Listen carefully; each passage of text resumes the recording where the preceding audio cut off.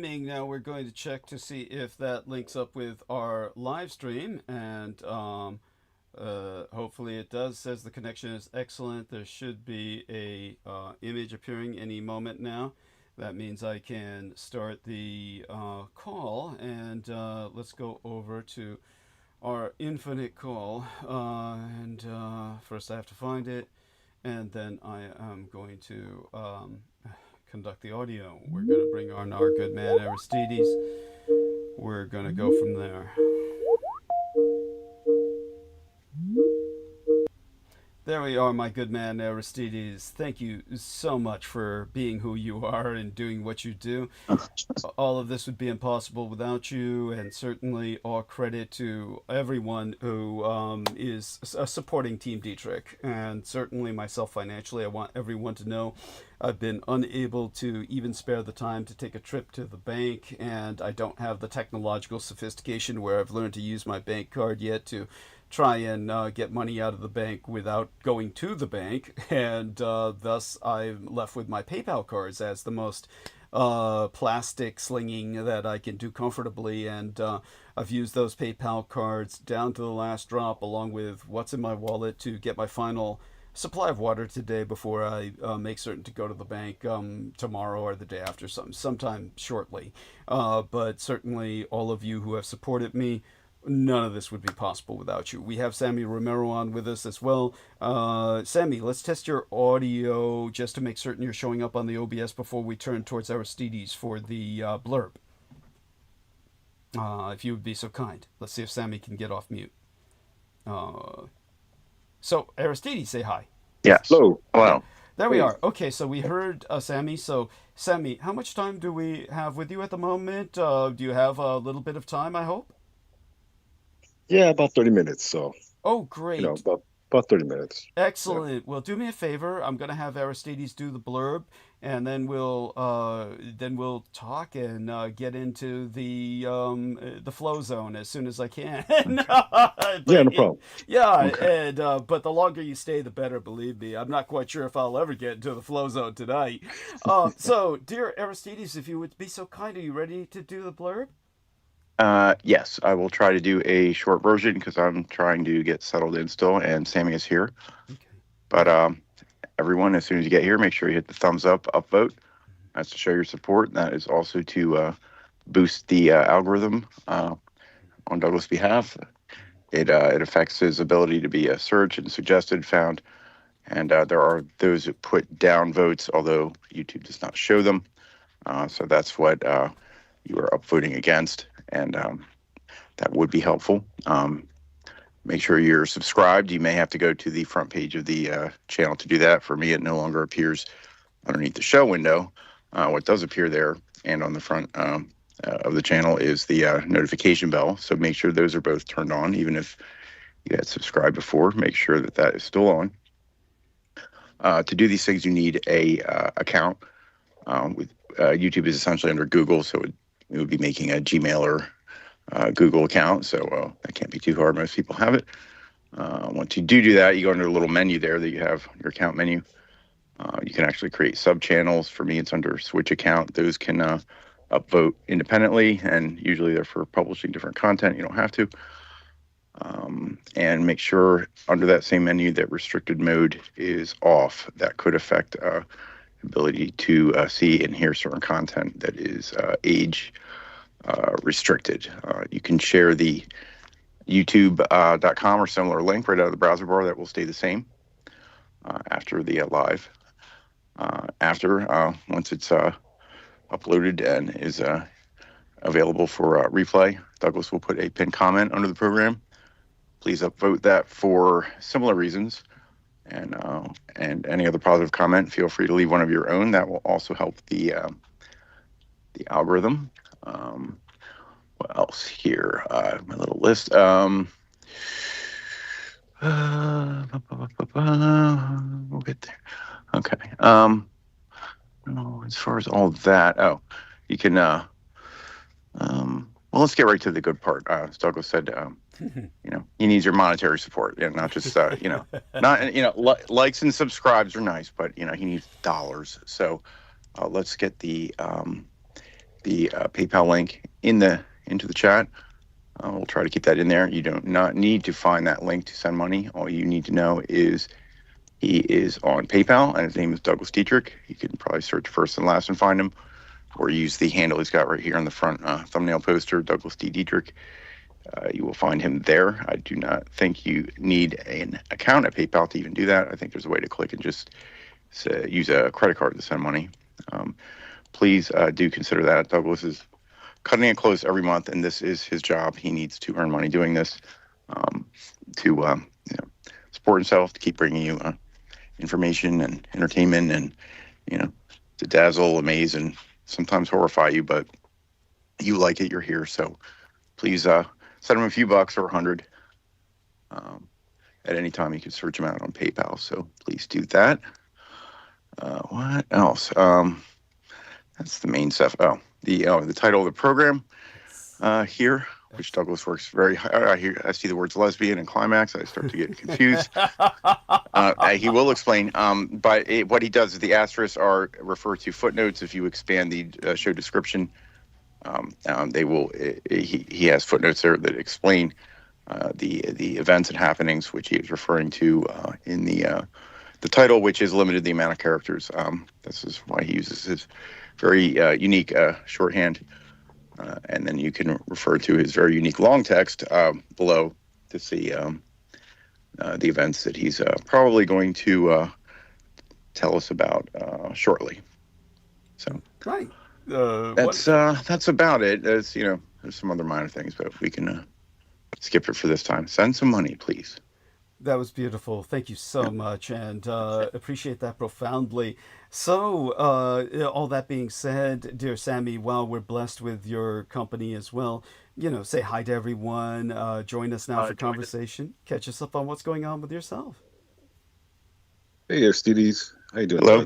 Yeah, much the better. Nothing. For you I'm honestly, I've been blessed. I'm working on my my schooling right now, doing conversions with bearing and azimuths, my mapping stuff. But honestly, just I came just to kind of share what you shared as far as the film that you kind of shared that had to do with obviously we're in the Halloween spirit now as far as the month of October. And obviously, most of the time, and around this time, it's usually horror films. And the film that you kind of shared, as far as just take a look at, was had involved with spellbinding. Yes. Mainly, just in a fictional tense. Someone having the ability to spellbind an individual to do harm against someone else. And something, a concept like that is very much possible. I think you've given numerous examples of that. It's not always some type of voodoo or some type of there's always that quantum mechanics type of tethering, whether it's a hair sample or a nail clipping. It's always some type of variable, right? Yes. That tethers the individual to whatever spellbinding or whatever binding mechanism.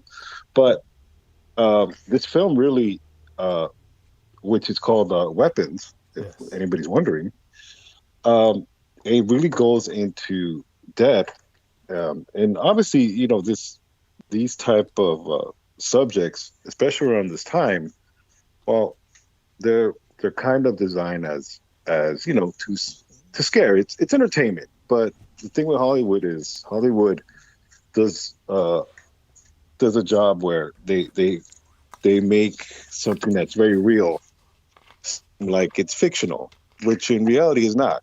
Disney, a company like Disney is very infamous for that, where they've in some of their classic Disney movies, they've really sexualized those movies, but they do it in a form where, it's very, I want to say hidden. It's hidden like right in front of your face. Yes. And you're used to it. And through time, people have caught on to it, but nevertheless, it's there for a reason. With this film with weapons, because it does involve spellbinding and controlling individuals, well, you see it. We've been seeing that, pretty much since this country was incepted. Having, and I know I'm really taking it back, but saying that manifest destiny is the reason why we're going to slaughter all these Native Americans. Yes. Well, that idea of it was our destiny to wipe out all these Native Americans.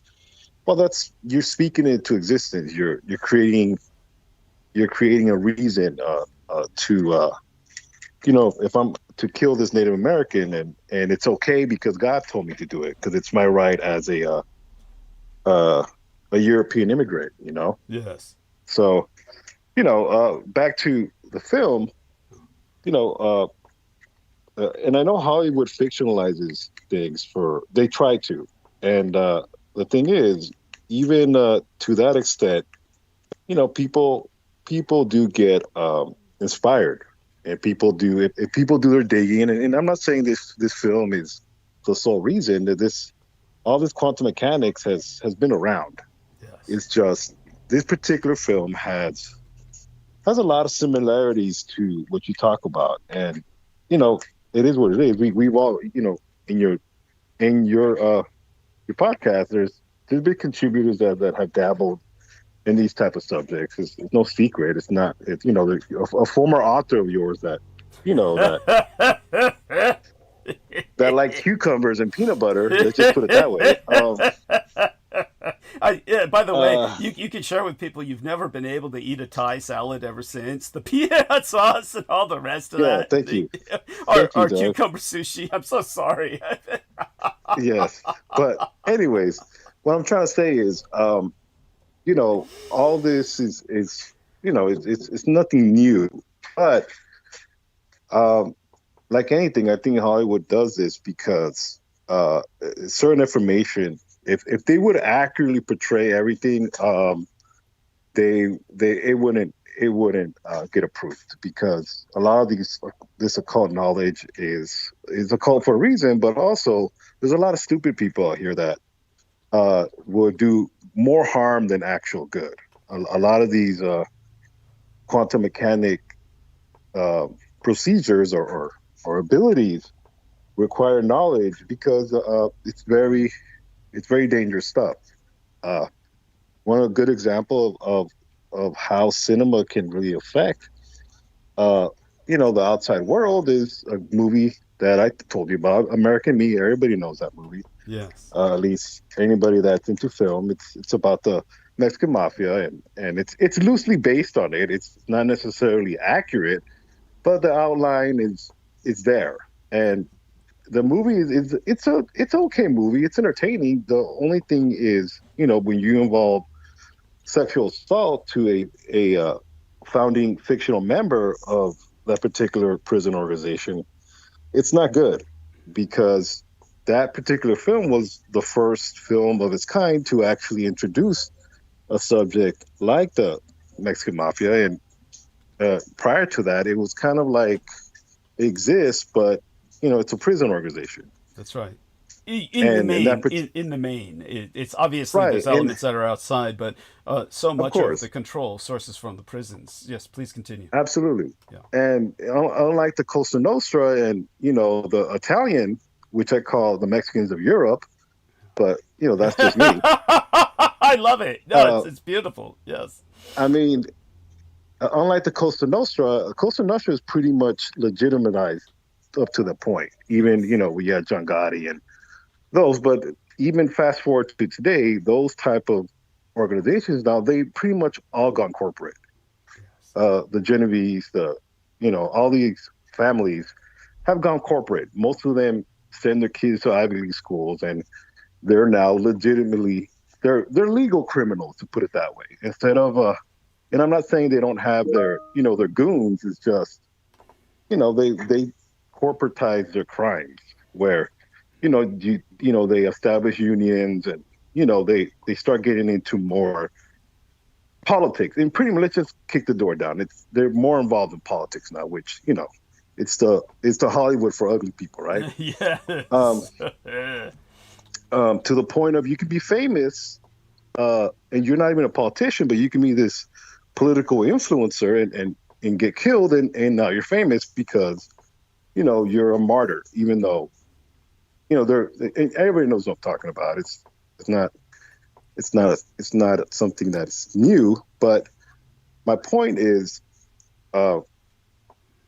criminality and politics go together. But back to the American Me movie, that pretty much was the inception of the mob, the Mexican mob goes Hollywood, and when you portray a fictional founder and he gets sexually assaulted, then it's a problem. Yes. Because you're dealing with very machismo, very at the time it's and it still is. It's just at that particular time, that's an insult. That's a major insult. And Edward James Olmos, who was pretty much the person that put the film together,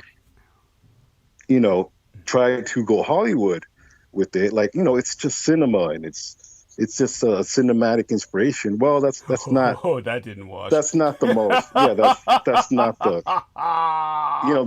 And a good interview was an actor whose name is Danny Trejo, who played Machete, actually warned Edward James Olmos.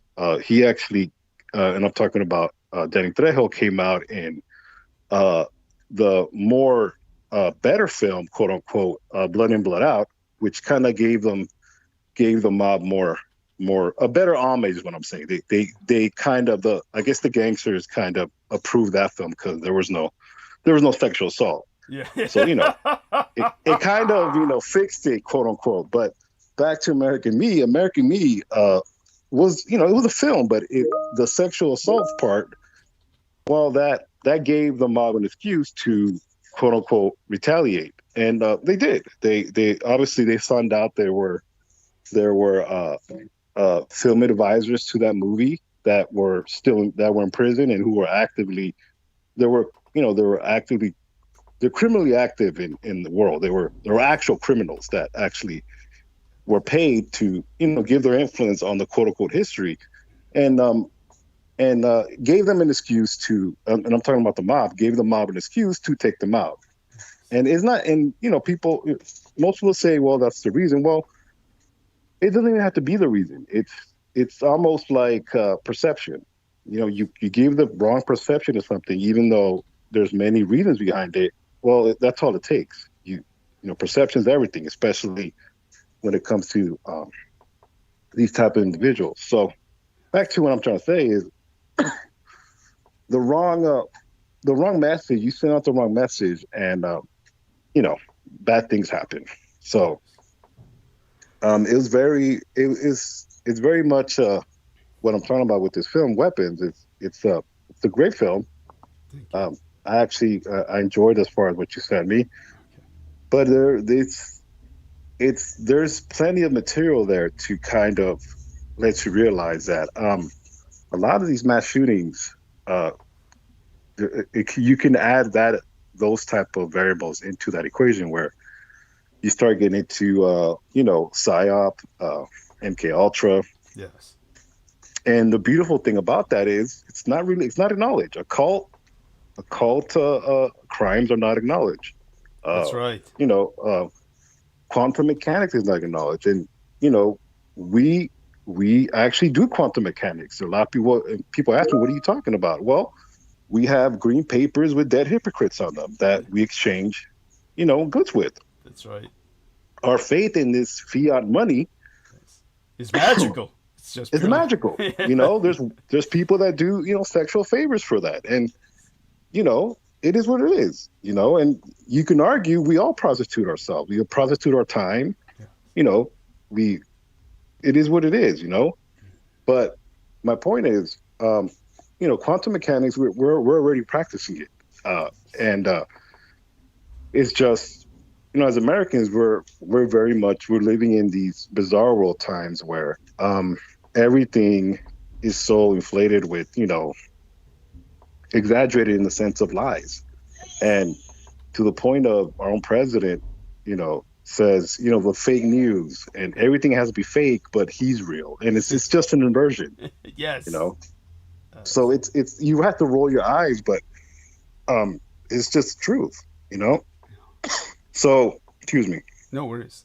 But yeah, it was very much it's a good film. It does make you think. I didn't like as far as the old lady, the old witch lady, it was cute, obviously she's creepy. Yes.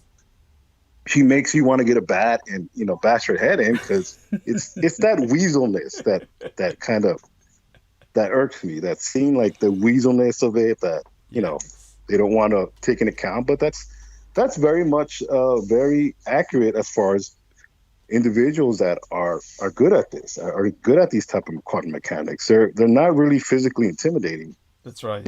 But it's their ability to manipulate and their ability to use these occult type of abilities, because they understand that it's not just always the physical strength. It's the mental, and it's also people knowledge of self.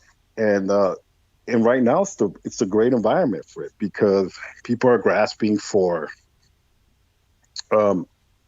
pretty much emotion. Everybody wants to be angry. Everybody wants to feel like a victim, even when they have all the advantage. When you have, and I hate to get political, but when you have the Senate, when you have the Congress, yes, when you have all this, you literally are the quote unquote dominant political party. And let's just be real, the gang. Yeah. That's what it is. We're living in a massive prison. Yes. They still want to feel like the victim, and we're willing to shut down our government. And I find it very interesting. Okay. And this is reason. The one thing I would have to say is this, the Democratic Party is very much responsible as well. And why do I say this? Because if Congress was actually serious, they could have voted for, we're not going to get paid. Yes. Okay. Yeah. Either one could have done it, and they don't even have to do it to themselves. They could do it. Let's say the Republican Party. We're voting for Democrats don't have to get paid in a government shutdown, and they won't do that. The reason they won't do that, because then the Democrats would do it. So what that tells me is, and this is all just logic. It's ABC 1, 2, 3 logic. They want to get paid. So they're going to come and have a bipartisan agreement that we're going to get paid while most of America doesn't. So that already tells me they're in agreement. That tells me that they can compromise with each other, and they have no shame. Yes. And people ask, well, what do you mean that they don't have no shame? Even today, they could donate their salaries. Yes. They have plenty of lobbyists that kick down their money, and other political advantages that position holds as far as quote unquote public servants. But they're not going to donate their salaries. Absolutely not. But that's the point, though. What I'm trying to make is, through all of this, the perception is pointing fingers. The perception is blaming each other, and it's not the reality. The reality is they're in on it as well, and that's something that it's almost like they're trying to treat you like like toddlers, as far as well, more like mushrooms, keep you in the dark, feed you lots of shit, absolutely, grow you and harvest absolutely. Absolutely, but we're getting paid. All that matters is we're getting paid, and we both sides agree that they should get paid while the government is shut down. And I'm very curious why no one's ever asked them that. Maybe I'm wrong. Maybe I've never, but none of them should be getting paid, or just donate your salaries. And of course they won't do that. That would require soul, and they don't. They don't, and that's neither here nor there. But as far as the film, it's an interesting film. It has its quirks. I'm not gonna lie. The kids, you know, running like Naruto is cute, you know. But it gives a little Asian flair, and it's cool because it's also that creep factor. One of the things that I told you is uh, children do make a great. Uh, uh, in other words, the most innocent uh, creature makes the most scariest creature because Yes. you can pervert it, distort it, and manipulate it into the worst thing. A child, children are the easiest ones to do because they're children. Doesn't matter what age they are, they're children. Children are, for the most part, yes. I'm not saying children cannot piss you off and you want to strangle them, but they're children. Uh, which that still might not be a good argument, but for the most part, most decent persons will leave children alone and go and play and be a child. So I say that to this, you can make The Exorcist, it's like remaking The Exorcist over and over again. It's not going to hit the same. The original one is considered the most quote unquote scariest movie of all time because it was the first one. And obviously, what makes it more scarier is how real it looks. Yes. The acting and as far as all the tricks of the trade that they use, and poor Linda Blair, they pretty much abused her for her to be infertile. Yes. But that's what it took to make that film. And like I said, there was just like American Me, The Exorcist, where there were casualties. People died making that movie. That's right. So that can never be taken away, and I think that's why that movie stands the test of time, because people actually died making that movie. And it's a classic. Am I scared now of Pazuzu? No, I'm not. I mean, you look at it now, but there are certain shots of that movie that look too real. Oh, that absolutely. look way too real. Oh, Like yeah. you literally have to say, okay, that's not just I don't care how many special effects they had back in the 70s. Certain shots of that movie look too damn real. Yeah. And it's I remember, I don't know where I seen it. I seen it in one of these interviews that Colonel Kino had, that he actually found it like a good comedy. Right. He was actually amused by that movie. That's right. Which is interesting. But like you kind of alluded, that movie also had a lot of Easter eggs. As far as Reagan telling, I don't know if it was her mom, I keep forgetting, but that astronaut was going to die. Yes. Yes. And these little nuances that these films had, and they were great films. These films were made in almost the golden age. That year had The Godfather, with Francis Ford Coppola making that movie. Yeah. To obviously Star Wars, which many people debate. A lot of people like it, a lot of people hate it because Star Wars.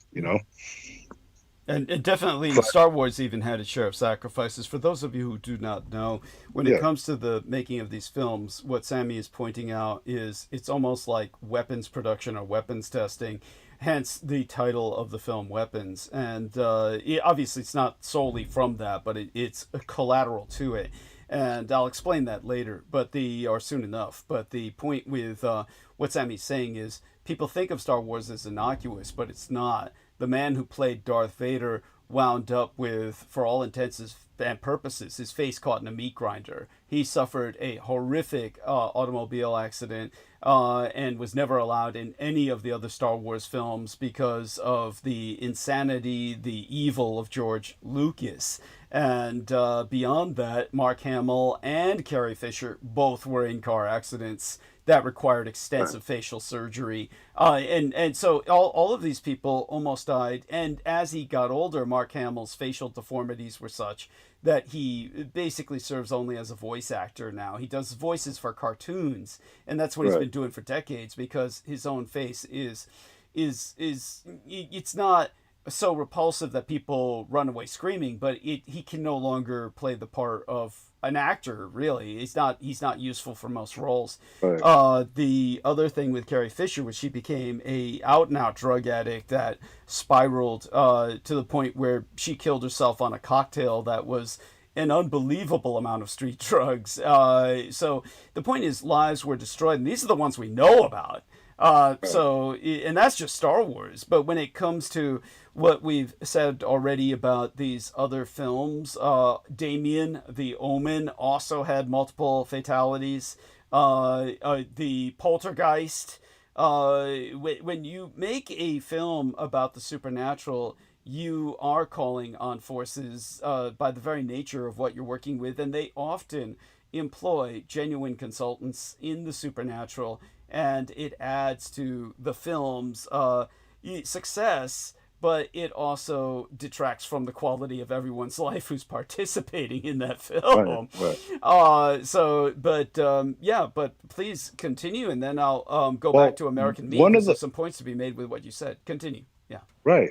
Well, one of the films that you alluded to, and this was pretty much recent, is Apocalypse Now, right? Yes. Where you had the Playboy bunnies, but you also alluded to Hugh Hefner getting his pound of flesh. Yes. And this also can be verified on Twitter that the Playboy Mansion was connected with tunnels all through all that neighborhood. It was the early Epstein. It was the early Epstein mansion. Absolutely. Yeah. Except Hugh Hefner celebrated as some type of pioneer, playboy, quote unquote, to pioneer in this sexual symbol, which he just was a sexual deviant. He was a creep.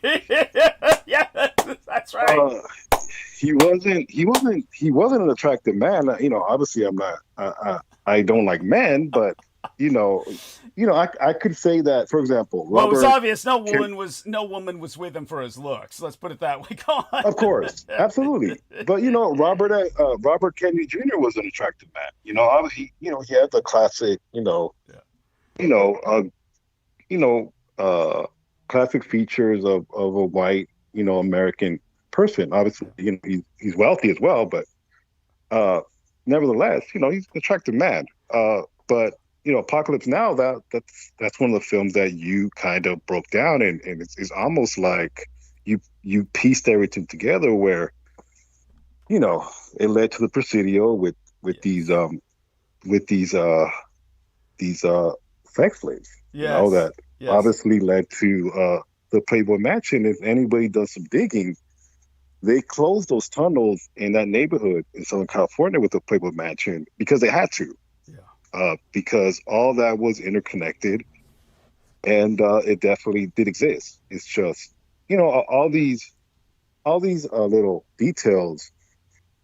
This is one of the things that kind of, you look at it and you shake your head, and it's almost where it becomes annoying, because you have all these figures that want to be these investigators, quote unquote, and want to stop these crimes, and it's like it doesn't really take a genius to do it. It's all there. Yes. And what people really find out is they find out that it's just a huge meat grinder. That kind of, if when they discover things, they kind of lose that bubble bursts of, maybe I shouldn't have dug so far. Yes. Because you pretty much get wrapped up in this, and you can pretty much get incriminated just by investigating it. And it's by design. Yes. By design. And obviously you hear the news about, people that get charged with these offenses, and a lot of it is true, because you go digging with this, you're going to get infected. You're going to get, whether your devices or it's not, these corners of the internet are not necessarily the best. And you kind of applied it to, you don't dig around shit and don't expect to get ringworm or whatever disease. It's just, it's too much of it gets complicated. But even with my wife, where, there was a film that she showed me about that type of subject, and I told her, look, it's not that it's not true or it can't be possible. It's just most people that get into these type of investigating get corrupted, Yes. or they go insane. Yes. Because the brutality, it's just too much. Okay. Obviously, you've talked about the White House Boys, or the Dozier Dig. Yes. That comes into mind. These books that you've alluded to in the past. It's very much it's out there is what I'm trying to say. And back to with films, it gives me a very good idea of inspiration. A lot of these inspirational topics that these films are based on are pretty much based on reality. Yes. There's no art form that has not had some type of influence, and it's just as human beings, we choose what we want to accept and we choose what we don't. It took me a while to actually accept Doug for who he is, and not that I didn't like him or I thought he was somebody that I couldn't trust, but it's very hard to believe that Doug is an actual vampire and that he has purple eyes, and that's one of the reasons why I visited you. Thank you. I want to see if you got purple eyes, and yeah, you have purple eyes. Yes. You look like your dad, except your eyes are a little slanted, but I can't really say that. You have a little bit more Japanese features, which it's not far off. It's Japanese are pretty much the Caucasians of Asia. So, but you're the real deal, and I think it's almost like the same thing when people realize how much factual information is based on these films. They don't want to accept it. They really don't. And if they do, it's like they want to forget. They try not to even remember, because a lot of this information is not that it's useless. It's just try telling someone about quantum mechanics. They're not going to care. They're not. They're not going to care. They'll look at you and they're not going to care. And a lot of it's because of all these subjects have just been perverted. And as Americans, we're stupid. America is just the land of morons. Even now, you have to laugh at it. You do, because it's like, okay, Sammy, we get it. We're dumb. But in a lot of ways, it's just you have to kind of point the things out, because it's just the times that we live in. It's almost where it's bizarre world where people want to call themselves Christians and good quote unquote people, but they're practicing these very type of things. And it's not that it hasn't happened in the past. It's just now, just people are more dumber. It's true. Oh my God. People are not sophisticated. At least Edgar Hoover, which he was a notorious crossdresser. Yes. At least he had quote unquote shame to hide it. Yes. And it's really not hiding. There was just no social media. That's right. That's right. And it's been out there. Go ahead. Oh no. You're when you said there was no social media, it was right after that. Your voice kind of faded. I take it that you were turning away from the mic. So if you want to follow that up with something, there was no social media, but the mob took pictures of him in drag. I mean, he knew all the mobsters, Bugsy Siegel, all the five families. He was familiar with all of them, and they pretty much hanged out in the same watering holes, because criminality and law enforcement are pretty much the same coin, just different sides, because they just get wrapped up in each other. So that's one of the things that as an adult, that you start understanding that the world is very many shades of gray. Many shades of gray. Definitely, it's not that cookie cutter, but also too, sometimes the easiest answers are the ones that are correct. Yes. That's just the best way I can put it. because, I mean, you're going to drive yourself crazy, even trying to use your brain power to try to understand certain individuals like this that create, a lot of harm. But it's a great film, Weapons, because it does kind of show how these quantum mechanics can be easily used, and they're being used. You're talking about it doesn't have to be that particular method that the antagonist did, but it can be social media is the number one number one method that people use now to get their agenda over, and it's almost obvious. Oh, it's all too obvious. Well, to anyone who knows the dynamics, to the average people participating as what I call mob witches. They're passive-aggressive mob witches is the term I used. I don't know if you heard that in one of my recent episodes or transmissions, but it's certainly something that I encourage people to, review all of my recent episodes as we've gone deeper into this phenomenon. One of the things that I'd like to do first is read some responses to what you've said from our dear friend T-Tank Barry. I'm going to check our studio live stream first, see if there's any other input. But let's read what our friend T-Tank has said. We're also joined by Brendan Zoga, by the way, and welcome aboard. Thank you so much, Brendan, for joining us. Hey, what's up, Brendan? Yeah. If you want to say hi to everyone, by all means, Brendan. Thank you. And certainly without him, we wouldn't have been on earlier today. What I'm going to do now is do kind of a screen share here. I don't know if anyone on the call can see it. Let me know, Sammy, if you can see what I'm showing. So American Me, we have this from T-Tank Barry. Wonderful poster here. So can you see this, Sammy? American Me, Crime Life, La Mafia Mexicana. Yeah, so here we are. So here we are, cast and their real life counterparts. Oh shit, yeah, they're real life counterparts. Yeah, you can see the real life counterparts for the cast.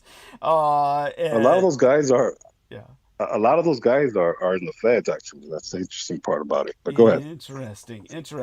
So, what our man T-Tank Barry dug up was this: murders connected to the film American Me include the killing of Anna Lizaraga. Am I pronouncing that correctly? Lizaraga, an anti-gang consultant. Yes. Thank you. And former gang member who was shot in 1992, and for which the Mexican mafia, how would we say that? La Yeme or Eme? La Eme. Okay. Yeah, La Eme was later indicted for ordering. Additionally, a member of the film's crew was reportedly targeted in a plot to extort the director. He had to pay off. He had to bargain for his life. The film's subject, Rodolfo Cadena, it was the inspiration for the movie's protagonist, and his murder sparked violence within the California prison system. Then Danny Trejo was offered a role in Edward James Olmos's 1992 film American Me, but refused it because he believed the script took liberties with real-life gang figures and would be disrespectful to the Mexicano mafia, potentially causing trouble or deaths. Trejo instead took a role in the movie Blood In, Blood Out, which was considered more truthful and did not cause the same level of controversy.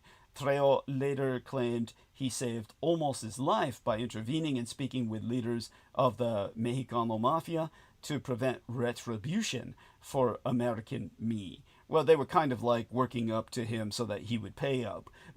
But all such being said, I mean, go ahead. Yeah, please respond to that.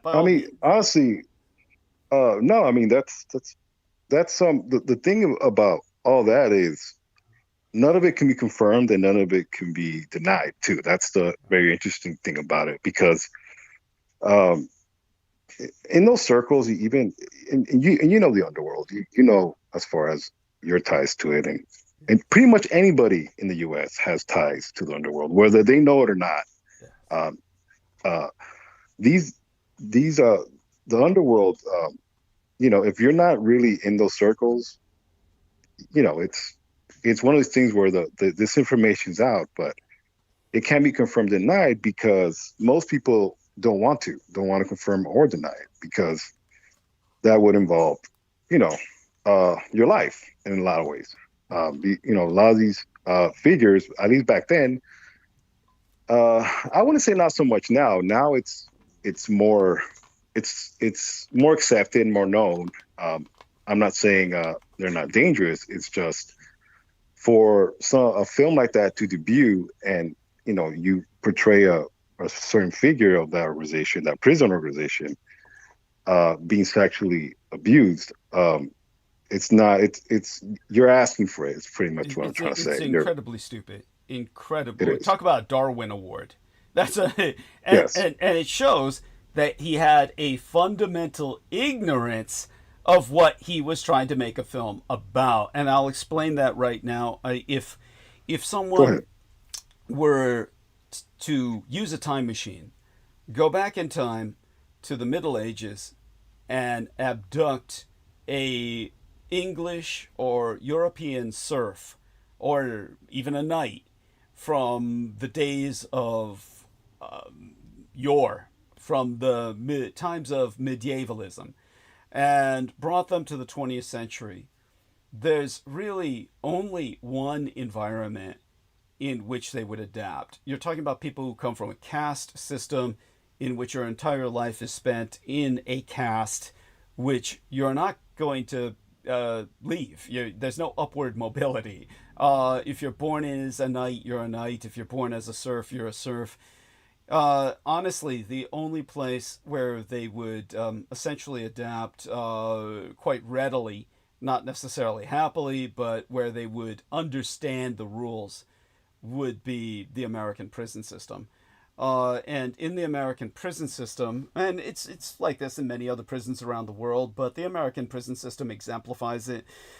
You have a feudal system, and the first thing to understand is that unless you're dealing with supermax and some federal penitentiary that is extremely high security, which are very glaring exceptions, if you're not dealing with where El Chapo is right now in California, where everybody is an isolate, effectively, if you're not in that nature of a facility, every other prison facility essentially is a medieval kingdom. It's a fiefdom in which you have men who are going to be the serfs, men who are the knights, and one man's going to be the king, or there's going to be an oligarchy at the top, and they are the Middle Ages caste structure, basically manifest in the 21st century, and they run the prison.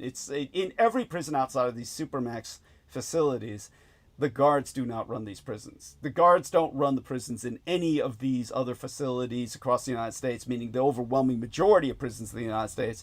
The guards are just there to serve the elite prisoners. The guards are there because they get them services for bribes. They are simply there as a facade, so the public thinks that they're there to protect them against a prison outbreak. The reality is that's a very small element of their jobs. Their real job is catering to the prisoners and actually bringing them supplies and making certain that the elite are served. And the elite in those prisons, these mafia dons, they run those prisons with an iron fist, and they extend their kingdom well out into the world with their assets, which are any of the field members that are still on the loose, which there's always more of those than there are in the prisons, because the prisons are full. Then they reach out and impact the world through those assets.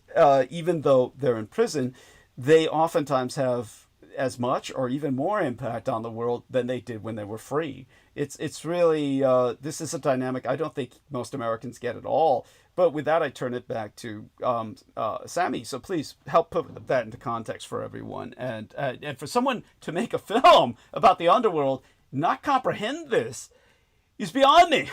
I mean, it's like someone trying to raise demons without an understanding of the repercussions of what they're in for. But let's see if Sammy's still with us. If you are, sir. Yeah. Yeah. I mean, you hit it right on the head. It's it's basic. It's almost like don't summon something you can't banish. Yes. Okay. Yeah. If you don't go through proper channels, it's not going to end well. I did have a question. Okay. Of course. Did Bruce Lee end up getting assassinated because of his exposure of the martial arts? I always wonder that. From what you know.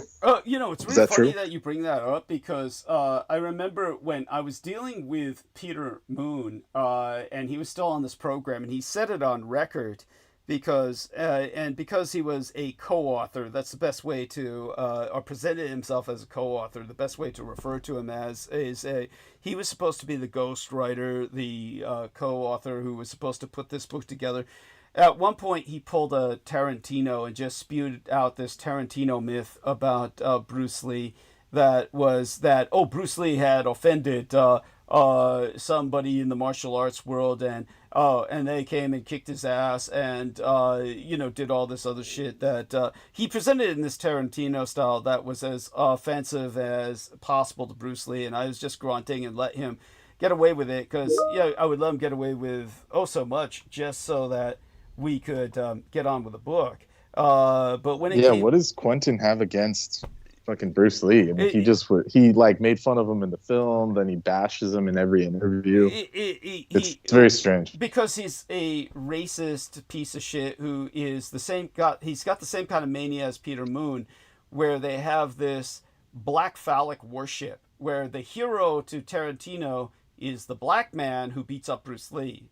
So he's trying to say the superior minority is the black man, and the Asian minority is a piece of shit. So it's what Tarantino is doing is, of course, he's on a Peter Moon trip where the black man is God, where they're black supremacists. And when it comes to Peter Moon, for those of you who don't know, just to summarize as quickly as possible, because it's a very deep, convoluted pathology that would take hours and hours, literally a college course to explain. And it's exceptionally rare, you might think, but it's not. There's always been what are called wiggers, is what they call the subculture of wannabe niggers. And it happens in different ways. It manifests for the younger people with an obsession with rap music, emulation of black speech, basically ebonics. They start talking in ebonics, which was the term we used to use for a few decades. Or black jive would be an even earlier concept. They start talking jive, or Afro-centric language, just what they call Afroisms. And so with Peter Moon, or older people like Moon or Tarantino, doesn't manifest that way. With Peter Moon, it would be referring back to Amos and Andy, which is going back generations. And he's stuck in a time that was, Amos and Andy was like dead before Peter Moon was born. And he grew up listening to repeats that he was somehow accessing on specific channels at certain hours of the night. So that is almost MK Ultra programming level. It's not something that, even my father, who was born in 1919, felt that Amos and Andy was old. And so it's like when I brought up Amos and Andy to him once when I saw a poster, he said that's like before my time. So it goes to, this is why we rendered the character in the film as being someone who was using old terminology like consumption. Most people think that throws her back 300 years. The character Lily, Aunt Lily in the film Weapons. And but with I use ancient words like that, and I don't go back 300 years, but we were trying to throw out that kind of mystique so that people would speculate. But when it comes to Peter Moon and Quentin Tarantino, they become like black cult worshippers, where with Peter Moon, he thought he was actually black. Whether Tarantino manifests that and keeps it hidden is another, we can only speculate. But with Peter Moon, we know for a fact he said it privately to all of us at one point or another on Team Dietrich. He said he was really black. He was convinced he was really black. And so for him, he hated Bruce Lee because he felt that was a minority trying to stormtrooper its way into cinema And the whole martial arts craze that began in the 60s and 70s was a competitor in his mind to the blaxploitation flicks like Shaft, where he didn't see these as compatible, parallel, coexistent exploitation genres. He saw these as opposing genres, that one side should triumph over the other, and that somehow every success of Asian culture was somehow a loss to black culture. And therefore, he hated Bruce Lee because he felt that that was a sign of some kind of Asian social success that took them out of their place as a foreign other figure, and therefore would therefore invade the space of blacks who were struggling for that space. So he hated Bruce Lee for that reason and would insult him. And the same thing with Quentin Tarantino. But when it came to... Which is absurd because, yeah. I mean, Tarantino and a lot of these people from that era, they grew up watching those, you know, kung fu films. Yeah, obviously. Which the black culture was inspired by. Thank you! The black culture was emulating the kung fu films with its blaxploitation. Yeah, to the point where they were having like cameos. They were having their martial artists go in there. Yeah. It was a very big time in the 70s, and they also, you know, they were emulating the Kurosawa films, which that dude was also into. Yes. The Japanese samurai films, and then later, those black kung fu films were also emulating those Japanese films. Oh, of course. But here's the thing. Well, how does that? But how does that equate hating it? Yeah. Well, remember, Peter Moon would only surrender himself to black martial arts masters. And whenever Asian Tai Chi or martial artists would appear, like Falun Gong, everyone knows. He would just get violent. Yeah. He would get violent. That's right. I hate them.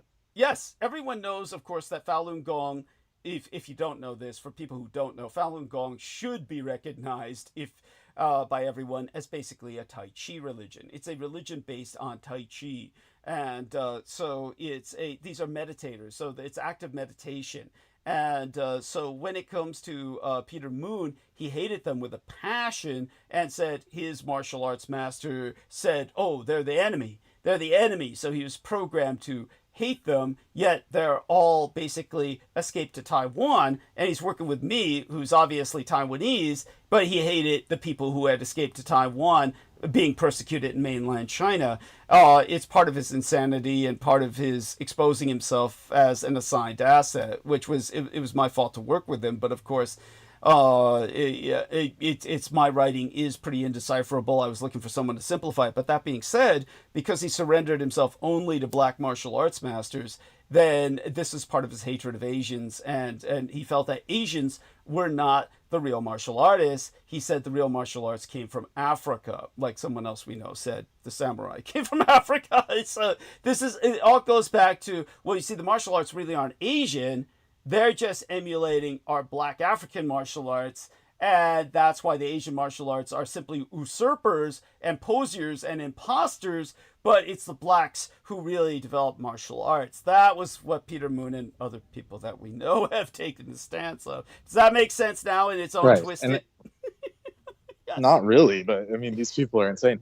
But it also, the actual source of so-called martial arts to the East, like the hardcore stuff, like the actual physical battling and posturing and all that, that actually came through China, through India, through the Zen, which is where Shaolin gets its thing, where the Japanese Zen, Bushido, all come from that strain that comes through actually the Buddhist and Hindu missionaries that went east to Japan.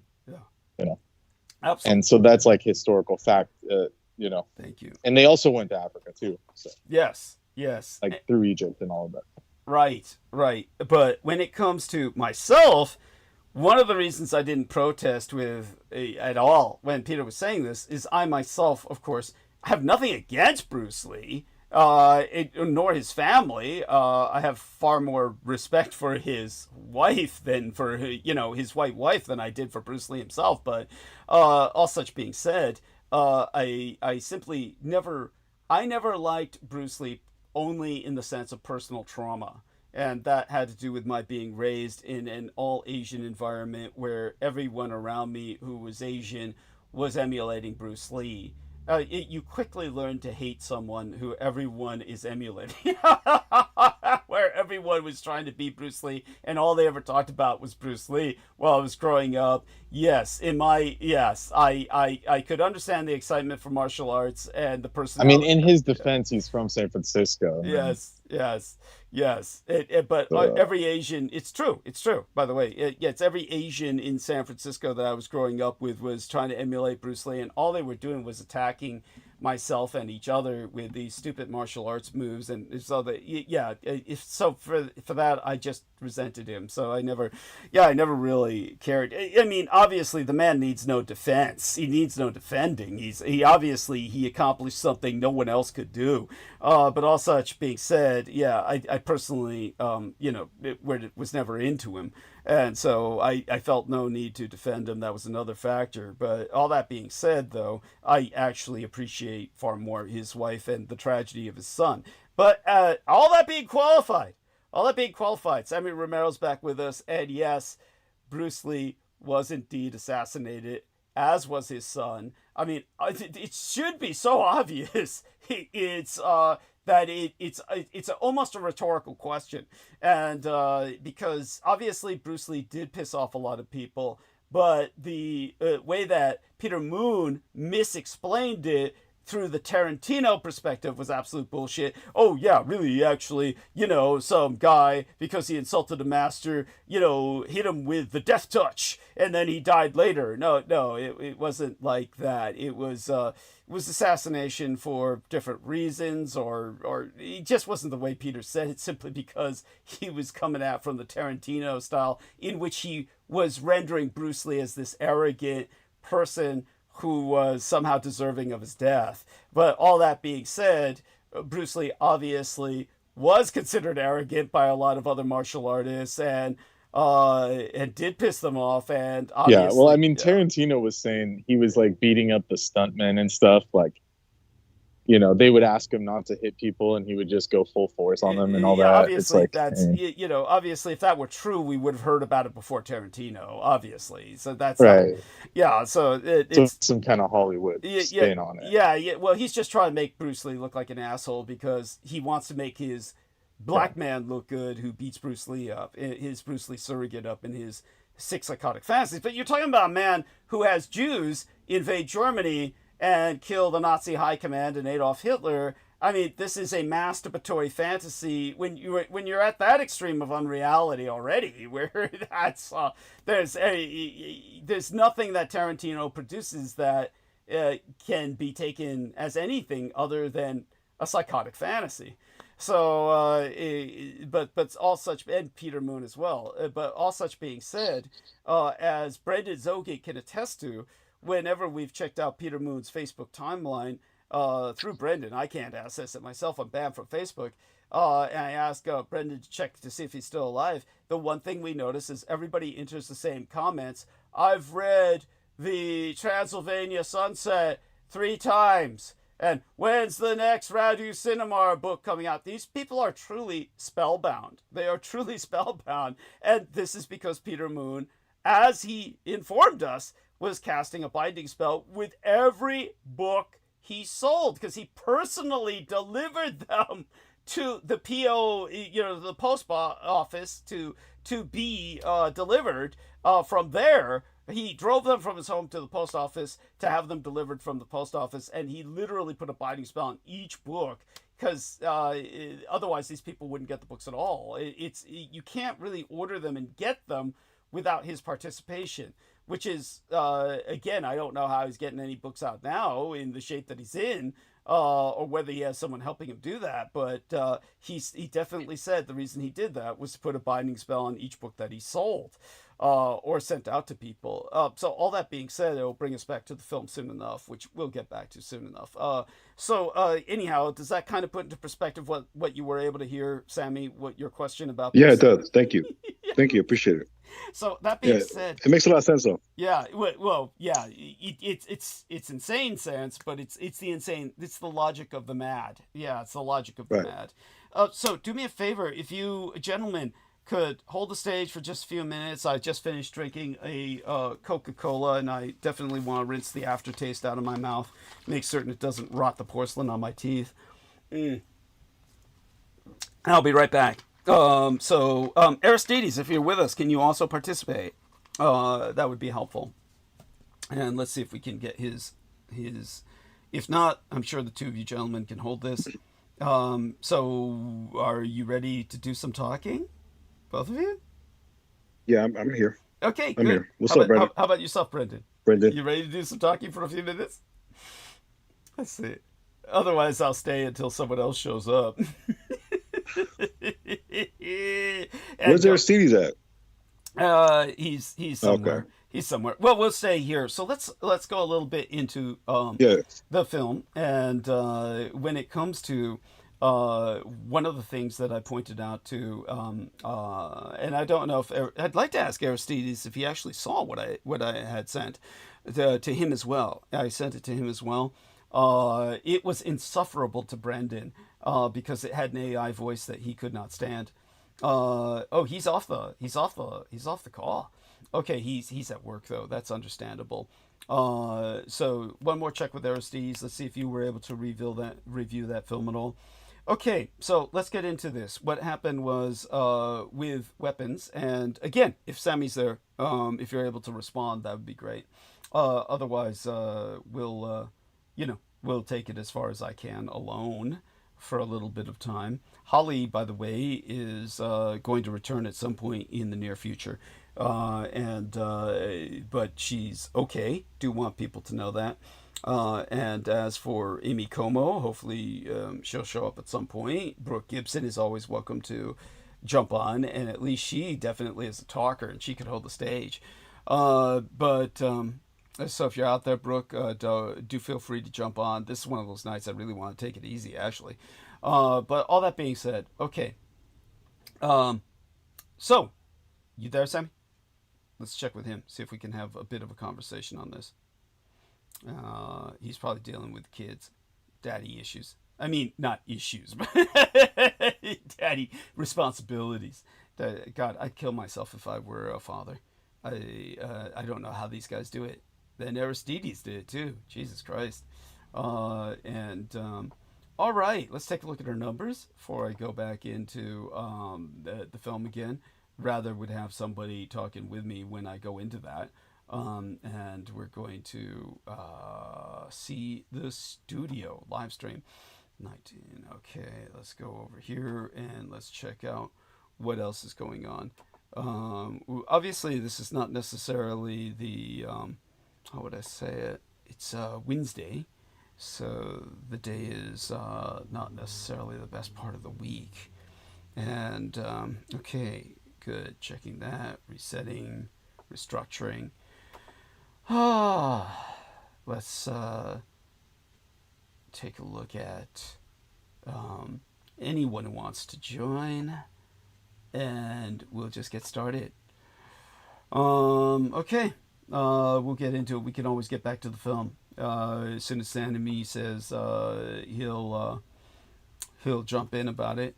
Then we'll get back to that. No point doing an analysis without people participating. Brendan says I can't rejoin. Technical or at work. Let's take a look at that. Was taken off the call. Whoa! Whoa! Oh, whoa! What happened here? Okay. Okay, so let's get back to the. When you're handling several things at once, like I'm doing, it is a bitch. It is a real fucking bitch. That's all. Okay, this is so compartmentalized and wanky. Here we are. Several different calls that I'm handling at once. Teams needs permission. Permission. How do we handle that? So when I give permission to someone. I know. Do I add them on again? Let's see if we can add them on again. Okay. So here's what we do. We go to the infinite call, and we add on Brendan Zoget. Okay? Let's see now. Brendan Zoget, and does that add him to the call? Add people. There we are. Add people. Okay, Brendan Zoget. No. Oh, sorry, there you Doug. are. Oh, no sorry, worries. Doug, but my daughter needed help, so I kind of had to. I kind of have to leave, but you know that's pretty much my reason why I have to go. But do you need to leave right now, or are you back for a few minutes? No, I actually have to get going because I need to feed her, so you know how it is. Okay, so you got to handle that. Okay, well, we love you dearly. Right. Share that love with your family. Yeah, no problem. Okay. Yeah. Bye for now. Yeah. Okay, and we're going to try and add Brendan, but it says they couldn't find any matches. Brendan, Jesus, this is weird. Okay, so I'm not quite sure how we're going to handle this or whether we get him back on at all. All right, well, with that having been said, it's just me and Aristides now. So I do want to just do one thing before I get into it. So let's call Aristides. Aristides, are you with us? Let's see if you could do a second blurb for a few minutes. And then I can get back into the groove of things. I'll try. All right, Aristides, let's see. Okay, we're going to press a button here where we just leave the call and recall everybody. And that should help. Okay, so we're going to recall everybody and see if they answer. All right. He says, it's too busy over here. Okay, I understand that. We'll see if Aristides responds. And thank you, everyone, for your patience. Okay, we're going to press the meet now. I'll figure it out when back at the warehouse. There we are. Audio call. There we go. We'll see if Ari answers. Ow. Well, there we are. Thank you. I needed you. Okay. But what happened? Let's just say a minor technical emergency. I need you to do the blurb again. I'll be gone for just a few minutes. I'll be right back. Okay. Yeah. Thank you so much. If you could do that. Okay. I'll go mute. Okay. Okay. Thanks. Blurb again. Why? Are we still on the same stream? What happened? It's Sorry, the same. I was away. It's the same stream. It was. I just Okay. kept trying to call you and you wouldn't respond. It's what happened was everybody else had to leave and I need to just rinse the taste of this Coke out of my mouth so it doesn't rot the porcelain on my teeth before I go on the rest of the night. Okay. Or is this on? Are we on infinite call or no? Yeah, we're on infinite call. Yeah. Okay. Okay. So all right. I'll be back in a few. Okay. Bye for now. Okay. All right. Okay. So more blurb. Did rush it the last time. So we'll try to cover a little better the things you should do. If you didn't hear in the beginning, as soon as you show up, you should hit the thumbs up vote under the program to show your support. And also that affects the algorithm, as many things do. The algorithm dictates how likely Douglas is to be suggested or appear high in search results, and how easy it is for people to find him, whether on purpose or happen upon him. So please hit the thumbs up and make sure you're subscribed, even if you had in the past. For me, it for some reason, no longer appears underneath the program window, but if you go to his front page of his channel, it appears there for me. So yeah, make sure you are subscribed and the notification bell is on. It's very handy. It puts a little pop-up as soon as the program starts. Also, once a program is not live and is in replay, Douglas will put a pinned comment underneath the program. Those are only enabled after the live. Please, if you're there during the replay, please make sure you have give a thumbs up upvote to that. I'm actually just going back to the previous one, making sure I did that.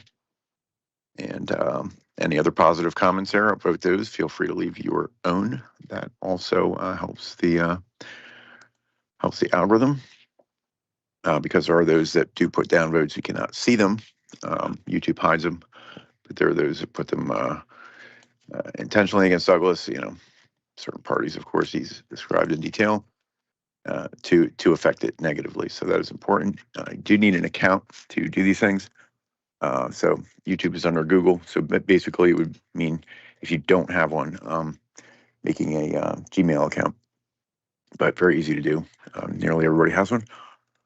So if you don't, please do that. Once you do that, you can do these things. You can't upvote or subscribe or anything without being logged in, basically. And once you have done that, you can go into your little menu there. You can create a icon or an avatar. Go into your little menu, and for me, it's under Switch account. You can make basically sub channels under your main account, which are normally for partitioning different types of content, but each one of them can do a separate upvote. So usually what I do in the beginning is kind of bob between them, put a few upvotes, make sure you switch back to your I'm back. normal Continue. that you want to talk. Yeah, okay. Keep going. So also underneath your little account menu, make sure the restricted mode is off, because you're not a child and you're allowed to see adult content and hear it. And tell others especially who are fans here, to do that as well. And what else? Pretty standard stuff. You could share the YouTube link. That will stay the same. If you're so inclined, you can download episodes. You can't do that straight from YouTube unless you have a YouTube premium account, I believe. But there are third-party programs that make that easy to download.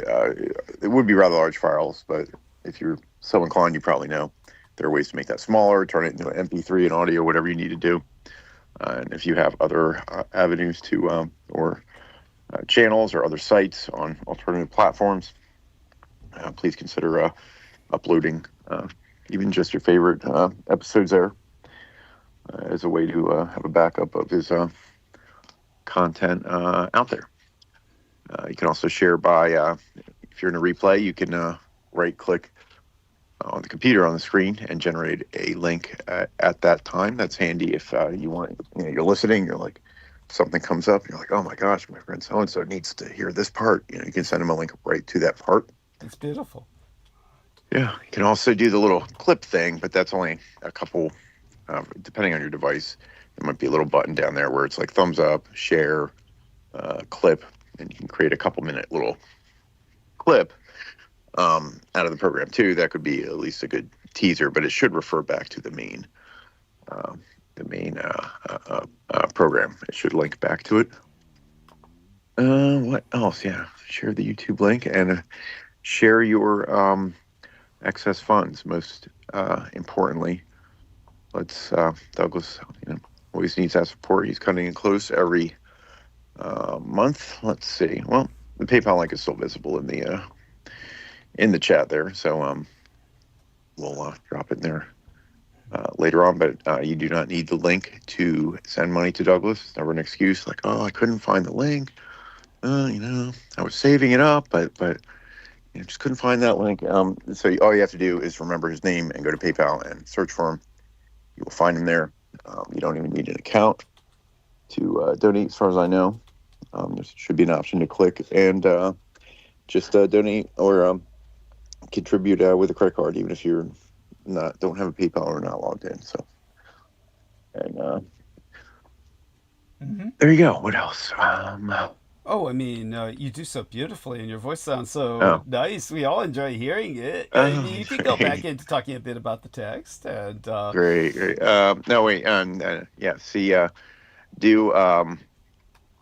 When there's a new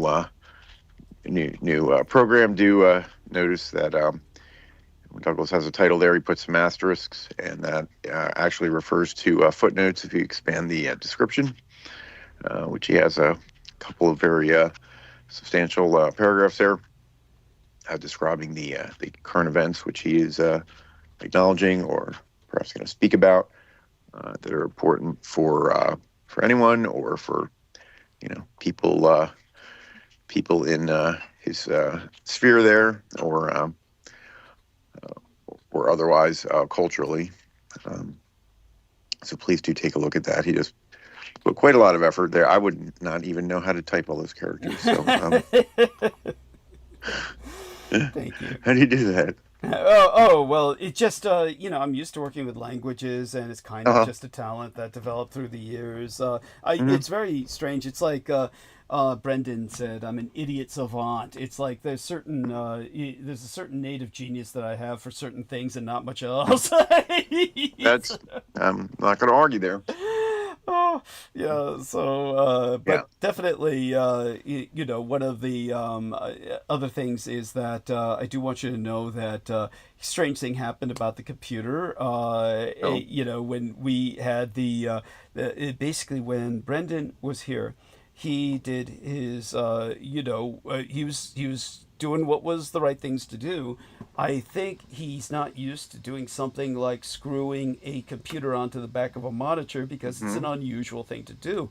In fact, it was so surprising that the computer that our man Aristides purchased fits directly into a indentation on the back of this monitor from Korea. So we've got this Samsung monitor from Korea, about 27-inch screen, and there's an indentation in the back that is like meant for the computer purchased by Aristides. Very incredible. It fit perfectly into this indentation. Of course, the thing is that you have to screw it in there, and a lot of people have never screwed something into plastic before. So I think he did the best that he could. You have to. There's little screws provided in the box of the computer. One of them is a silver type of screw.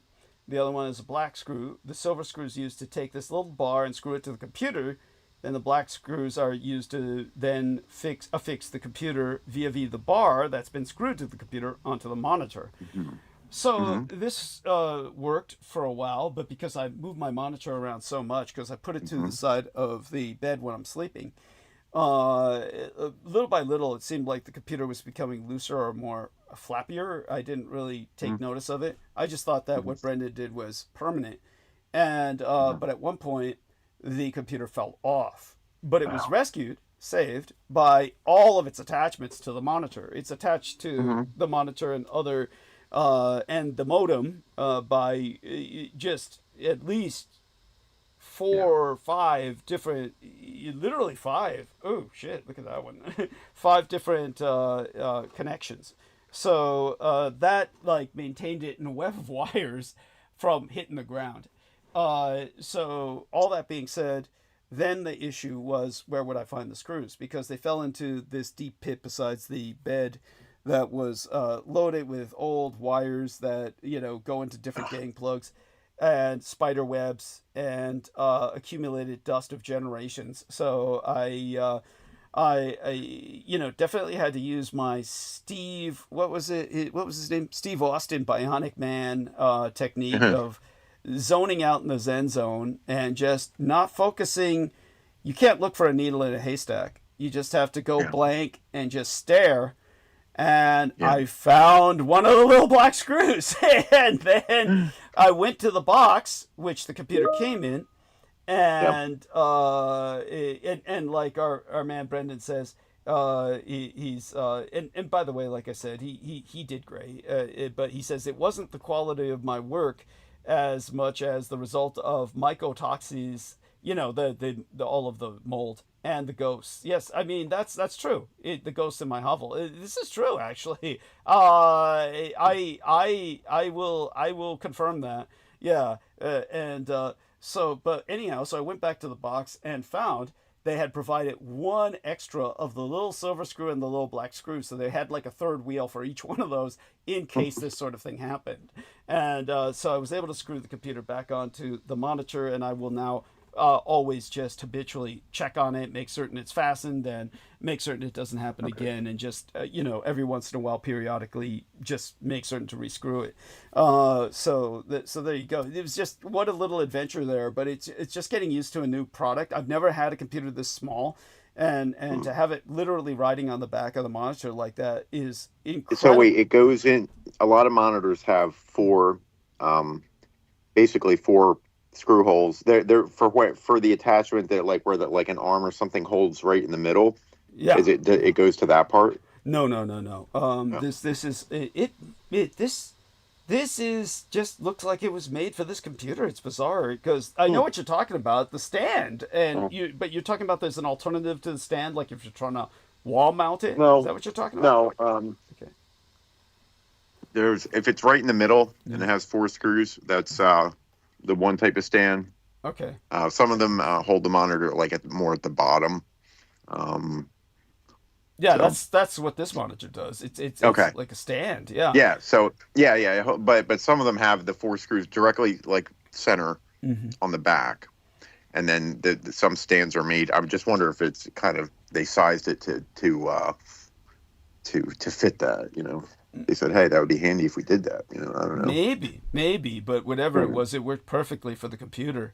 It could be that was an alternative that people could use if they're trying to, I would think, wall mount it. I can't understand any other reason for something like that. Yeah, because otherwise you'd have like, you ever see a gorilla and how the gorilla is like knuckle walking but is still looking at you? And then when mankind evolves, the whole neck has to change. That's why we all have neck issues, is because our entire neck had to change so we wouldn't be looking up at the stars 24 hours a day. Yeah. So if it were mounted on the back like that directly, the screen would be pointing up. No. Right? No, they make it. No, they have the stand to do that.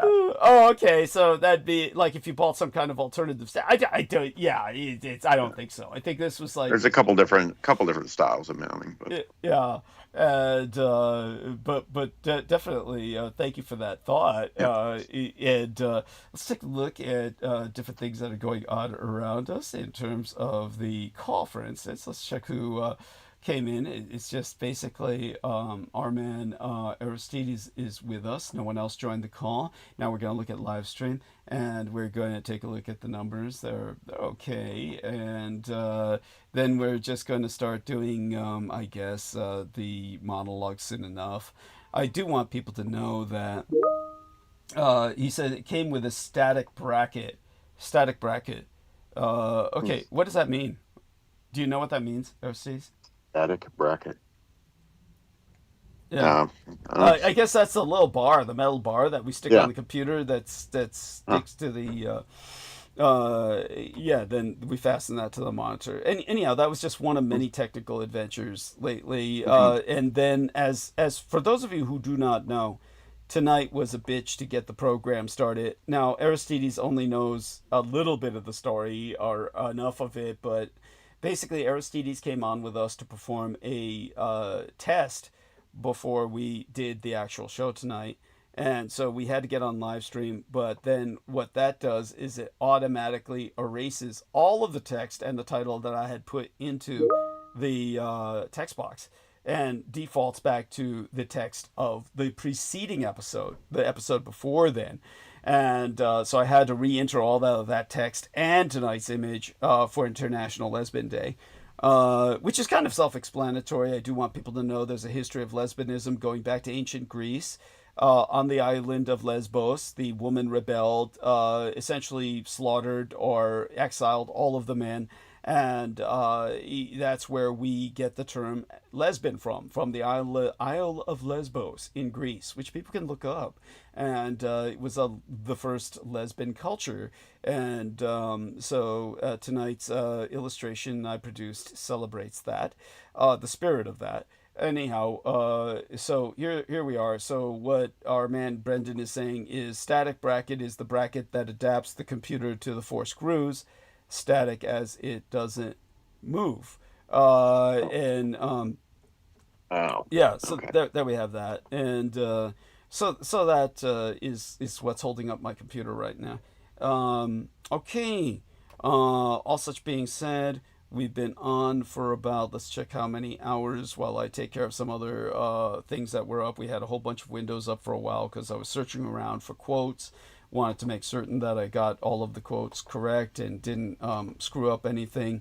I do want people to know that it's, it is what it is. But when the production is hampered by their changing the very format of the studio you're working with right before the show, it's flustering. It really is, and it's something that I think is not coincident. Hey, matter of fact, a lot of weird things have happened lately that are not coincident. We were speaking about Cat Stevens recently. I brought up, he reminded me of this one comic book that was produced for 30 years by an artist whose name I'd have to look up. But the artist was originally hailed as this incredible satirical illustrator and writer. He did the illustration, the writing, everything involved in the comic book was self-produced. He was like his own production team.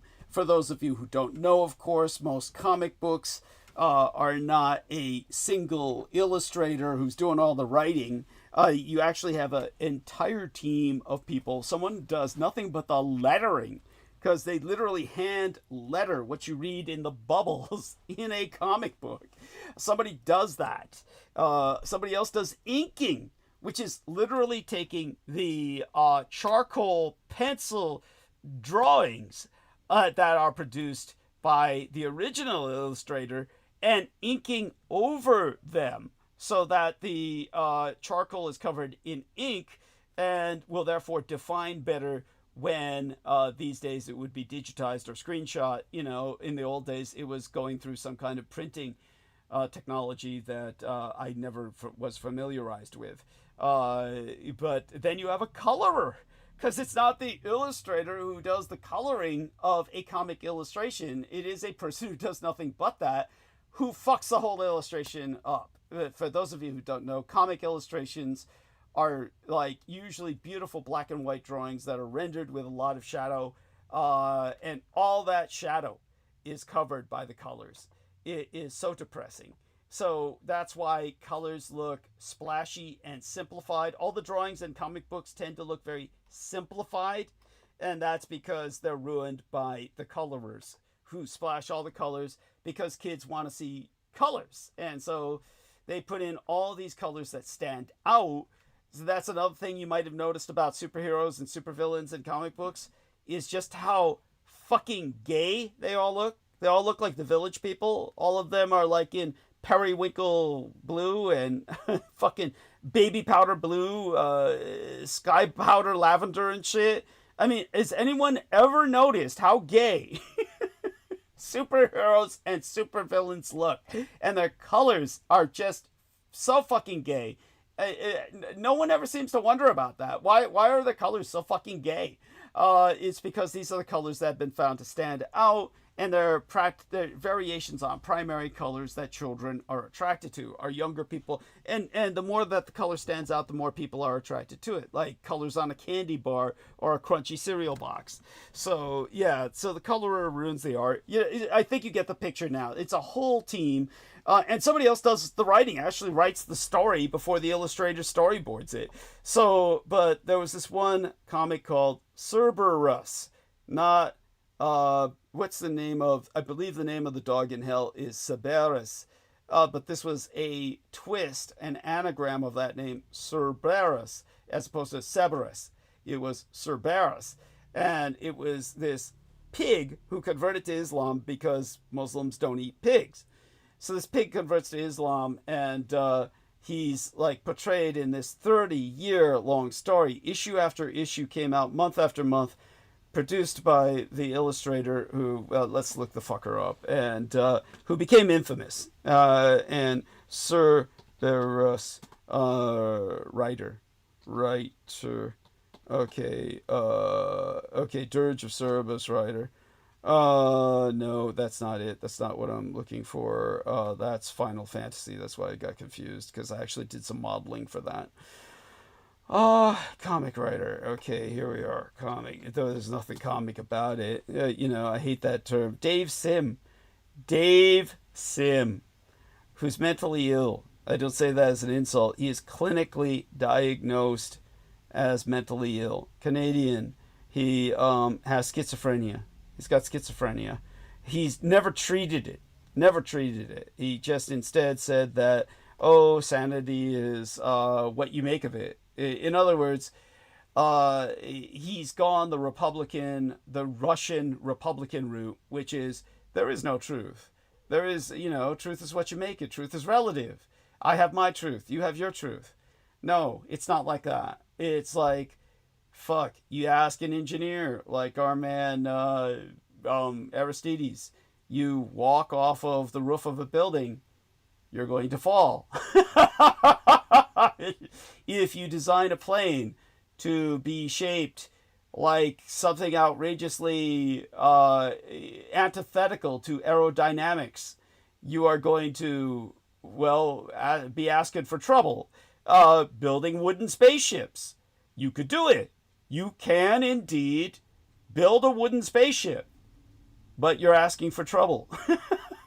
You can build boxy submarines that are shaped like boxes, but you're asking for trouble. They're going to crush and crumple because of these pressure points where the angles connect under the pressure of water are going to crumple like a styrofoam box as soon as they get beneath a certain depth, which is not too far below 10 or 20 feet, believe me.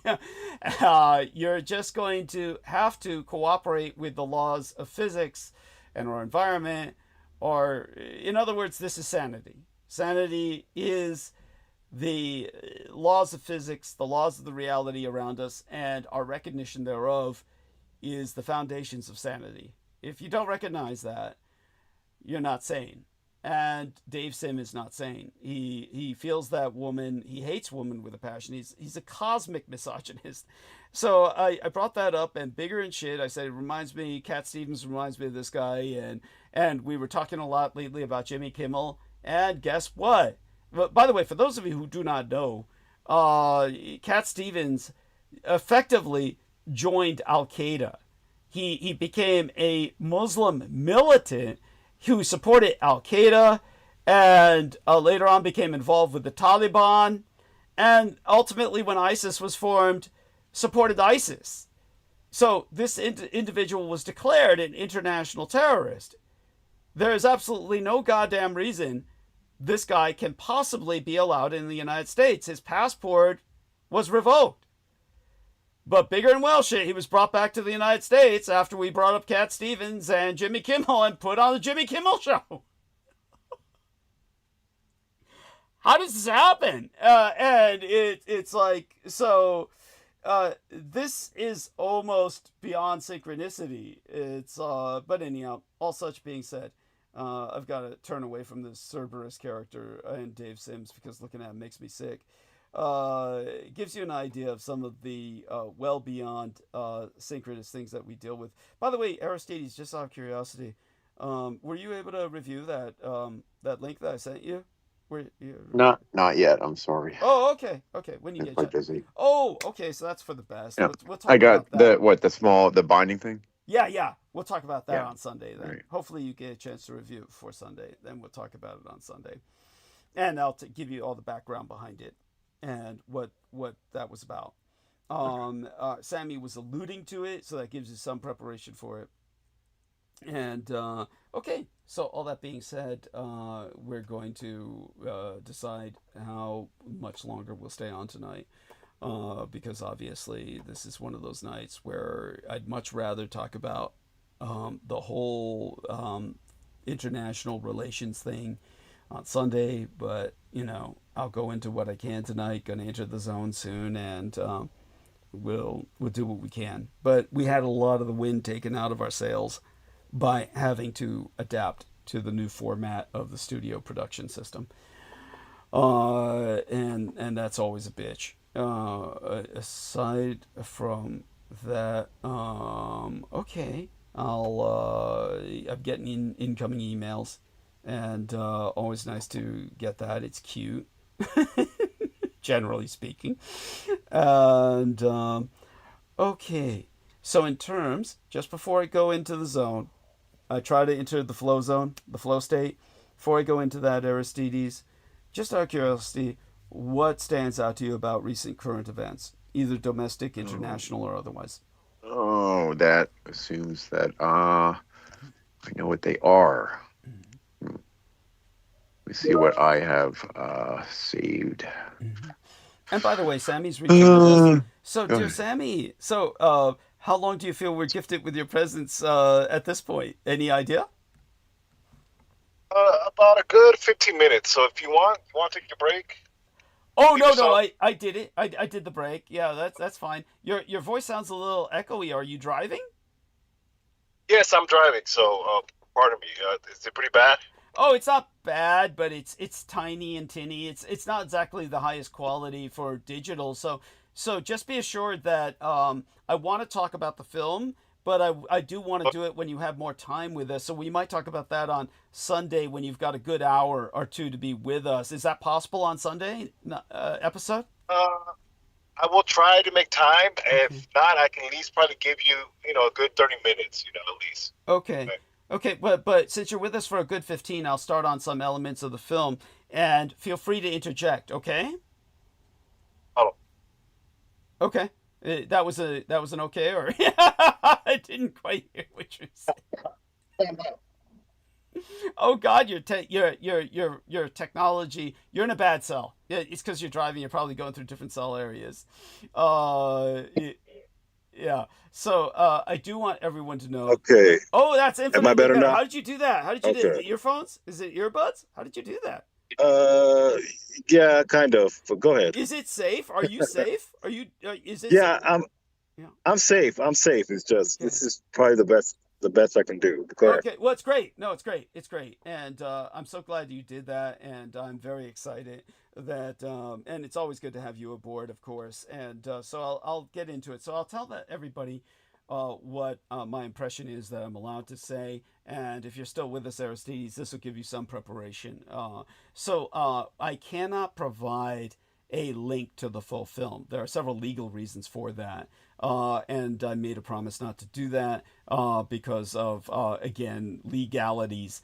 And in fact, legalities have a lot to do with why I couldn't talk about this before, and personal security. We didn't want the project to come under a cult or a physical assault or anything to interfere with it. But what had happened was last year when it became very obvious that Peter Moon was adamantly the enemy when he began hostilely interrogating me on my own shows, which I always handled, of course, with all of the, shall we say, aplomb that I could, just nonchalantly answering all of his very hostile questions, which were very accusative and very much ad hominem attacks, before he just went totally batshit crazy and started talking about shoving cucumbers up developmentally disabled children's asses, which he bragged about on air, literally on record. So that's on record. When he finally just had to be evicted and severed with, when it got to that point, not to mention assaulting our guests when we had Marina Sarin on, constantly talking to her about orgies, orgasms, and getting colonics, literally, for all intents and purposes, shoving a garden hose up her ass and turning it on at full pressure. It was what he was recommending. All of these things bringing about the end of that, what was supposed to be a professional relationship, which he had always taken to be romantic. And unfulfilled, and therefore unsatisfying, and therefore increasing his hostility. Basically, of course, my son Edbeth had never trusted him, but even more relevantly, my son's husband, who we call Sugar Daddy to maintain his anonymity, hated Peter Moon. And the reason why should be obvious. Well, obviously, most of you people wouldn't know, because unless you were very regular listeners, but everyone on Team Dietrich knows, when I went for a break, Peter Moon would then start doxing my son's husband, literally saying, I know what he is, even identified his ethnicity, tried to identify one of the estates, where its location was, etc. And the only thing that stopped him from fully doxing the physical mailing address of one of the estates in California was basically Brendan Zogit coming on and telling him, hey, I'm still here, Peter. I'm still here. Douglas may not be here, but I'm here. And Peter had to shut up and change the subject. If it weren't for that, he would have threatened the security of my son's husband. So my son's husband he truly has every reason to dislike Peter Moon. As a result, my son started a project which was an idea for a film, but a director had to be contacted, and of course a writer to take my son's basics and put them into a screenplay. This finally succeeded in getting made. The title of the film is Weapons, and it was released this year in August, but I was only given permission to talk about it now because we had to wait to see how it would do. Now, I honestly don't even know whether it was released in theaters because I was never part of the project at that end of it. I was only part of it only in the sense through my son being a consultant, not myself. So as a consultant, one of the things that he did to heavily influence the film was to bring up all that we could about Peter Moon, only we changed the gender of the villain to hide the identity of the guilty. And in this case, of course, Peter Moon is essentially in drag vis-a-vis his surrogate, who is Aunt Lily in the film. Now, that being said, there were issues. There were issues with threats to cut funding if the director, Zach Crenna, went through with his idea of a very different ending. He was allowed to basically take some liberties, add a science fiction element into the film just for people, according to him, who didn't believe in magic and could not abide by any magical explanation, which is simply quantum mechanics, which people could say throws us back into science fiction, but most people can't seem to understand that.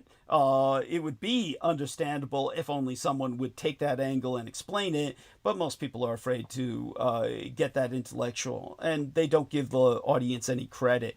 But in the film, the basically is a school teacher whose entire class disappears except for the trauma child, what psychiatrists would call the identified victim, who is being bullied by the entire class, whose name is Alex.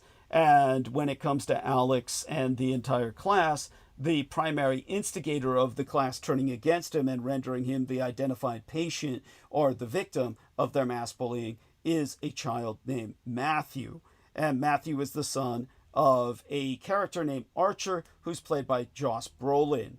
And so when it comes to the teacher, she is in turn victimized because she's blamed for the disappearance of the children.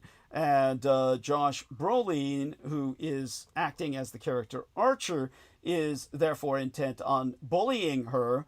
And his son is a bully because he's a bully. And it's meant to show the cycle of bullying, that it's intergenerational. But when it comes to what happens is all these kids disappear at 2:17 a.m. in the morning. And that is very definitely a reference to the fulfillment of the prophecy of Jeremiah in Matthew 2:17, the book of Matthew chapter 2, verse 17. And again, Matthew's the name of Josh Brolin, the character Archer's son. And it was about Jeremiah's prophecy fulfilled by the massacre of the innocents in Bethlehem, which involved Rachel weeping for her children who were killed by King Herod. King Herod, of course, is someone who Peter Moon worshipped and had stated on record that there is no historical Jesus Christ, but there very definitely was a King Herod. So Peter Moon definitely acknowledged Herod while refusing to acknowledge Christ as a Herodian. So that being on record, this was integrated into the film. The so-called Naruto running, which all the children are engaged in with their arms spread out as if they're flying, as well as any of the bonded characters, is basically a acknowledgement to Fan Thi Kiem Phuc, vis-a-vis my psychiatrist, Dr. Tao Tran, who suffered the same fate she did. only she wasn't captured in a photograph. Phan Thai Kim Phuc is immortalized in a photograph from the Vietnam War where napalm has burned off all of her clothing and it's burning her skin, and she's running naked through the streets with her arms out. That is the famous or infamous image from the Vietnam War that is integrated into the film in the way these children or any of the bonded characters are behaving. What everybody seems to be calling Naruto running. And so all that being said, the entire idea of Zach Crenna was that his idea for the ending. Here, I'll turn to Sammy. So, Sammy, are you still there? You able to respond? Let's see if he's able to respond. Yeah, I'm still here. So here was the idea. I'm still here, dog. Here's the idea from Zach Crenna. Zach Crenna said, well, with your funding, I can make an MCU ending. And let's make this an MCU ending. And I want Archer, which is the bully father, Josh Brolin, and the teacher. He wanted, basically Justine, who is the alcoholic teacher. He wants Justine and Archer. He wanted them to somehow get a hold of the bonsai plant. This is why he actually introduced this stupid concept of this bonsai plant into the film, which is this completely unnecessary and unused science fiction element, was because he wanted that to be the climax where he said they're going to get the bonsai plant and they can make their own magic sticks, and Justine and Archer will bind their own zombies, and their own zombies will fight against Aunt Lily zombies in a big MCU battle of zombie versus zombie army in the village, in the town. That'll be the climax at the end of the film. And that's when my son's husband said, he said 3 words in a note: stop being creative. And that stopped that. It was, but there was a point Zach Garrett made that was well taken, because obviously when 17 kids disappear, the FBI would get involved. But the way Ed Beth had portrayed it, the FBI would essentially be complicit. And of course, the FBI always is. A great example is the historical example of the Franklin school scandal, where it went all the way up to the President of the United States, but the FBI turned everything on the victims and rendered them the perpetrators so that they would be imprisoned as opposed to their tormentors. This is the real history of the Franklin scandal. But Zach Garrett had a point. Couldn't do that because the FBI would shut him down. Basically pour a bunch of child porn into his computers and put him in jail the rest of his life. And that was well taken. So the FBI does not exist in the movie universe. The FBI is never consulted in the movie universe. It stays in this small town. The 17 children disappear and the police are investigating it. But obviously without FBI resources, they don't get anywhere. And that's why the film ends the way it does. But he tried to pull a fast one. Zach Garrett wanted to pull a fast one. And he said, oh, well, we'll just show all the children as brain dead in the end, and they never recover. Archer picks up his son Matthew, takes him back home, but we'll just imply they're like vegetables the rest of their lives. And ha ha ha ha. But when he did the screen test, everybody was throwing eggs and tomatoes and saying what a piece of shit. Nobody wants to see this. And so he had to add in a narration from a child. Basically, you hear a little girl's voice, a child narrator, who opens the film and says they'll never talk about this, but this is what happened. And then she concludes the film by saying the children gradually get better with therapy. And so that gives it an ending people can live with. But that child narrator is the voice of the girl who, at the end of the film, is the one who finally manages to catch up to Aunt Lily and football tackle her to the ground, just body slam her to the ground during the climatic chase scene. That's her voice in the beginning and end of the film. So that had to be added. Even though he tried to pull a fast one, it was actually the screen testing which forced him to. So you see, he was trying to sabotage this at every point. Of course. Yeah, but the film came out much the better for almost through divine intervention, really. And so I do want people to understand how important this film is. And it's all about Peter Moon's binding spells. And that's why Aunt Lily is bald with only 3 locks of hair that are singular strands. That's to represent Peter Moon's vanity, where he kept the hair around his ears for no goddamn good reason. It just makes him look stupid, like Mr. Burns. He looks like Mr. Burns when all he needs to do is just shave that off and you would look so much more dignified, but he was too stupid to comprehend that. So there we have it. Hopefully that adds some further perspective, and I could go deeper than that later. But yeah, so does that add more perspective to the film, Sammy? Does that make more sense with that? Yeah, it does. It does. I like the fact that you gave Dr. Chaltran flowers. I think, Yes. you know, obviously she had a big role as far as your mental health and your ability just to function. So that's a great gesture. Definitely, as far as the FBI not being involved, well, it's kind of accurate because we don't really track child abduction in this country. Of all things, we don't keep track of it because, you know, it would be in the news every day. That's right. Every day a child goes missing. So in a lot of ways, that doesn't exist. Even with the letter agencies, it doesn't exist. A lot of people, you know, forget that the whole satanic panic, or as far as the daycare center at the Presidio, really became unsolved. It never got solved. That's technically. Right. That's right. It's technically an open case. Yes. A very old case, but it's still open. And one of the reasons why is because the main perpetrator couldn't be prosecuted because of quote unquote national security. Thank you. So in a lot of ways, it's very much accurate, Doug. So I don't think if really anybody really just pays attention, most child abductions never get solved. In fact, most of the time they expect it not to get solved because it's just it's an open secret. Everybody knows it's an open secret where you know, it's just part of our society. But yeah. Unfortunately, yes. Thank you. No, unfortunately, yes. It's part of our society, and we just live with it the way we do gun deaths. It's we just accept these these mass sacrifices in our society, like as if it's like. But then again, here's the problem: is as you expressed so well, is that when people try to investigate it, it's one of the worst things you can do for your personal safety and especially your mental health. And in truth, even more sadly, there's very few people that are even earnest or sincere in their investigations.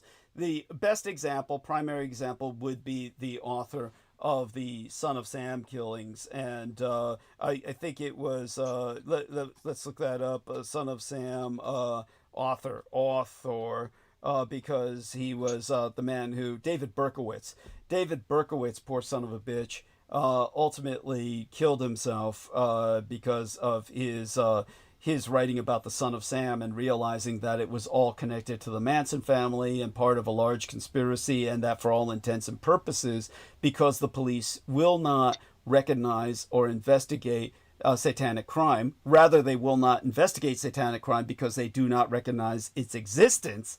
That makes them complicit, and it led Berkowitz to killing himself. So, but there's very few honest, sincere investigators like that. He was involved professionally, and it drove him into a vortex, a spiral, resulting from the vortex he was drawn into of alcoholism and ultimately suicide.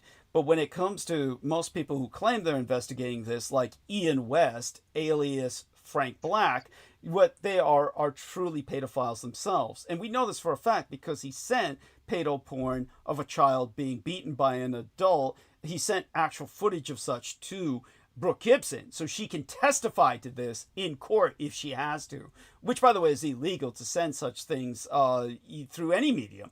But Ian West/Frank Black did just that, while claiming to be someone investigating the tunnels. Yes, back to Sammy with that and any other observations. Thank you. No, I mean it's all there. Yeah. I think you did a great job. Your son at Beth did a great job because some things, as far as like even the FBI element, they doesn't really need to be explained because the FBI has never really even has even announced or even made any attempt to really combat that as far as child abduction or child abuse. The problem with that subject is it goes into too many areas that they don't want to expose. If someone really just thought about it, Johnny Gosch is pretty much, he's not even relevant. Okay. And anybody knows what I'm talking about. It's Johnny Gosch is look it up. He's pretty much the example people try to make because he's white, but there is children that are not acknowledged because they're illegals. They're a lot easier, and they're not acknowledged like Johnny Gosch was, which I'm not saying it was a good thing, but from what I've gathered, it's mostly white children that get announced that they're missing, which is utterly ridiculous. Yes. John Benet Ramsey is one of them. It goes on and on. So Ed Beth did a great job. I think she should be proud of that film. First of all, to get James Brolin, or where was it James Brolin? Josh Brolin, the actor. Yeah, Josh Brolin. James Brolin's with that. Yeah. Is even impressive, for him to be affiliated with that. As far as a director trying to make it like Endgame, like Avengers, is really that's pretty much very unprofessional because he's pretty much just trying to bite off of Marvel, which is lame. It's pretty lame. Thank you. Because it's like that's not that type of film. And honestly, most of the great films leave you thinking, which is a good thing, especially nowadays. It leaves you thinking because the use of quantum mechanics there's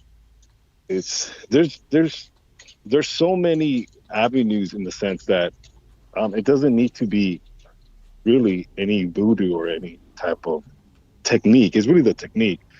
I mean, MAGA, you name it. It's one of the biggest psyops right now because of people buying into it. People are still buying into it. People are dying because of it, and they're still clenched to it because of the quote unquote meaning, which is utterly stupid. Yes. And a lot of it to me is just insanity. But MAGA is the word for mage, is a sorcerer, and they're all ensorcelled. They're all spellbound. Absolutely. Yes, and they wear it on their heads. It's the mark of the beast. Absolutely, and it's just you have to roll your eyes because it's one of these situations where making sense of it is just dumb. It really is. It's like Charlie Kirk's eulogy. They pretty much made it into a Trump rally, which is you're trying to celebrate quote unquote someone's life, but you turn it into this hate orgy. So it's definitely it's all there. Is what I'm trying to say. Thank you. Do you remember the first child to appear on a milk carton was Kevin Collins, who disappeared in 1984 in San Francisco? Do you remember that? There was even a Kevin Collins Foundation that turned into the National Child Safety Council's program. But do you remember when little children's faces would appear on milk cartons? Have you seen me? They would say. I do. I remember that. I remember going to like grocery stores, and you'll see them. Yeah. But you know, I think he was the one that took it over the edge for some reason to national fame. But if I remember correctly, I swear that 1979, no, it was 1982, was when Johnny Gosh was put on the milk carton. So that was part of the missing children's movement. And Eaton Pats would have been the first one in 1979, but 1982 was Johnny Gosh, as you brought up. So here we have Johnny Gosh. He was a milk carton child.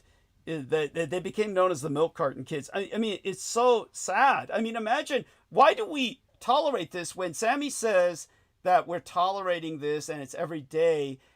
Whoever doesn't understand that in the digital age, you didn't live in a time where you would have your morning breakfast cereal and you've got a carton of milk with missing children's faces on it. I mean, tell them, Sammy. I mean, this is the world you and I grew up in. Oh, yeah. I mean, that's you hit it right in the head. That's pretty much everyday life. And this is the '90s. Okay, I grew up in the '90s, so yeah. So give me 1 second, though. Pardon me. Yeah, sure, no worries. And so I do want everyone to know just how important it is we had this discussion, and that has helped immensely with bringing up our numbers tonight, because people should be paying attention to this horrific phenomenon. But with that, I'll turn again towards Aristides for a few minutes, and with that in mind, Aristides, tell us about what comes to your mind in terms of current and world events before I try to enter the flow state. Oh boy, I'm still not really up on what the current events are, honestly. And that's okay. And that's okay. It's probably better for your mental health. No, I just saw an interesting thing. Sorry, I walked away from the computer. Who is it? What's that guy? Is it Stephen Miller? Mm-hmm. Some kind of little... Stephen Miller. Yeah, that little pipsqueak. Yeah, what about him? He's the... What is he? He's something. He's the something. He's there something. We can look it up. Okay, let's look up Stephen Miller. Stephen Miller. Yeah. He accidentally slipped out a remark that Trump has plenary authority. Yeah. Let me say. Deputy basically. Chief of Staff. He's this political advisor. Yeah. So go on. He said plenary authority. Yeah. Yeah, basically saying that I don't know. I'm ultimate just power, I presume. Yes. Yeah. Like, as far as I think the National Guard issues, I think that's what it has to do with. Let me. I can drop it here. I just saw this. He said the quiet, and then as soon as he saw he went silent, like somebody yelled at him in the earpiece, like, "Don't say that." And apparently it has sparked controversy. One would hope. Yeah. And let me see if I can get back to Infinite Call to access this. And for everyone, I do want everyone to know I'm feeling much better than I did at the beginning of the show. When I was talking to Aristides the morning the other day, remember I was waiting for my Meals on Wheels, and I talked to you. I felt like shit. I had to, I couldn't wait to get to the estate and get access to boys' blood and cocaine. And before I got there, I was talking to you, and I was dead meat in the fucking water. Oh my God. It's like, anyhow, Christopher Webb. So Christopher Webb is, I take it, a journalist who's talking about the quiet part out loud. He suddenly went silent because the literal voice in his head from his, what do they call that, earpiece? Told him shut the fuck up. Oh, that's delightful. And okay, there's that. And what do you make of that? So what do you make of that? I haven't processed it enough to make anything of it, really. Other than he probably should have said that. Yes. So thank you, Aristides. Was there a fire at the Chevron El Segundo refinery in California? Yeah. Yeah, that made all of our prices go up, right? Yep. Sammy, he lives in California. So it was. Tell us It about was this. Yep. a buddy of mine was down the street. He was at a restaurant, and pretty much it was an inferno, pretty much. Jeez. That plan's very notorious, but it probably happened at the wrong time. So we'll see. I mean, honestly, when it comes to with these fossil fuels, it's pretty much a monopoly type of thing. They lower them. They obviously they inflate them, but when it comes to gasoline, it's one of these things that really makes me wonder if it's really a scam, because I understand that we pretty much killed all our reserves during World War II from the Lend-Lease program that you talked about, where the Soviet Union didn't pay us back, right? And they just gave us the finger. But as far as fossil fuels, yeah, that fire wasn't a good thing. But well, especially right now where California was trying to break away from fossil fuels, and Trump put a stop to that in a sense of with the EVs and all that.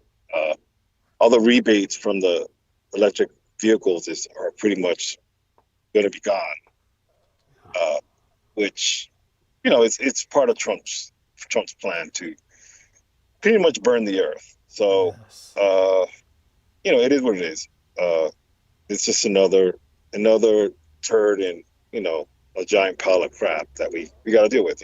Yes. Thank you. No, that was beautiful. I appreciate your explaining that so well. It is part of an intentional apocalypticism that I'll try to get into when I enter the zone tonight. But now that you have a few minutes with us, what else strikes yourself in terms of, obviously, I can never do ICE enough justice in terms of its damage as basically the new army created by Donald Trump for his war against the American population. Could you provide us some observations of your own in that regard? Because as I said, no matter how I address it, I just can't do it right. So tell us what you think. Yes. Well, Chicago right now is getting the brunt of it. Right now, it's their turn. What the mayor actually did is he created an ICE-free zone, quote unquote, where none of the businesses are allowing them to Patreon these businesses. They're not allowed to use the bathrooms. They're not allowed to meet. This is back to the Jim Crow laws. It's back to the Jim Crow laws of the Deep South, except for browns instead of blacks. Well, this is really hold on. This is towards ICE. Yeah. This is his response towards ICE. I see. Okay. Well, the problem is, yes, obviously, the Mexicans, these and Latinos and are targeted. Obviously, when you think of ICE and immigration, you think of Latinos, right? That's right. Well, here's the thing: Haitians are one of the groups that are being targeted. Well, Haitians are African American. They look like any black person. Let's just kick the door down with that. That's right.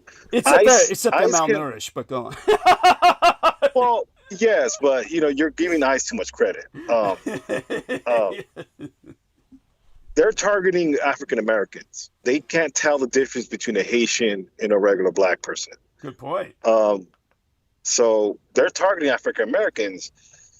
What happened was, this was last week, from what I've read, is they literally came down in an Apache helicopter and raided a massive apartment complex, zip tying women and children outside and asking them for their identification in Chicago. Good God. So if anybody thinks that, well, I'm, whitey tax-paying, citizen, they can't do nothing to me, there are illegals that look like you from Poland, from Ukraine, from any other, shithole European nation that they migrate from. They call them nationals. They don't call them illegals. But, any Russian nationals, ICE can't tell the difference. They don't. Their ICE is pretty much dumb. They're just hired goons. Yes. So to African Americans, they're getting their wake-up call. they're being targeted because they look like they're Haitians, because really Haitians look like any other African American, just like Asians.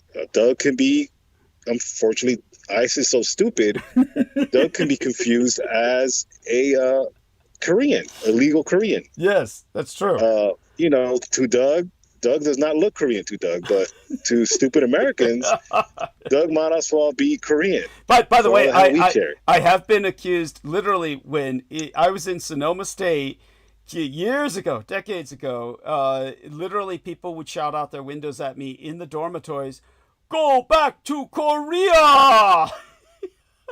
Well, there we go. But, I'm not that ignorant to call you Filipino, because I've worked around them. So at least I'm not that ignorant. But, I can't go that far. I mean, come on. No, people say, again, one time a man literally dressed as a clown, a rodeo clown, as they call him, with a flower pot on his head, in full makeup and floppy shoes, came into a bookstore and said, "Are you Filipino?" And he tried to follow it up with a comment, my girlfriend's Filipino. And so that he would soften the blow, I guess. But there you go. It's like, you name it, I've been accused of being that. But right. Continue. You're right. I mean, to defend America, I actually thought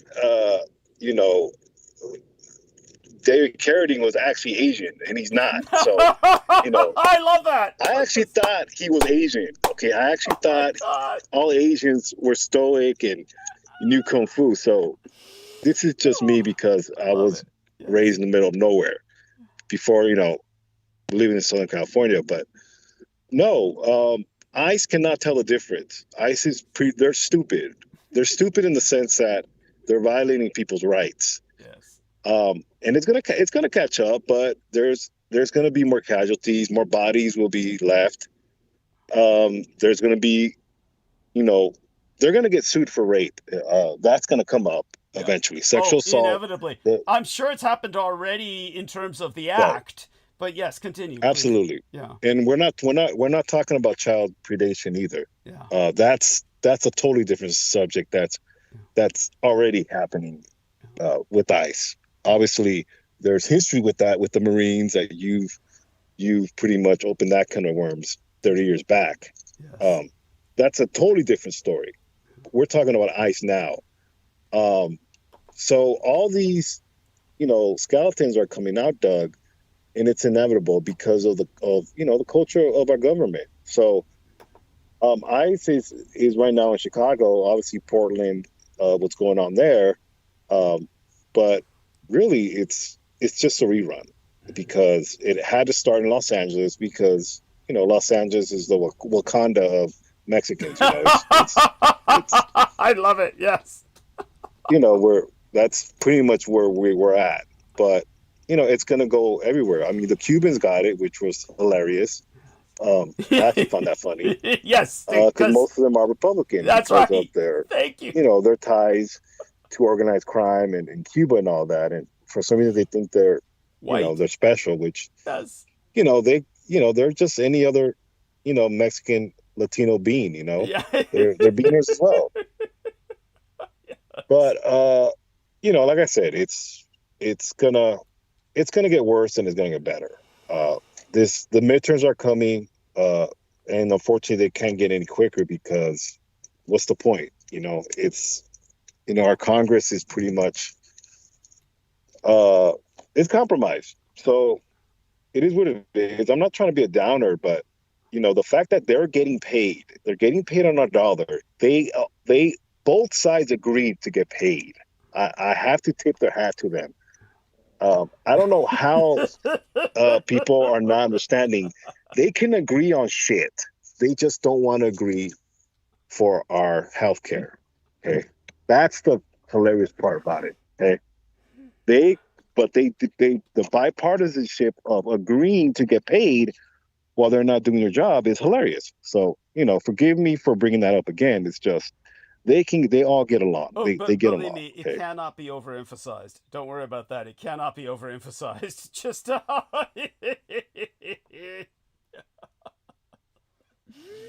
they don't Right, represent and you. They don't you have represent to me. Yeah, they don't represent absolutely anyone. Go you on. have to laugh. I'm sorry, you have to laugh, or else Yes.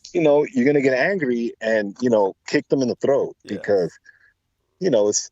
I wish they can just tar and feather them as soon as they would get to the to Washington D.C. Someone just tar and feather them. I would love that. And seeing Mitch McConnell tarred and feathered, it'll be hilarious because, or put some X-Lax in their coffee or something, just something, right? But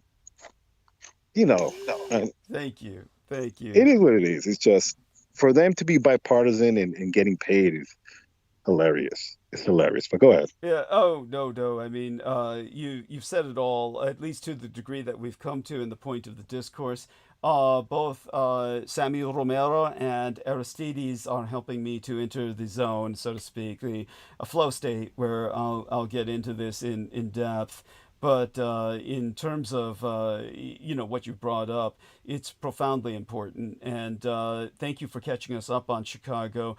I'll try to recollect a few anecdotes that I've heard about Chicago, but it's definitely a war zone. And I want people to understand that the public is very afraid.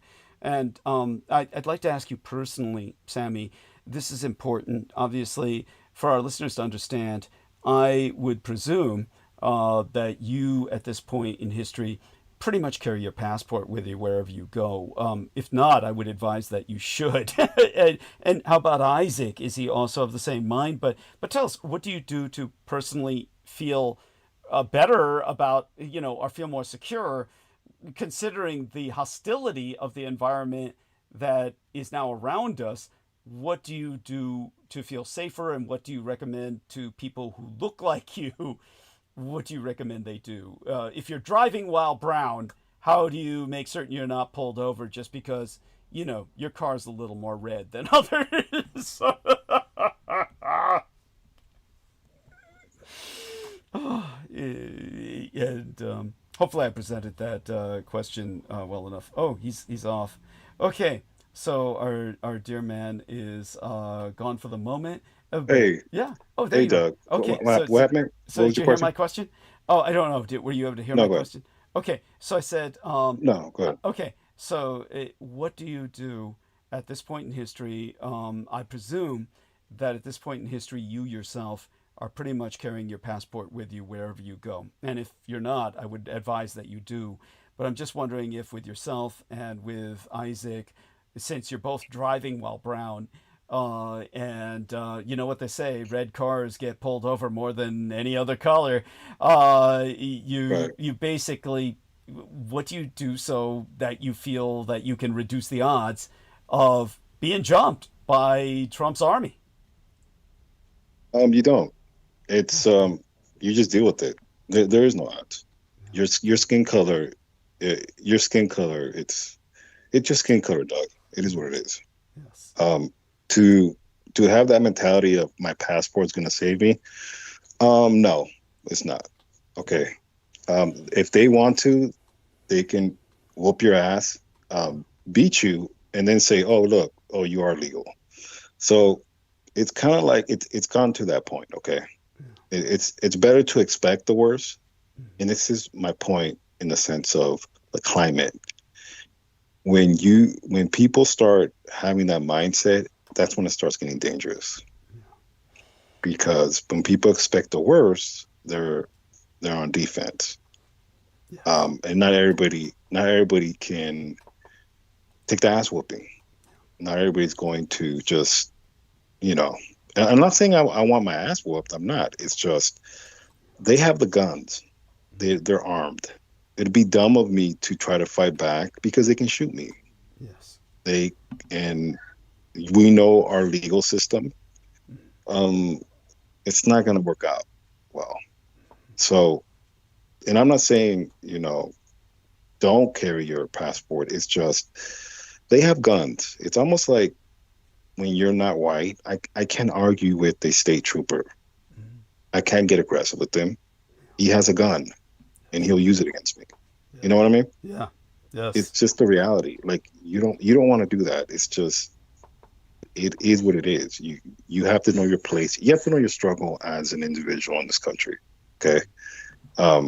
That's one thing I'm going to teach my children is you are what you are and you're not what you're not. Don't ever think, you're of this European heritage that, you have these privileges that are bestowed to you when you don't. I can't argue with a cop. That would be suicide. Thank you. It's just what it is. And I'm not trying to, imply that, that somehow, what I'm trying to say is I can't argue with them. Okay. It's just not, it's not the best decision. You just deal with it. Okay. Yes. But it's just where we live at, hopefully it's just, they rough you up a little bit and that's it, because as far as the standards for ICE are pretty low. Okay. Yeah. And I was even offered a job and, I'm sorry, not all money is good money. I don't need a job that bad to work for ICE. Thank you. And have people actually like come up to you and say, "Why don't you join ICE?" People have actually asked you. Absolutely. Oh God! Absolutely. Would you tell them? Because I don't want to be used as a pawn to abuse my own people, and it's not even me. It's the people around me. The worst ICE agents are the ones that look like you. It's designed that way. It's sick, Yes. It really is. So that's pretty much in a nutshell. But yeah, to answer your question, your passport is not going to stop. It's not going to save you from an ass whooping. Thank you. It's just if they want to, and especially if you try to say I know my rights, you can't. And I'm not saying don't do that, but it's like just show them your ID and pray that they don't, because that's your best bet. As far as saying I don't want to answer, like it's all it is. It's going to throw you in the paddy wagon, and you're going to be taken to a detention center. It's going to take longer, and that's if they even comply. Because right now they're not complying with any habeas corpus, any due justice. So just comply. Yes. Thank you. Yeah, there you go. Yeah, no, it's so frightening. Go ahead, Doug. No, it's really frightening, and it's something that again I'll get into very soon. I'm going to tell people a bit about that speech again with Hegseth and Trump when they gathered all of the generals together. But what about your impression of that? Your own impression? I don't know if you've had any opportunity to look much into it, but it was the last day of last month, essentially, when the generals were all called to a meeting by Pete Hegseth, and I went into a bit of it in my past episodes, but did you have any impression of it at all, or other things that were that brings up, other things that you feel are relevant to that example of trying to militarize or mobilize our military against our own public? Okay, so we'll see if he's still with us. Let's take a look. Okay, off the call. And that's okay. We'll move on from here in a moment. Now, while I'm gathering my thoughts together and preparing to take the deep dive, and once I do that, of course, I suck all the oxygen out of the room, and everybody dies because they can't breathe. So before we go there, again, back to dear Aristides for a little bit, and I'm going to presume he's still with us. And so how you doing there, Aristides? You still with us? Just curious. And always, of course, buys me... come off mute. I'm okay. Okay. Good. Managing here, juggling, managing. By the way, I'm really excited for you. We're not going to get into your private business, of course, but big things are happening in Aristides' life. Yeah. And so I want everybody to maintain him in thought and prayer that everything continues going great. Great guns. Thank you. Yeah. And but that having been said, what about in terms of when it comes to what I brought up about Elon Musk and the Tesla, the stocks, and all of that stuff? Well, one of the things that you've been doing is, I presume, kind of keeping track of electric cars, battery systems, in terms of the economic impact of them. What's your own impression? Not really. Okay. And what about well, certainly with your engineering background, Yeah. What technological developments recently have kind of perked up your ears? Uh, I don't know if anything really novel that's been at least been revealed to the public. I don't know as of yet. In that subject, or really any. I don't know. Okay. And but so when it I don't know. I don't think they're gonna give you anything real great there. Right. Yeah. So when it comes to some of these developments in history, tell us a bit about that incident where a man said he had found water for fuel, and and what happened to him? It's allegedly he met with a potential. I'm just recalling from memory, but met with a potential quote unquote investor, which I think was some. I may be remembering it wrong. Some Saudi businessman, and like had lunch, and then he ran out of the restaurant like choking, saying, "I got poisoned," and then he dropped dead or something like that. Jesus fucking Christ! Yeah. I may have that a little bit wrong. It's something along those lines. I may not have that 100% correct, but no, I think you were absolutely right about that. And Stan Meyer, I think. Yeah, and so when it so when it comes to some other things that we can bring up to get me into the zone, I want to ask you a bit about the recent massacres. Are you familiar with there was an attack in Manchester, England, a crash and stab attack. How long ago? Wasn't that long ago. I was going to ask George Knight if he came on to speak about that, but Like recently in the last few days, or yeah, could you look that up? Manchester attack, if you'd be so kind. Yeah, and give us your own impression about that before I dive deep. All right, let me see here. Okay. 10 hours ago, Manchester synagogue attack. Yes. Yeah. Identified as this is the one where the guy's name was Jihad. Okay. That tells you a lot right there. Yeah, right. Somebody, I think, I saw somebody joke. It's like, you would think there would be signs, and it's like, oh, his name was Jihad.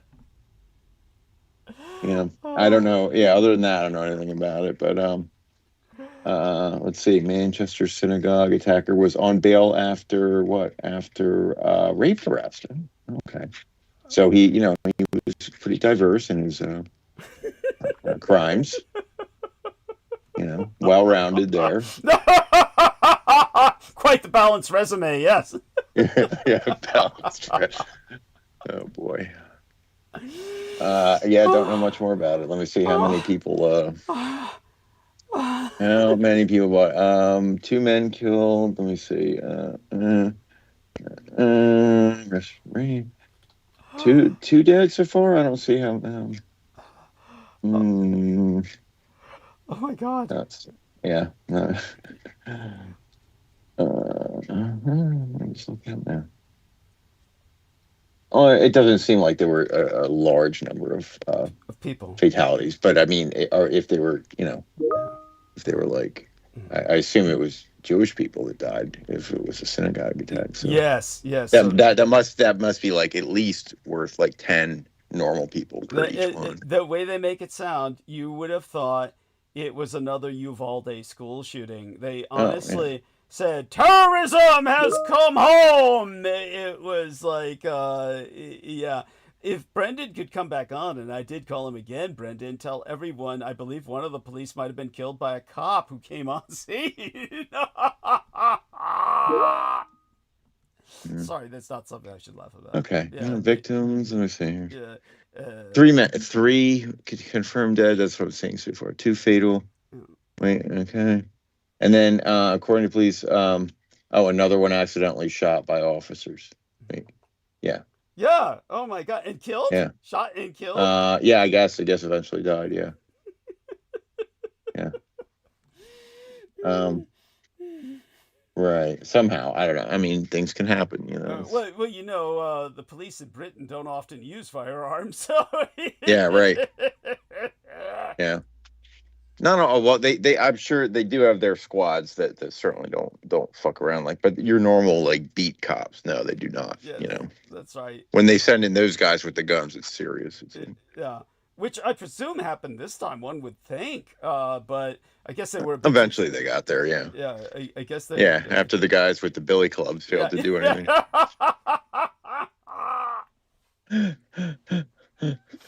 Stop, or I'll say stop again. I love that. That's beautiful. You need to be a stand-up comic. That's what you ought to investigate.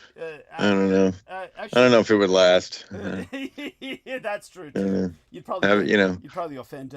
You'd probably start. No, you have your moments, but then those people have to, they have to keep up a routine for, I don't know, half an hour. Yes, that's true. No, it's hard. It's very hard. I think it's one of the most difficult jobs in the world, really. But at the same time, yeah, that doesn't mean they're nice people, obviously. Yeah, and oh God, you know what? I didn't mention it while Brooke was on air, but Dave Chappelle, who she adores, was one of the people who went to Saudi Arabia to do the comic thing. You know, all of that, of course, speaks ill. Oh, wait, was that when they supposedly like replaced him with a clone? If only. Yeah, I swear there was a story. There was a story of that, and they even had one of his family members. There was a small, like a snippet of an interview. It wasn't verified or anything, but like saying, yeah, he was just not the same guy. I swear he was not the same guy. I think his topics were kind of changed. He wouldn't criticize the same things the same way, and then like physically he looked different. Like he looked like the originally, if you look at his videos, he's like kind of skinny. He's not very. And he has changed. The new Chappelle guy was like was buff. Like he worked. I mean, sure, if you work out a lot, but like on one trip, like. Yeah, I don't know. Weird shit. Yeah, no, I hear you though. It is weird. I mean, it's just one of these things. I don't care enough to investigate. But for what it's worth, the whole Saudi Arabia thing, it was a domestic thing. They were. It's really not going to change anyone else's opinion on the House of Saud. They were all just there to make the sheikhs laugh, as opposed to, change the world's opinion about them. But still, it just shows what they're made of, which is just a insatiable appetite for money. Seriously, how much money do you fucking need that, when you already got millions like that son of a bitch to go over there and get another paycheck? It's very bizarre to me. And that might almost rationalize the clone theory. It's like maybe the clone needs to maintain himself. But all such being said, the main scandal about it is like him and Bill Burr were they were always saying comedy shouldn't be censored, but they agreed to go there under these censorship conditions. Thank you. Just for the paycheck. Yes. So that was the reason why they were sellouts. Yes.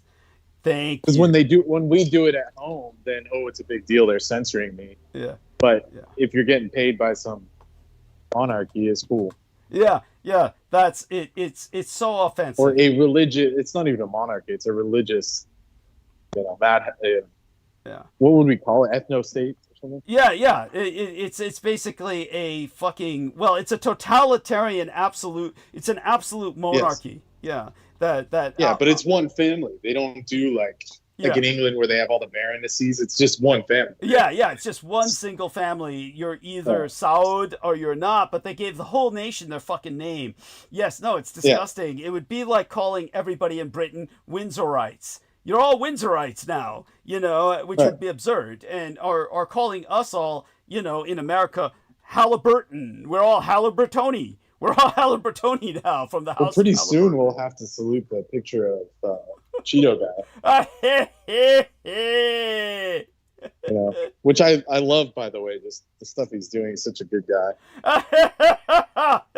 That's our man, Brendan. I never thought we would get to that point. You know, like the stocks are the highest, gold is the highest it's ever been. I mean, you should really reconsider your position on it, man.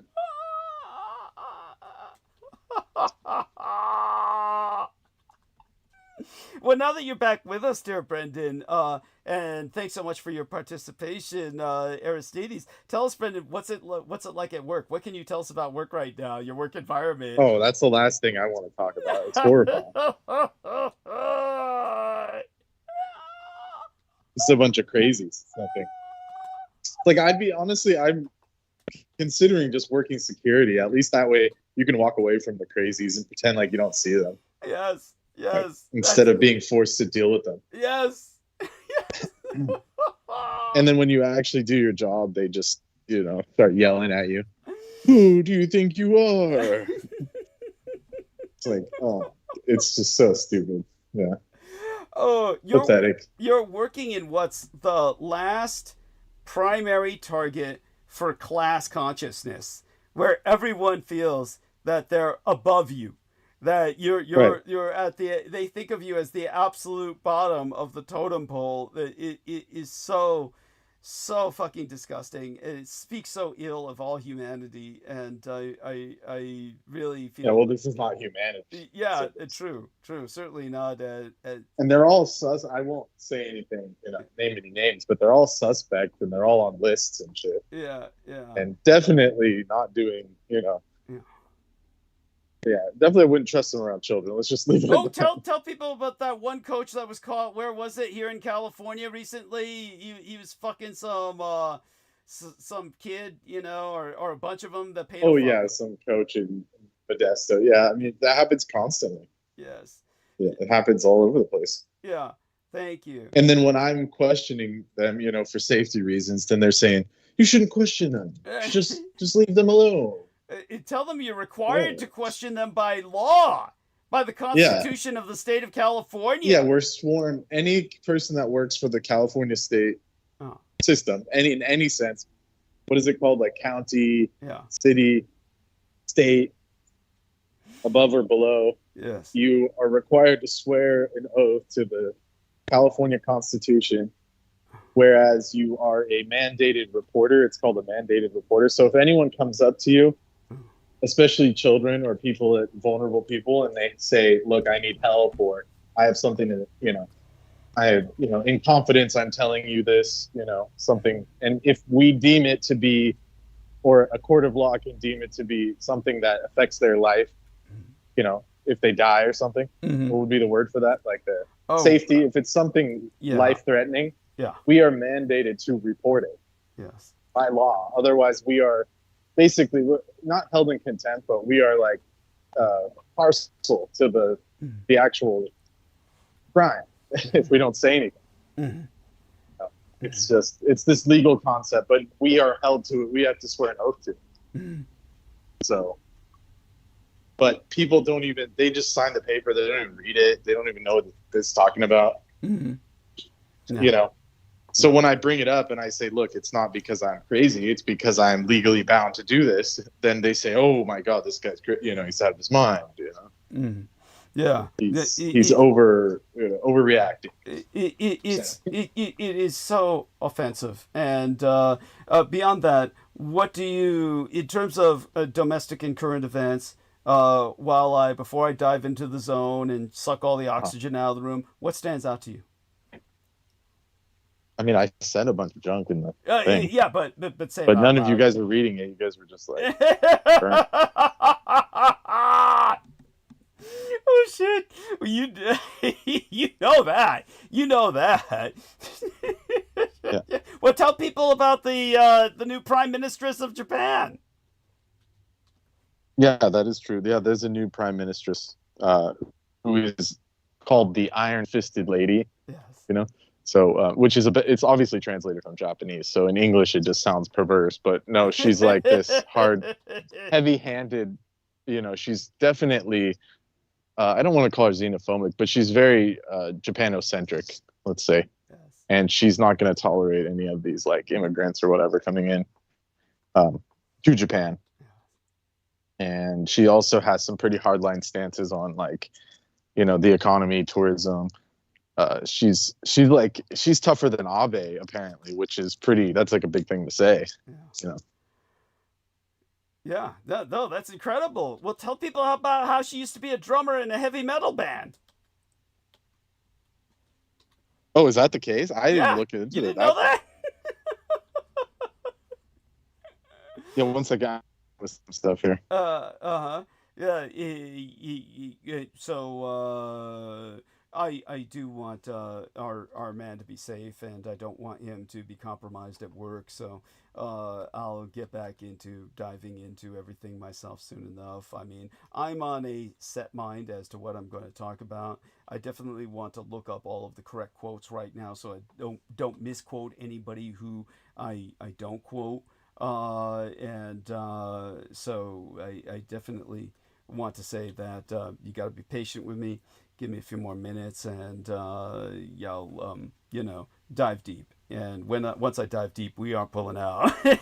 So we're just in it for the rest of the night, as long as we can stand it. The one thing I am disturbed about, and I'll ask Brendan about this when he jumps back on with us, is where I can find the how much time I've been on or how much time we have left. Doesn't really matter because I'll just go until I stop.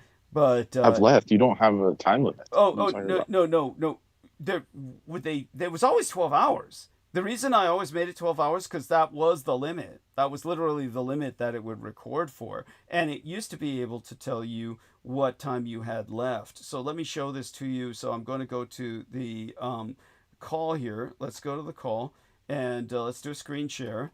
And so when we do the screen share, see this? It used to have right here, you've been on for 3 hours and 50 minutes, something like that. See, now I have to do this, but it's not really telling me anything. So what is it down here? Minus 2 hours, 45 minutes, 49 seconds. I guess to get the time, I have to go here as opposed to here because it goes backwards. Here it's 0.00. So I have to go here and put the cursor there, and that'll tell me that I've been on for 2 hours and 45 minutes. So thank you. You helped me find that without even trying. Yeah. Okay, congratulations. Yes. Oh my god. So that being said, all right. There's some other things that happened recently with Gaza. What's your opinion on Trump making peace, quote unquote? Oh, I mean, it's like it's not over till the fat lady sings. In this case, it's him. Yeah, it's not going to happen. You know that. Why don't you just say it? So it's just like, well, that's what I mean. Pretty much. Let's just give him the Nobel Peace Prize so he just like stops starting wars. That's enough. Like, just give it to him for fuck's sake. Like, now is not the time for Europe to be like, how high and mighty and shit and say we're standing up for civilization. It's like, okay, look, just humor the guy. He doesn't have much time left.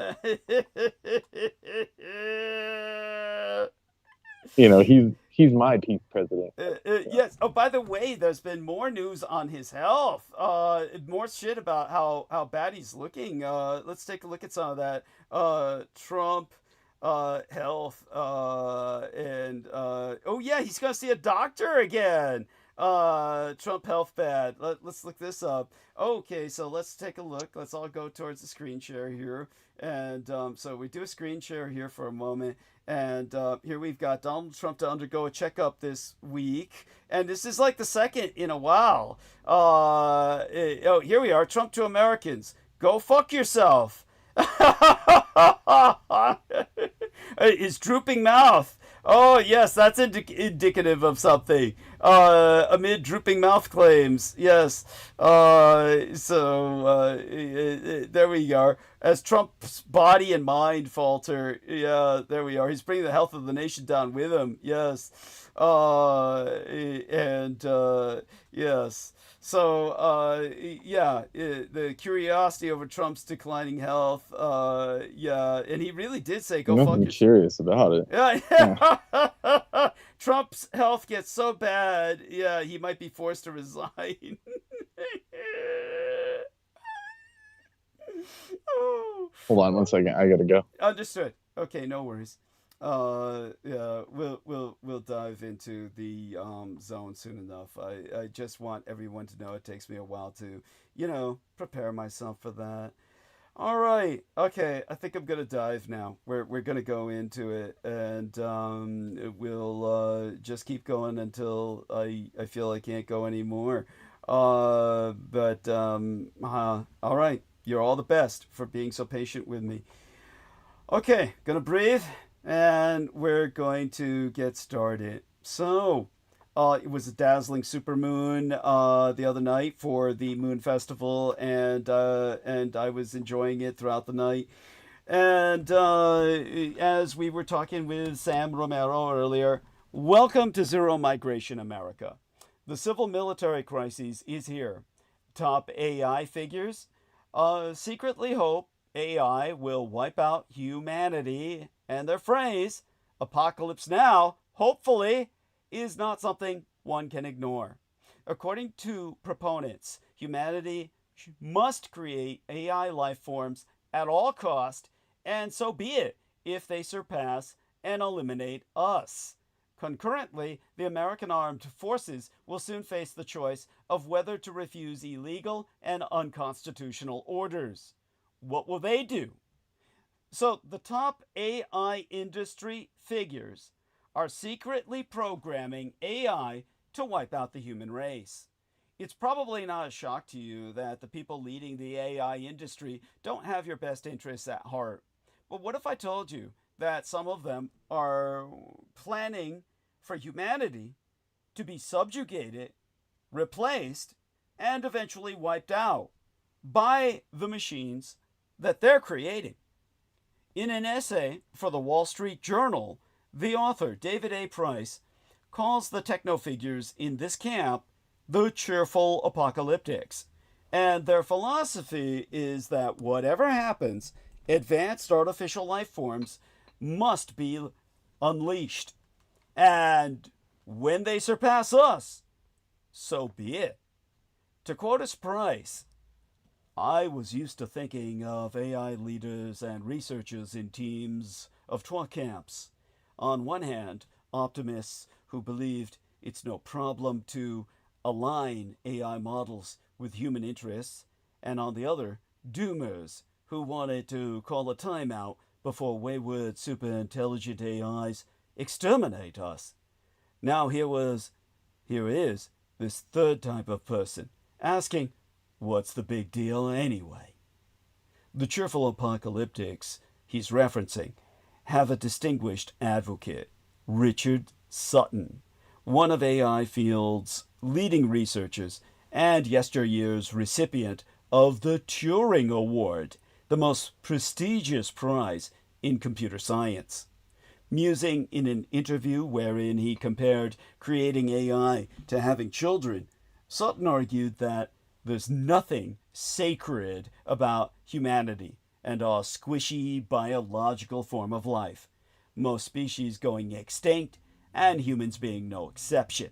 With Sutton so telling the Wall Street Journal, and here I quote us therefrom, when you have a child, would you want a button that if they do the wrong thing, you could turn them off? That's much of the discussion about AI. It's just assumed we want to be able to control them. We are the most interesting part of the universe right now, but there will come a time when we're no longer the most interesting part.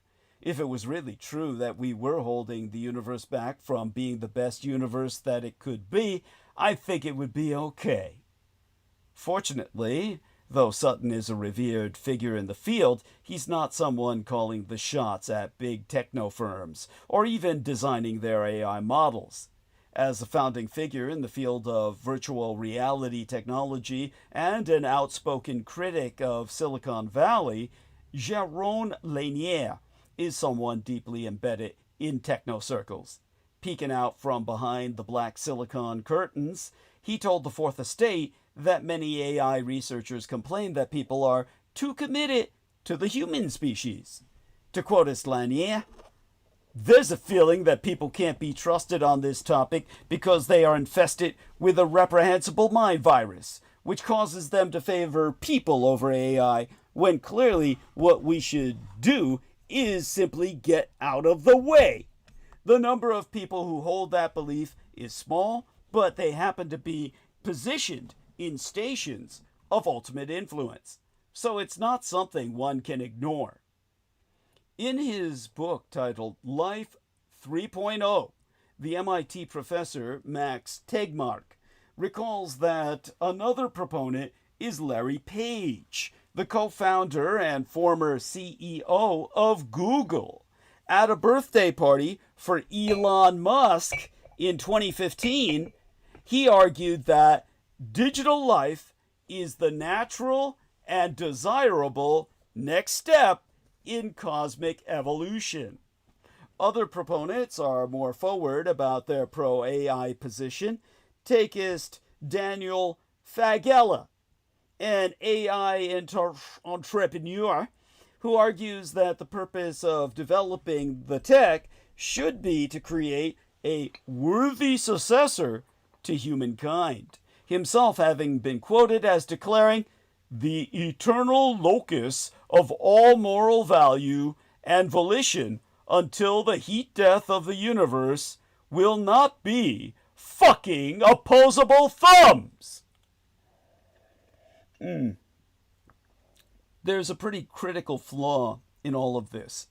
The proponents at once portray humanity as an expendable stepping stone towards superior artificial life forms, but also presuppose that humans and other intelligent and conscious beings have an inherently important role in the grand scheme of the cosmos, that role being the stepping stone. So why is this a cosmic imperative? Ultimately, it feels like arguing over the mechanics of your favorite fantasy or sci-fi world. It has no meaningful impact on the present reality, which is rather convenient since the current picture of how the AI industry is shaping our world is unbelievably grim. From its disastrous environmental toll to entrenching surveillance, to how its products are driving many of its users off the deep end. With all that in mind, it should alarm you that this kind of technophiliac misanthropy controls the AI world. And that brings us to the military in Chicago. Think of it as an equation which equals a terrible decision, especially in light of the fact that Trump's speech to generals was incitement to violence against Americans. But 'twas the Supreme Court what unleashed Trump's war on the states. The Trump misadministration's militarization of American cities, obviously selected because of their partisan divergence from the White House, represents a failure of federalism. While Congress's abdication of its constitutional duties is well known, the Supreme Court has joined it in green-lighting executive overreach. To capture a democratic nation, authoritarians must control three sources of power: the intelligence agencies, the justice system, and the military. President Donald Trump and his circle of would-be autocrats have made progress toward seizing these institutions and detaching them from the Constitution and rule of law. The intelligence community has effectively been muzzled, and the nation's top cops and attorneys are being purged and replaced with loyalist hacks. What in Putin's world of the former Greater Soviet Union were called party apparatchiks. Only the military remains outside Trump's grip. Despite the firing of several top officers and Trump's threat to fire more, the United States Armed Forces are still led by generals and admirals whose oath is to the Constitution, not the commander-in-chief. But not for long. Trump and his valet at the Defense Department, and yes, it is still legally and officially the Department of Defense, Secretary of Physical Training, Pete Hegseth, are now making a dedicated run at turning the men and women of our armed forces into Trump's personal and partisan army. In his first midterm, Trump regularly violated the sacred American tradition of the military's political neutrality, but people around him, including retired... Is that guy like a Nepo baby? Pete Hegseth? Yeah, because isn't there like this, one of the admirals from like the Second War? Oh! Hegseth or something? I have no doubt. I have no doubt that son of a bitch is a Nepo baby. I mean, that's, par for the course. Well, does it sound familiar? It was one of the Pacific commanders, I thought. Well, you might be thinking of Halsey, Admiral Halsey, maybe, but we can look up. No, I think they had the same name. Hegseth? Yeah, let's take a look. I was going to say World War II. Yeah, it's Hegseth, World War II, WW2 leader. And let's see if it's just sending me to this guy because he kept mentioning World War II because that's what they're obsessed about. Okay, yeah, he keeps referencing General Patton. Yeah, these people like Putin and Xi Jinping, they're stuck in World War II. When I told my gang brother Beaver that, I said, these Putin, Xi, Trump, they're all stuck in World War II. And Beaver goes, well, so are you. And I said, no, it's different. I have my foundations in World War II, but I'm consistently looking to the future. These guys are crawling back into the past. So, that's what people don't get. But thank you for asking that question. I mean, so apparently people are saying it's not confirmed, but he claims his maternal grandfather, Milton Haugen, served in the Navy in World War II. But there's obviously more to that story. There you go. Obviously, no one's ever heard of the son of a bitch. So, right. For what that's worth. And when they look it up, apparently he doesn't exist. So there you go. The truth. I like that. I like that. Yeah, what a surprise. So, in his first midterm, Trump regularly violated what's considered a civilly sacred American tradition of the military's political neutrality, but the people around him, including retired and active duty generals such as James Mattis, John Kelly, and Mark Milley, restrained some of his worst impulses. Now, no one is left to stop him. The president learned from his first midterm struggles, and this time he has surrounded himself with a cabinet of sycophants and ideologues rather than advisors, especially those at the Pentagon. He has declared war on Chicago, called Portland, Oregon, a war zone, and referred to his political opponents as the enemy from within. Trump clearly wants to abuse military power to exert total control over the American people. And soon, those war in Portland standing there, and they're like, so this was the war, Thank you. You know what? This was the war. Repeat that, because they disconnected OBS as soon as I brought up Trump's declared Oregon a war zone and referred to, how he wants to abuse military power. They cut us off, and now we're back on. We're reconnected. So repeat what you're saying about what was going on with the furries in Portland, please.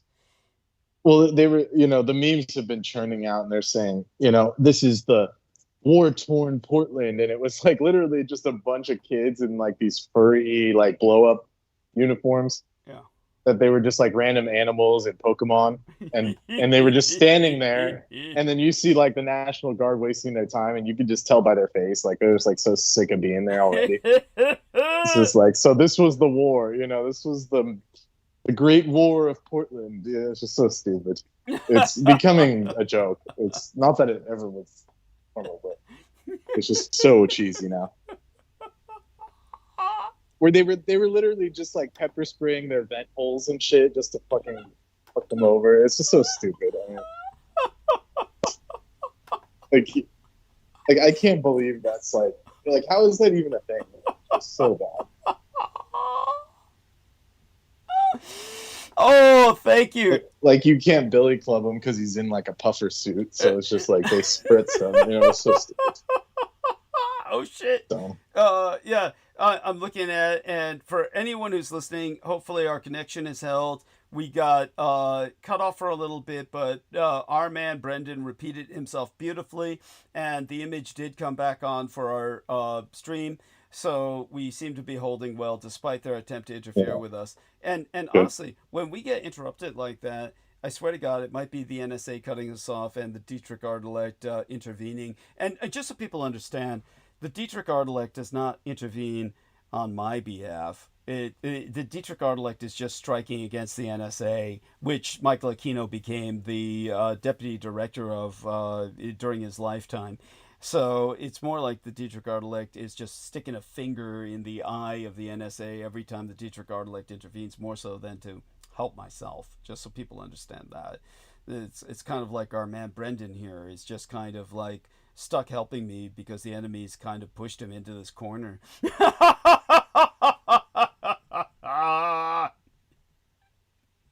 Yeah, unfortunately, I'd rather help the Ardelect, but Oh, that was it. I was explaining to Brendan about, think of the video game produced by Capcom called Street Fighter, where the villain, the primary villain, M. Bison, M. Bison, like the bull, Bison, who was supposed to be a commander of the Japanese Red Army. He's an individual who has all of the goodness taken out of him to form a character called Rose, a red-themed or red-thematic characteress named Rose, who has all the goodness that was once his. So that's his sister in this spiritual sense, but she's essentially like a hologram. Is she not like a hologram in the game, like an Ardelect, basically a presentation of the I don't know that there's like a very deep backstory, but yeah, it's like it's presented as she like just comes out. Yeah, thank you. Yeah, it's not like a clone or something. You know? No, it's not like a clone, but it's almost more like she's a at any rate. So think of the Dietrich Ardelect like that. All the goodness went into her, and you're stuck with what Dietrich is, which is kind of like what would you call it? The offal. It's horrifying, whatever. Thank you. Yes. So obviously Trump clearly wants to abuse military power to exert total control over the American people, exactly what all the NRA and militia nuts claim they're fighting against. And soon, top United States military commanders will have to decide whether they will refuse such orders from their commander-in-chief. The greatest crisis of American civil-military relations in modern history is now underway. Now, I want everyone to understand, we've just suffered an attempt to interfere with the digital bandwidth because I voiced these words with great trepidation. When I was a military librarian in the postal and hospital libraries on site, the Presidio of San Francisco, I was the man who conducted the research for American military officers lecturing on just such subjects as the sturdiness of civil-military relations in these United States. Admittedly, a remarkable historical achievement that has allowed what has been promoted as the most powerful military in the world to serve democracy, sans or without being a threat thereunto.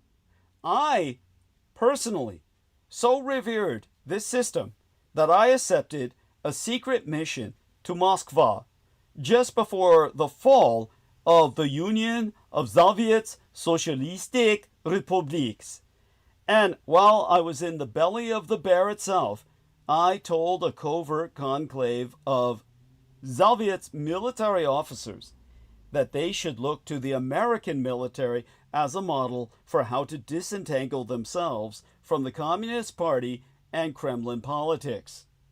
I regularly reminded both my military patrons and civilian consultants that they had good reason to have faith in American institutions and the constitutional loyalty of American civil and military leaders.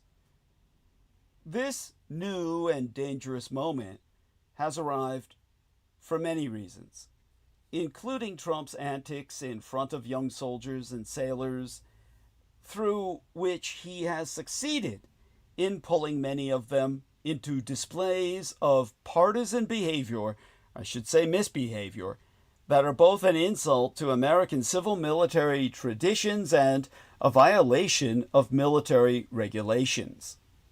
The silence of the Army and Navy secretaries, the Joint Chiefs of Staff, and some top generals and admirals is appalling. Senior military leaders should have stepped in to prevent Trump from turning addresses at Fort Bragg and Naval Station Norfolk into political rallies. To their credit, those same officers listened impassively as Trump and Hegseth subjected them to political rants during the meeting at Quantico last month. It feels like last week, really, now that I think about it. On the morning of the last day of last month, if I remember my dates correctly, the United States President, Donald John Trump, and Secretary of Defense, again, I emphasize that pointedly, not Secretary of War, Secretary of Defense Pete Hegseth, behaved reprehensibly. Their speeches before several hundred assembled military commanders and their senior non-commissioned officers, their NCOs, were tantamount to incitement, a genuinely dangerous effort to suborn the military's oath and condition them for abusing violence against their fellow Americans. Their words must leave no doubt in anyone's mind that the civilian leadership intends to abuse the threat and actuality of violence to infringe on Americans' constitutional rights. Where Americans, like myself, can take some comfort is in the quiet professionalism displayed by our military in this disgraceful and dangerous maelstrom. Hegseth called all the military's commanding officers, all of them, to Quantico, Virginia, for a pep rally. The Secretary's office previewed it as him delivering a speech on grooming, standards, and his warrior ethos vision. Trump said it would be a very nice meeting talking about how well we're doing militarily, talking about a lot of good, positive things. What transpired was the commander-in-chief darkly asserting that, to quote his T, "We're under invasion from within." Trump Just today he threatened the governor and the other clown in Illinois. Yeah. He was saying, "I'm going to arrest you." Jesus Do you think Christ. it'll get to that point? I hope so, because it'll have to wake some people up. You know, all the red MAGA crowd's going to be cheering when he does that because they're just so fucking stupid. But it'll hopefully wake what up. are they going to do? Like, if you, let's say someone takes over Chicago, I mean, they won't even know what to do with it. What do you do with it? Dude, all my tea went up my nose, you son of a bitch. Oh, my God. Oh, that hurts. God. I'm saying it's like the stilts of whatever economy is there is all just corruption based. It's not like they're like making anything. It's true. You know, it's like what's the point of dismantling it? You'll just be stuck with all this like upkeep, or like it'll turn into Detroit where there's like no one wants to go there. I never thought about it because I never think about such places, but you're right. Yeah. What the fuck has Chicago produced since bootleg booze? Yeah. I always wondered, like, what do they do there? Like, what's going on there? I never want to find out. It's Like, I think they have access to the Great Lakes. Is that why they're like economically viable? Because they can trade. I guess there's that. I think Yes. that's it. I Yeah. think It's honestly they.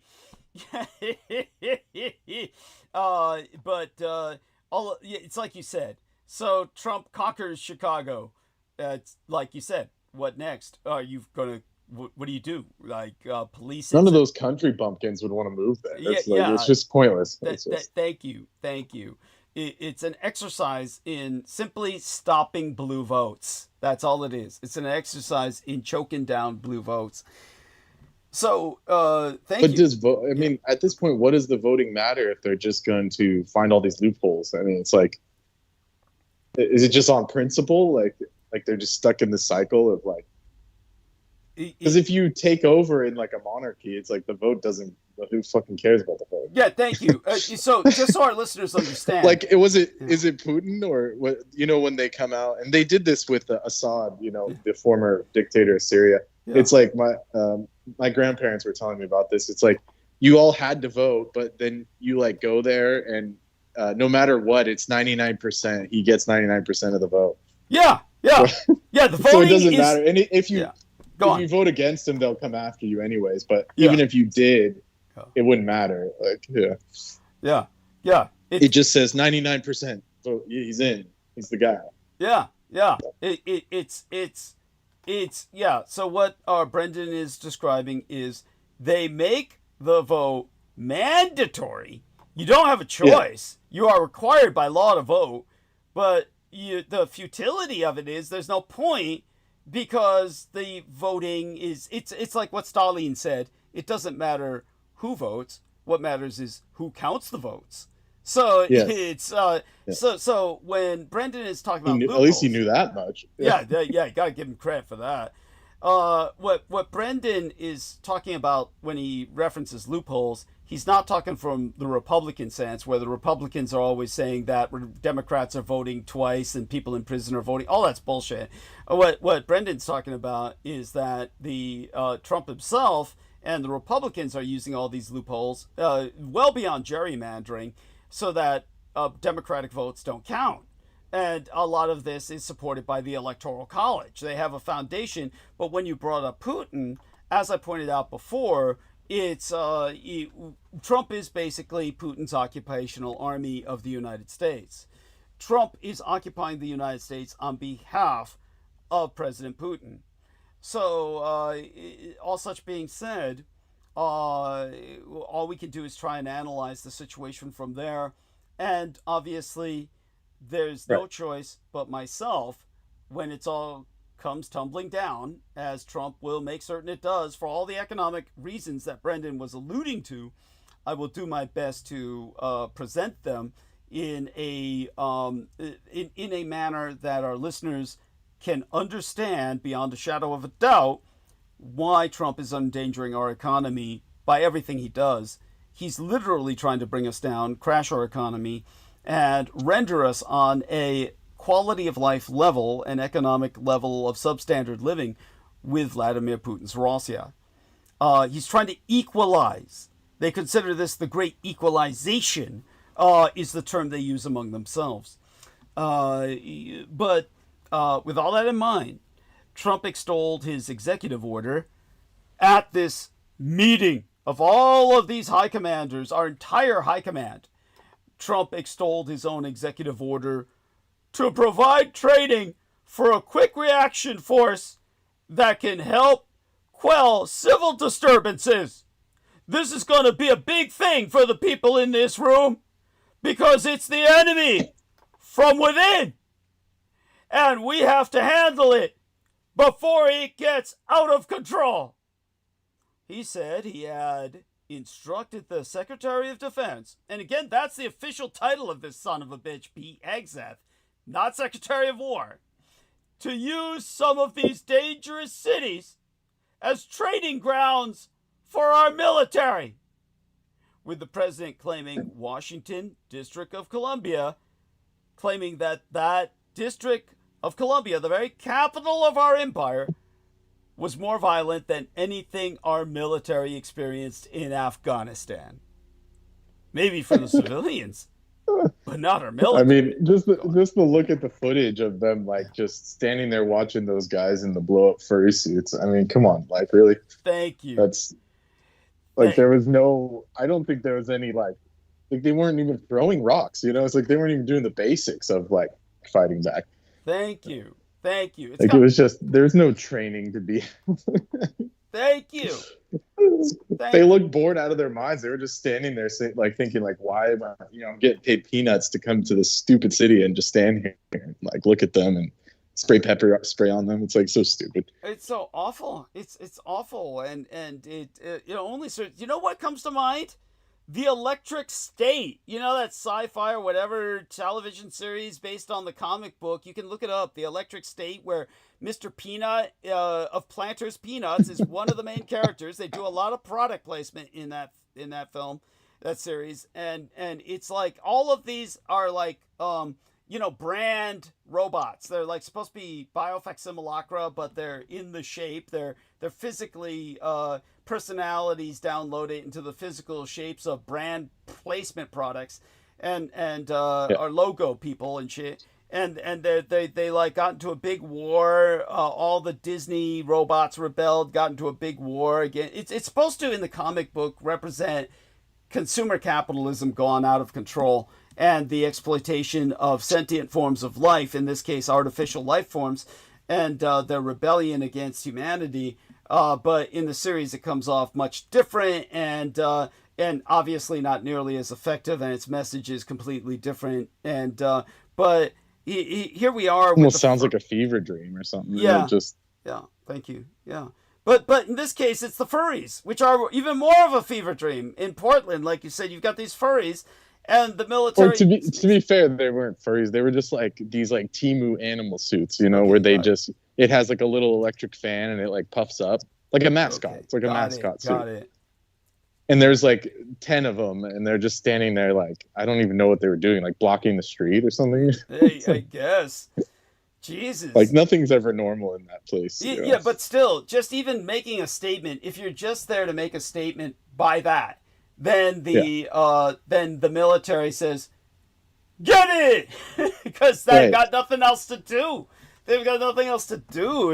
They're like chasing them around like Tom and Jerry. I mean, it was just so stupid. It was like childish. It was childish. Yeah, this is what we've come to. It's beyond the message in Electric State. It is now, we'd call it, I don't know, what would you call it? The sewer state. Right. The state of sewer.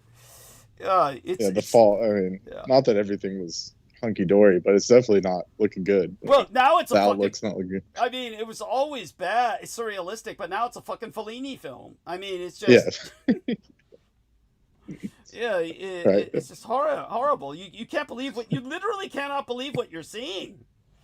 So, yeah, anyhow, when it came to this latest meeting, Hegseth proceeded... Not to interrupt you again, but I did, just on this topic, what Nepo Baby was saying about the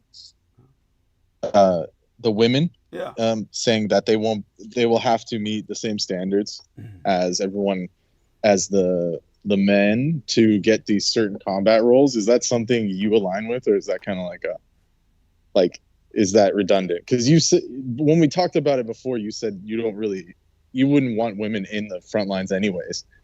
So that was the only thing I really agreed with these people on, is that he said that women would have to meet standards that were equivalent to the men, and if they did, then they would be allowed in these combat roles. Or is it something beyond that? Oh, let's put it this way. It's when it comes to that subject, I've gone into this before, and I stand by what I said.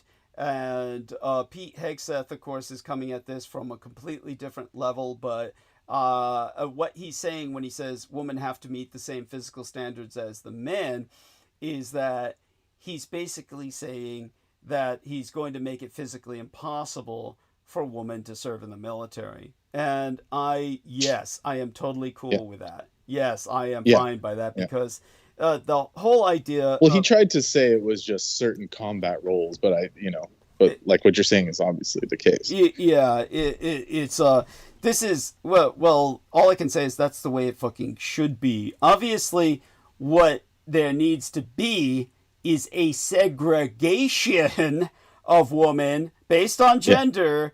Where we have a woman's auxiliary corps, or various. If women want to enter the service, it has to be in an auxiliary corps.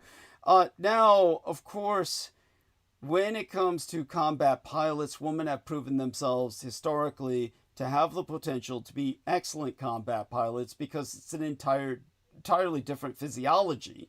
They're using their nervous system to basically, but then again, all that's being replaced by drones anyway. So it's kind of like a historically specific role that in postmodern warfare is not necessarily applicable right now. As I said, women should be the standard police force where they're serving the community, and men should be in the military. And so I've said this in the past. I stand by that. All they're doing is they're just ripping me off and they're plagiarizing myself. So, who expressed this for years? Douglas Dietrich did. It's even down to the point where this may sound ridiculous, but if it sounds ridiculous, it's because people don't understand anything that's ever happened in the military or they're unfamiliar with it. But are you still with us, Brendan? You there? I'm going to try and go into a specific example now. And let's see if Brendan's still with us on the call. And looks like he is. So he's on mute, so he's probably involved working. But I've said this before, or rather alluded to it, but people who have listened intently have heard me share this story. I wasn't in the Marine Corps for a very long period of time, but it was long enough to have a number of misadventures. And one of them was a short stint on a missile carrier that was nuclear warheads were on these missiles. So it's basically a nuclear missile carrying ship. I'm not going to go into any details about it because I don't want people doing the background research on this, because I want to protect the identity of the captain at the time, who by now in his career is probably retired. And I'm sure he made it probably up to admiralty status, which was always his intent. And I personally like him, so I'm not. I'm going to do everything I can to protect his identity while trying to share the experience, which is pointed. It's relevant. The military at that time was so dysfunctional, and I'm sure it still is. But it was the ship was ethnically enclaved. The blacks, all like it was a bus, segregated themselves to the back, where they essentially took over the back ass end of the ship. And there was nonstop, 24 hours a day, Hong Kong ghetto blaster, black music, rap music. They called it rap at the time, so I can safely use the term rap.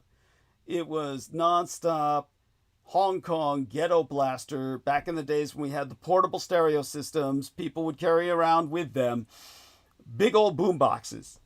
Nonstop 24-hour-a-day rap music in the back of the ship. And the blacks dominated that end, and no whites, including officers, were allowed towards the back of the ship. And this was not exclusive to this one captain. Every ship in the fleet was like this. Every ship in the fleet was like this. But this was a ship with nukes, where we're carrying nuclear warheaded weapons, nuclear-tipped missiles, not just nuclear-powered, but literally a nuclear-armed ship. And things could have gone very bad for me. I probably would have been the victim of gang rape, literally to the point of death, had I been just left among the crew. But the captain rendered myself effectively his cabin boy. And that gave me protection. And because of that, I was able to act as an emissary, carrying the captain's orders to the back of the ship, to the blacks, who otherwise would have reacted with sullen hostility, if not outright violence, towards anyone else who had attempted to do that. That's how bad the situation was. And again, this was not specific to that ship. Every ship in the fleet was like that. But in this case, I did well by servicing the captain for the time that I was on that ship. He really hated to see me go. Not that I wanted to be stuck in that position for an extended period of time, but the time that I was on it, it was an all-male crew and an all-male Marine Corps that went overseas. So on the high seas, you had nothing but men at that time. Women were not part of the military in any real sense in Operation Desert Storm, except here's where the fuck up occurred. When I said women can be excellent pilots, historically in combat they have proven themselves. One woman was in combat as a fighter pilot during the Gulf War. She was shot down, captured, and repeatedly gang raped into insensate status before she was bargained for and sent back home. And she, in order to get herself promoted to higher levels of officer status in what if I remember correctly, was the Air Force, because understand, there's far more active duty planes in the Navy than there are in the goddamn Air Force. And in the Army, you effectively don't have any planes, really. You have helicopters, that's their branch of air power. Yet you will have planes in various National Guards, often affiliated with their Army branch of service. It's extraordinarily bizarre, and it would take hours to explain all that. The Air Force essentially went into nuclear missile business and dug themselves underground and maintained bombers only as a fucking joke. It's a fucking joke. They have long-distance bombers, which are almost never deployed, and that's just there so that people think they have some planes, but their fleet is so small, it's practically non-existent. If you join the Air Force, you're a mole. You go deep underground and you're just sitting underground to launch missiles. You are almost never going to have anyone in the Air Force who's a fighter pilot. But the military family I knew, the brother was in the Air Force, and he told me the Air Force has actually the tallest people in all of the armed forces because none of them are expected to fly. They have to just like carry shit around and drive like all the missiles around like on trucks. Yeah. So they're actually the tallest in all of the force. Yeah. Because you can't be tall and fly a plane, apparently. There's like height requirements. That's absolutely true. That's absolutely true. Yeah. In fact, that was the realistic thing about Tom Cruise in the movie Top Gun. He was actually selected for the role because he's monkey fucking short. And that's what a pilot... You can't, excuse me, you can't fly a fighter. Not a normal plane, a fighter. Yeah. Well, Well, they prefer pilots to be at the shorter end of the spectrum regardless, but for fighter pilots in particular, they really want you short. Yeah, they really prefer you to be short. And because there's less weight in the cockpit, it makes perfect sense. But such being said, the fact that the Air Force has the tallest shows that they're not even flying planes anymore, really. But which is what his point. Telling me that. Thank you. But they had one woman in combat over the Gulf, over Iraq in Gulf War II. Remember, Gulf War I was Iran versus Iraq, and this woman got shot down, gang raped repeatedly, and then kept quiet about it so that she could keep being promoted up to ultimately Air Force General status. And it was only after that it leaked out she had been gang raped multiple times while she was in combat. Why would that prevent someone from getting a promotion? Because that would have created public outrage, and the public would say, well, don't put women in airplane cockpits to go in combat when if they're going to get shot down, they're just going to be a fuck bag for the enemy. Right? You Right. get what I'm saying? Yeah. So in Yeah. order to keep her career, she just kept it secret until it finally leaked out. And by the way, most women in the military are gang raped every day on a repeated basis because all they are fuckbags for all the men in the military, and they all keep it secret so they can keep getting promoted. So in the end, any woman who turns herself into the military, it's the equivalent of some mentally disturbed female who purposefully gets herself interned into what do you call it? Detained in a all-male prison. It's like, what kind of woman would want that or seek that other than a mentally disturbed female? So every woman in the military is by definition mentally disturbed. No one else would want to join the military unless it was a segregated military where it was more buffered against that phenomenon. But we don't have segregated militaries. They've desegregated them. So that happened during the Gulf War, starting with the Air Force for political reasons, and that woman paid the price. But my point is, we were all male on the ships in the Navy and in the Marine Corps at that time. And when you get women into the Navy after that, and guess what? Captain no longer needs a cabin boy. He can have an honest-to-God bitch with a real genetic pussy instead of a mangina who he's actually fucking away. Believe me, he's better off with the boy. Because every cunt will turn it against that officer. And all the officers get blackmailed. And that cunt gets promoted. They start writing all the recommendations for these cunts in the military. So all the cunts become admirals and generals on the basis of their rapes and their sex with other officers. And it's all based on, they say, I'm pregnant. Oh, I'm pregnant now with your child and I want to abort it unless you... there's nothing good that comes of this. They call them fuck boats instead of the Love Boat, the TV series. They call them fuck boats because all the women are just fucking everybody and blackmailing them all. And what do you gotta do? Kill the bitch? You can't get away with it. So they're given total immunity on the basis of their cunt that they're fucking everybody, blackmailing their way to the top, and before you know it, they're all the admirals and generals. And believe me, any woman who's an admiral, general in any branch of service in the U.S. military has fucked her way to the top. And they're all just cunts who have just threatened pregnancy, and it is a nightmare. None of them are competent in any way, shape, or form. And no, they do not belong there. This is not Charlie Kirk talking. This is reality.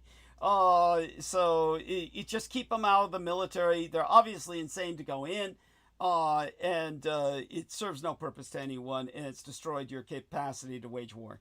But the ships in particular, having them on ships, it's like, imagine the captain with the cabin girl. First off, everybody knows it. He's fucked at that point in more ways than one, in every way imaginable. It's horrible. It's horrible. So there's a reason that women were not allowed on ships for thousands of years. Thousands of years. So it's, what happens when they're on a ship? Okay, a woman's on the ship now, with a generally male crew. 10% females, 20% females, doesn't matter. They're the minority, and everybody's fucking them. It's horrific. There's no words for it. And because that, they're blackmailing everybody, and you can't kill them because there's no way to get rid of them. You can, what you gotta do? Throw the body out at sea? You come back to port. Hey, what happened to the bitch? Don't know. Oh, she fell off. I mean, how many times can you get away with that? It's just horrific. So yeah, no woman in the military. Pete Hegseth, granted, good does come out of evil. They're taking care of some things, but it's still not going to work. These fuckers don't know how to do it because you notice, why can't they just come out and say, hey, no more women in the military? Why can't they just say that? I mean, they don't seem to care about anything else. Why go through this bullshit? Yeah, that's what was so weird about that. Was why I asked the question, because Seems strange. It is. It is. And he said only some combat roles, only some. Is it like maybe it's because they don't want to exclude people like volunteering their lives and souls and shit? I think it's simply because they want the fuck bags in the military, because half the guys are joining the military now to fuck women who are in the military. So it's like they need barracks. Yeah, but isn't that like isn't that like the joke, like barracks bunny and shit? I mean, that's what they need. It was always the joke. That's what it's for. They need barracks whores. That's why they're not. I would not want a military with barracks whores. That's if we. Of course not. It never works. Then. Yeah. They all just start fighting. All the dudes. Yeah. Well, what did work? Say, for instance, in the Chinese warlord era, or it was field brothels, or in the Napoleonic War era, you literally had camp followers or military wives, and what would happen is a woman would marry a man, and then when the man fell in combat, she was declared available for another man to marry, and they would just follow the army around and fuck the guys. But it was a system where they would sew the guys' uniforms, cook him meals, and literally be his wife. And in the meantime, if he fell in combat, it was understood she'd married someone else immediately. And they would often select, hey, if I die, hey, you can have her. They'd say it to a buddy, and if she agreed to it, it was like, this works, but it's a totally different situation. And obviously, these women are not in combat. Okay, so I would have it set up differently where, yes, there would be field brothels. Yes, but that's like, what they're doing now is sick because it's putting the woman in uniform and they've got a field brothel that's integrated into the system, but then these women are thrown in combat while they're 6 to 9 months pregnant. Yeah, it's absurd. I mean, that just sounds crazy. Yeah, it's exactly just doesn't add up. Yeah, of course, it doesn't add up. The only time, I mean, like remember when they used to show that shit on like the History Channel, where they would, back when they were programming people with the cable television, before YouTube and all that. Yeah. So they would show like, this is the state of the art submarine, and they would show like they were all living. It was like all utopian and shit. And it was like the women and the men had different dorms, and they could stomach each other for 6 months on a submarine. Oh, what? Like, was that all just was it PR, just bullshit, or was that that actually happened? From my understanding, that must have been from my understanding, and I might be wrong on this because I really haven't investigated any of this in a long time. But my understanding was women were never allowed on submarines, and it was one of the few male-specific places still left in the service. If they changed that, it might have been a social experiment, like, let's see if this can work, like, let's do a trial run, and maybe it might have worked because there's cameras everywhere, and there was strict surveillance, and for a while there, everybody was going with it, but in reality, that could never last. That could never last, and not when you're on an extended... There's no way it could last on any extended deployment. No way. And so it's like, this is... Well, they were claiming... I'm sure this documentary is still on YouTube somewhere, from the old days. It wasn't that old, maybe 2010. Yeah. But they said that they had to restructure the sub to fit like a woman's bathroom. But you know what I'm saying? Well, you know as well as I do. Yeah. Of course we expect that. Yeah. Yes, that's a given. But... it can't last because at some point they're gonna fuck. It's like it doesn't matter. They have separate bathrooms, separate bunks. It doesn't matter. Right. At some point, there's gonna be fucking. Well, the implication was they were all well behaved because they were the most well taken care of, quote unquote. They paid the most. They are. Had the best food. They had the best food. No, according to them and all that. Submariners are infamous for that. They're infamous. So that's what kept them in line. But that's basically. No, that won't work. That doesn't work. No, it worked when it was an all-male crew, that they were the best taken care of. They were the best fed, all that shit. No. When you add women into the mix, it doesn't matter how well they're paid, how well they're fed. It doesn't matter. They're going to fuck it up because that's the way the human physiology works. I'm sorry. Nothing's going to stop that. It's just insane to imagine otherwise. I'm sorry. Yeah. It's not going to work. And besides that, it's a joke. Separate female bunks, separate female bathrooms. Really? How much room do you have on a submarine especially in extended combat, extended deployment. After a point, it's just, fuck it, I need to use the toilet. I'm here. I'm using this toilet. It's all going to become intersex anyway. And the idea of, taking up extra space on a sub, which of course is so limited in its space, so confined, that the very idea is beyond madness. So it had to be maybe some experiment. We can look it up and find out if it's true, if women are deployed on subs now. If so, they're useless. They're totally non-functional. There's no way they can be operating with any degree of effective efficiency. We all know that. That's if anybody says, "Oh, Douglas is just not giving anybody any credit," misogynist. Yeah, yes. Oh, that's absurd. Anybody knows I've always been the most feminist son of a bitch you've ever heard. So it's like, yeah, so there you go. Yeah, anyways, I won't distract you anymore, but that was it. Oh, no, you're always welcome to. The interjection. I thought that was interesting that out of all the stuff, all the crazy stuff he said, that one actually made sense. Yes. Well, even a stuck clock, as my legal father used to say, even a stuck clock is right 2 times a day. Which, by the way, when you were making fun of me, and I know it's all in humor, but when you were making fun of me for drinking the Guinness stout beer, because there was no German beer available at the corner store, just understand, of course, the man who raised and guided me was the Irishman, very much an Irishman. Well, I wasn't against that it was Irish. It was Oktoberfest, and you were drinking Irish beer. Yeah. It's all they had. They at the corner store, they don't have the German shit. It's amazing. When it comes to the hard liquor, damn, they got a selection that's infinite. Oh, yeah. Well, because it lasts on the, shelves. Never goes bad. So there you go. That's infinite amounts of that. Yeah, that's what's so weird about it. But well, I don't blame you. I mean, just getting to that other place with the Deutschbier, the Reinheitsgebot, it was like we got shot at. Oh yeah. There was all those crazies walking around outside. Tell people about the Tenderloin. Just don't go. Even looking at it. It was just ridiculous. Yeah, it was absurd. It was just like, it was almost comedic. It was like the second you're like, oh, we're going towards the Tenderloin, and I'm like thinking to myself, oh, it's just the outskirts. I think I said something like that. I was like, oh, it's just like Polk Street. We're just passing through. Nothing's good. It's all good. And all the homeless people are there. They're looking all shady. And the first stoplight we come to, bam, boom, gunshot right by the car in our general direction. And I'm just sitting there. It was someone right behind the car. It was someone right behind because if we were in a truck, I'd call it a cabin. But the frame of the car vibrated. The frame of the car vibrated with that shot.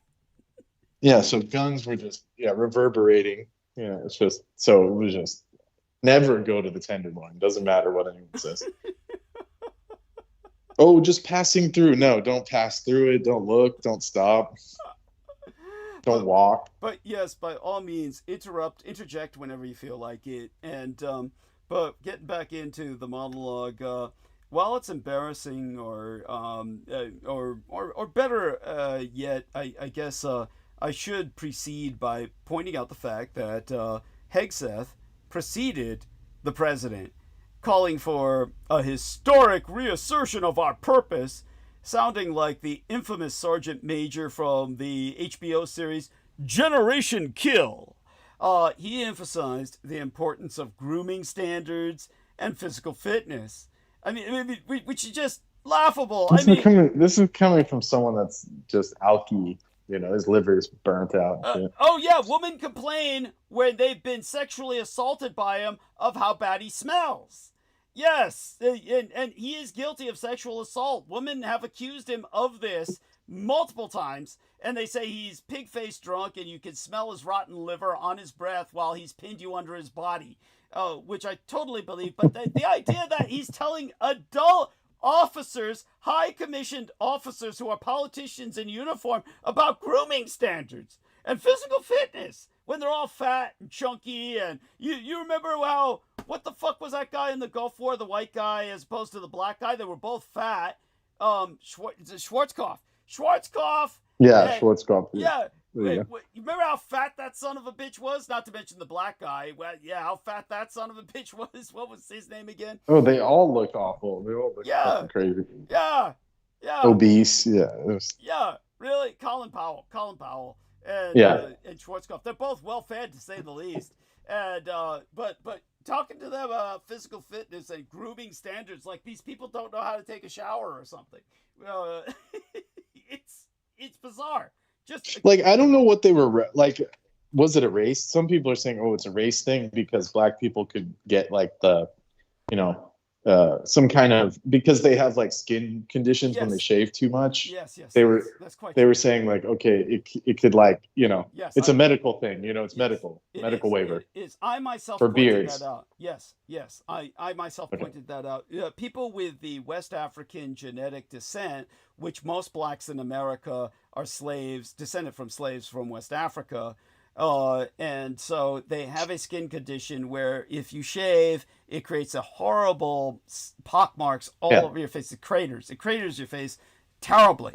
And so I know people that are white that have that too. There you go. So, yeah, it's very so sad. it's like a legitimate medical condition. Like the shaving, it's either it's the material or just the repeated irritation, but it fucks up their face so they can't shave. So making shaving a requisite in a universal sense, with no exceptions, helps to weed out all the blacks from the military, or a great deal of them. So that's what he's. And you remember that? I'm sorry to distract from that topic. You remember that stupid car wash? I have to vent about it. There was some car wash, like local car washing joint. Yeah.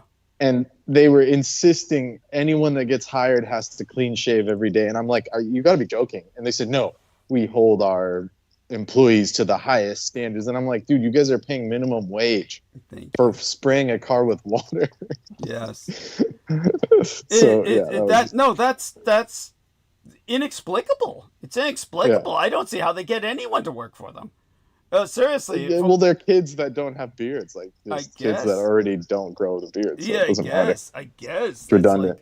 It's bizarre. It's still bizarre. And they said you have to wear pressed white shirts. I mean, when really, you're working with at a oil, car wash. When you're working with oil. And grease, oil, grease, and so it's kind of the same thing. It's like, I mean, everyone that's like below a certain level, aren't they just doing scut work? It's like, what does it matter what they look like? Well, obviously, appearance is important in the military, and I think they're all jealous of the way all the other militaries look. So good. All the militaries look good. So. There's like, I saw a lot of these like military TikTokers or whatever, the social media military rejects that they left the military and that's all they talk about. Yeah. But they were saying that the whole time they were there, they were trying to convince the higher ups, quote unquote, the military guys, sergeants or whatever, majors. They were saying, how can the German military allows beards and it's actually fine as long as it's groomed?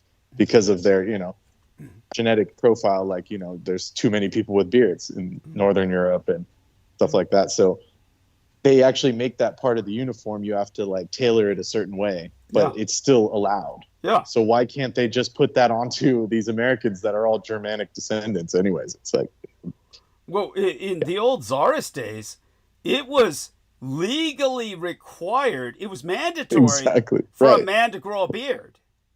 That was how you proved you were a man. If you didn't have a beard, you were considered some kind of freak.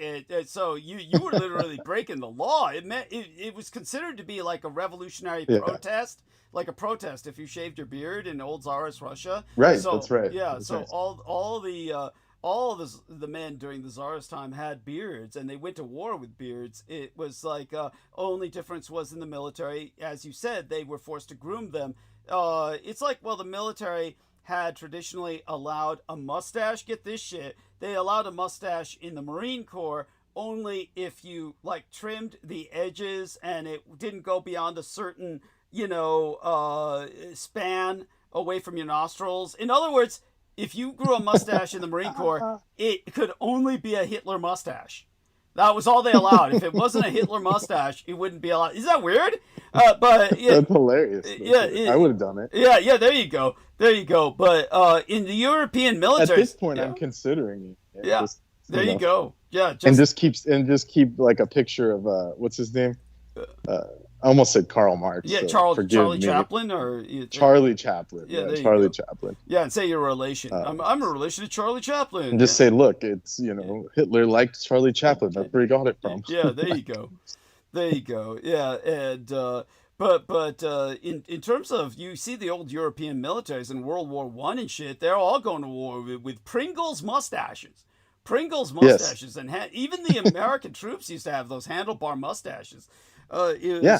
So what changed? I mean, it's just like different. The 50s kind of clean cut vibe. That's what it reminds me of. Something happened with basically as war began to modernize, people began to standardize more and more. It became more but then again, the old days it was all standardized as well, except that they were all wearing mustaches, but they looked like the same. They all wore beards and they looked the same. So it's just a different sort of standardization. It's like a military fashion. That's all we could say, really. Yes. It's not necessarily like crew cuts. Yeah, it's crew not cut even, and the thing. Thank you. It's not even necessarily, here's what did it. You can't effectively wear a gas mask with a beard. That's what did it in World War I. It was the chemical warfare. Right. So, and that's what they say, but then people will pull out the German thing. The German military doesn't.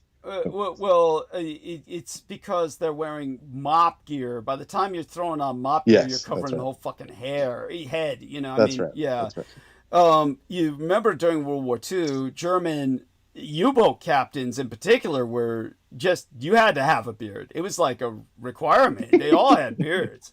The German U-boat captains. Well, they're talking about modern Germany too, as well. Yeah, of course. Like it's legal to have a beard in that. No, I get it. I get what you're saying. Yeah. But definitely, if you're using something like the old style gas mask, you couldn't do it. Modern mop gear, your whole head's covered anyway. I get it. Okay, I have to go. Okay. I won't interrupt you. Love you dearly. Okay. Interrupt anytime you want if you get some free time. But anyhow, so Hegseth, Hegseth also asserted, I can't even get it out. Hegseth also asserted an end to what he called stupid rules of engagement, saying that the military's job is to break things and kill people. While it's embarrassing for a not particularly successful National Guard major, in other words, Pete Hegseth, to lecture officers and senior NCOs who have spent 30 to 40 years defending the United States about the need for a warrior ethos, at least Hegseth's lines fit within the advertised pep rally. What did not was the civilian leader of the Department of Defense, and remember, it's still legally the Department of Defense, not any Department of War, instructing that, and this is from Trump himself, if the words I'm speaking today are making your heart sink, then you should do the honorable thing and resign, especially when coupled with the president's calls for violence against fellow Americans. I mean, really?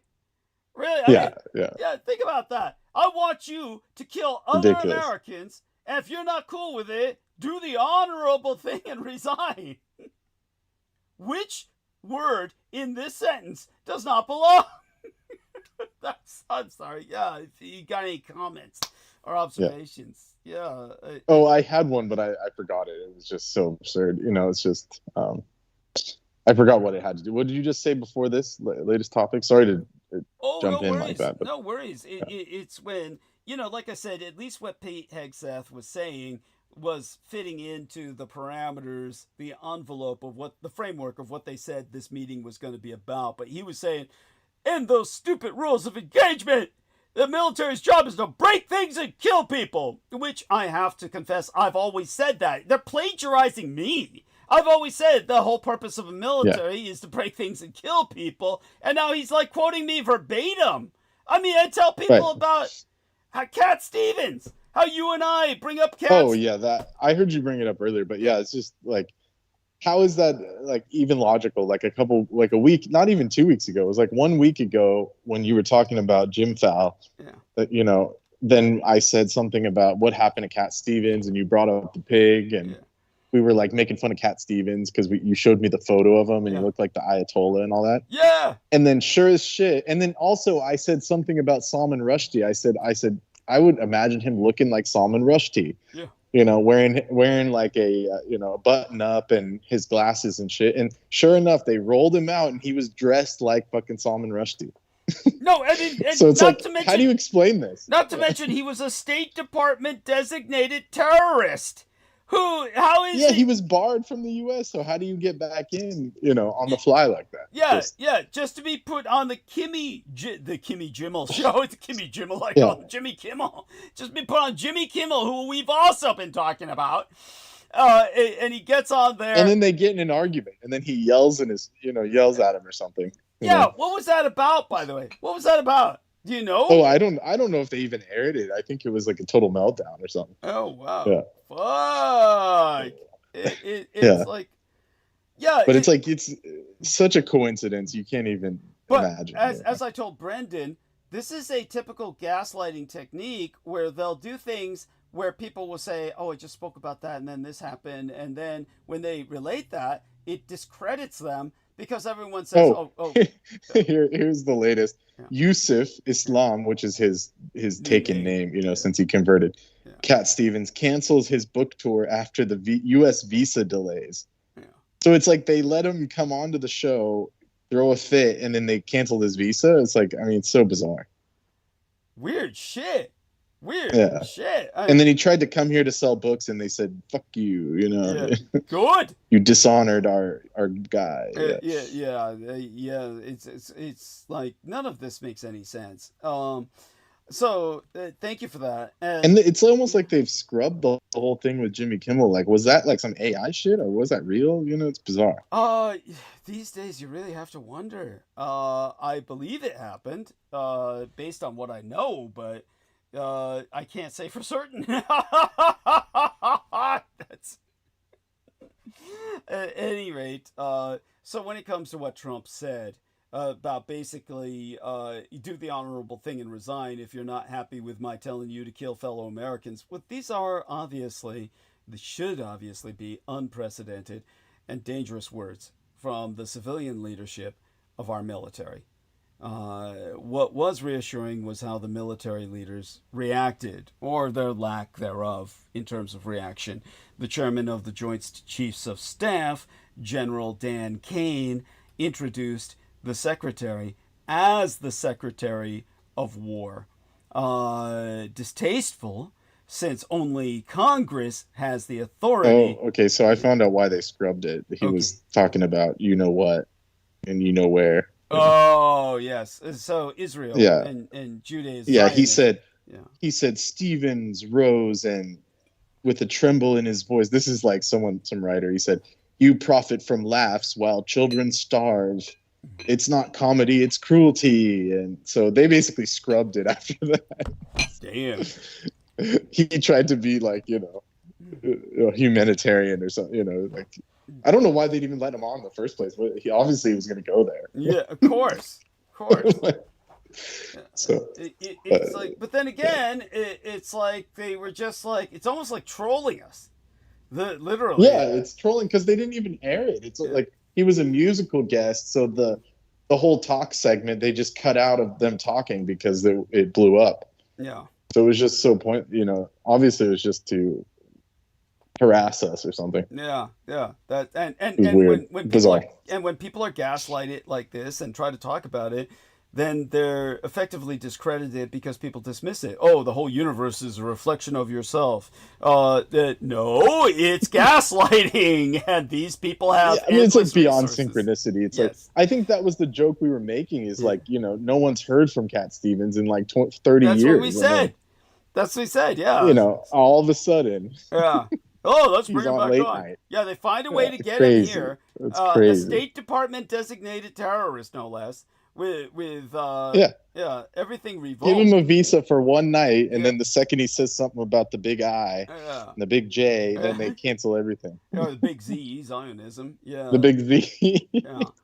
I mean, think about it. When the son of Mel Brooks, Max Brooks, wrote the book World War Z, and then the movie gets made that's unapologetically Israeli-centric, World War Z. It's really World War Zionism. The whole thing is really about that, and it's their joke on you.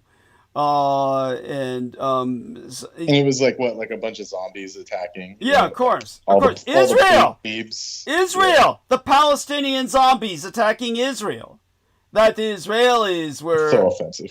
Yes, dehumanizing. What's with this whole trip of making everyone zombies that they hate? Yeah, the Germans are zombies. Yes, Nazi zombies. Yes, of course. That's because it's easy to kill them because they lose their humanity. It's like yeah, there you have it. It's you hate them so much you don't just want to kill them, you want to dig them up and kill them again. That's how they feel about Palestinians and Germans and anybody who the Jews declare the enemy. Yes, that's it's so. There we have it. As I said, the chairman of the Joint Chiefs of Staff, General Dan Kane, actually introduced the Secretary of Defense as the Secretary of War, which is entirely inappropriate. It's not just distasteful in a very real sense, it's technically illegal, since only Congress has the authority to change that department's name, and it has never done so. But that was probably unavoidable. Do you think they're just going to go to the Trump level and just make it like a licensed name where it'll say Secretary of War, and I'll have like a little trademark next to it, like it's a brand? I hope they do. It'd be such a joke. It'd be such a joke. Well, it's the only way they could do it, to make it quote unquote official. They'll just say it's a intellectual property used, war department. Yeah. And make little stuff, Cthulhu stuffies, little Cthulhu dolls, with Department of War on it. I can imagine them going there. Them going there. Well, and now that we said it, they're going to take it, but Yeah, they'll just steal that. Yeah. And, it's just like his stealing what I've said about the military's purposes to break things and kill people. It's like, it's like they have no and the reason why I brought up the woman thing is because you were the one that had said that originally years ago on Revolution Radio. Thank you. You had said, you would want the standards so high that the women wouldn't be able to be in combat roles, and they just ripped it verbatim, like you said. Thank you.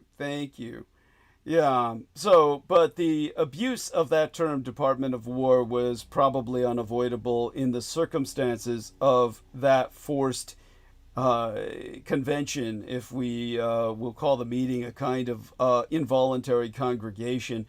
And it was more than balanced out by the comportment of Dan Kane, General Dan Kane, I should say, and his colleagues. They exemplified, at least in appearance, the professional restraint of the Joint Chiefs of Staff at State of the Union addresses, present but not participating in the politics. Trump was clearly taken aback by that, encouraging them, if you want to applaud. They did not, just as the chiefs do not applaud at the political festival that is the State of the Union address. It is the appropriate professional response by the military when forced by their civilian leaders into being present at political events. Trump was certain to be disappointed, as he was disappointed at the niceness of soldiers during the army parade over the summer. Before this event, the president threatened, I'm going to be meeting with generals and with admirals and with leaders, and if I don't like somebody, I'm going to fire them right on the spot. Well, nobody was fired on the spot, but the president and the secretary will retaliate for this disciplined response that they received. Congress, the other I think some people got let go or something later. They did. That's right. Thank you. I appreciate that. That is true. I didn't follow up enough to feel that I had done my due diligence, but thank you for confirming that, my understanding of the situation. Yeah, there was like some people that walked out, some old heads that were probably already ready to retire. Yeah, they just yeah, left. just said, fuck it. You know what? Fuck it. Yeah. It was like, they've dealt with enough. Thank you. Thank you. You know what they said to themselves while walking out? This is worse than combat. Fuck, I don't need this. Yeah. Yeah. Yeah, they said, fuck this. Yeah, thank you. And then he said, you guys are fired. And they said, we're already retiring. Yeah. Fuck you. There you go. There you go. We already put in our paperwork. Yeah. Yeah. Thank you. That must have been it. And thank you. I appreciate that. Now, Congress, the other constitutionally empowered source of civilian oversight of our military, ought to put its weight behind preventing any further retribution. But we know they won't because they already haven't. Now, during the 1867 constitutional crises, Ulysses S. Grant, the commanding general of the Army, was pinioned. He was pinioned between Congress impeaching President Andrew Jackson and that president threatening to disband Congress so that they could not impeach him. Johnson fired Secretary of War, and this was back when we had a genuine Secretary of War, Edwin Stanton, appointing Ulysses S. Grant, the civilian. Oh, that was my question about the War Department. So was it part of the military? And after it got removed, it became civilian? Or was it always a part of like some kind of political civilian kind of department? No, just so people understand, the Department of War is essentially, fundamentally, the same Department of Defense you have today. All the Department of Defense is the Department of War with a name change and a change in mission statement. See, back when we had an honest-to-God Department of War, America was an expansionist empire all the way up through meeting a better empire. And when they came up against the better empire, the Empire of Japan, the Japanese fucking kicked their asses to hell and back and said, you can't have a Department of War anymore. You can never wage war again. And that's when they changed the name to the Department of Defense. But there was nothing new that was created per se. Basically, right. People will say the Department of Defense was created in 1947 by Harry Truman, but it's simply a change of mission statement. It was different only in the sense that America could deploy its forces overseas, but only under the rationalization that was no longer an expansionist empire and that this was only defending America's interests. And America has stuck by that to this point at least. So yes, for what it's worth, the Department of War was civilian. Was as civilian as the Department of Defense is today.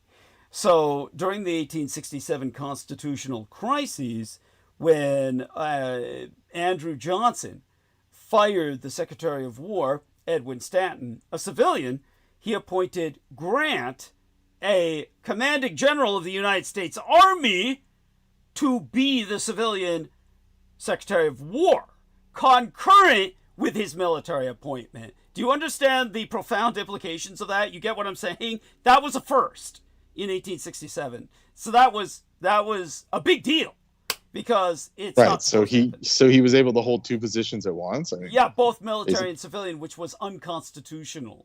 So Congress, right. And then the other guy, I mean, he could just they could just disband Congress. Like, how come dude hasn't done that yet?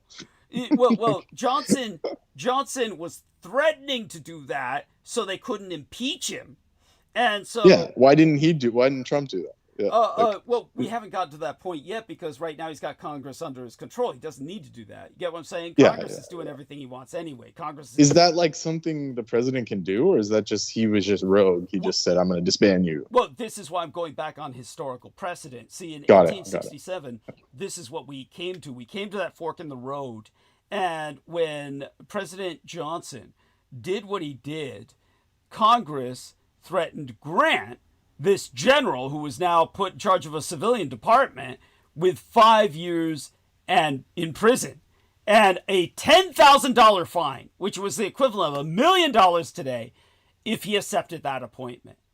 Get what I'm saying? So when this general President Andrew Johnson says, okay, General, I'm your commander-in-chief. I'm ordering you. You take this civilian position. Then Congress said to that general, we'll put you in prison for half a decade and fine you $1 million if you accept this fucking appointment. So in what feels like an important decision for our time, Grant, the general, who was now crucified on this cross, determined that in peacetime, the legislature has the superior claim to military subordination. And that's when he said, I'm sorry, Mr. President, I cannot obey your order. Because it would have been treason to the Constitution. Does that make sense? You get what I'm saying? Hopefully that's coherent. So our current Congress... Yeah, it makes sense. Thank you. Of course, he did so under threat of imprisonment and $1 million taken out of his bank account. Right. Our current Congress would profit from this example and exercise its Article 1 authorities to establish military policies and shield our military from partisan onslaughts of the kind we saw last week or the last day of last month. Yet they haven't. So we are fucked. See, we are now in a position where it's the equivalent of Grant taking that role, of Grant assuming that office, and Congress being disbanded. Now, there will be critics who want these military leaders to resign in protest, but this is a bad idea. It only further encourages the public to consider the military in partisan terms and leads them to respect our military even less. So the best posture for the American military in febrile political times like now is inertness, is do not engage.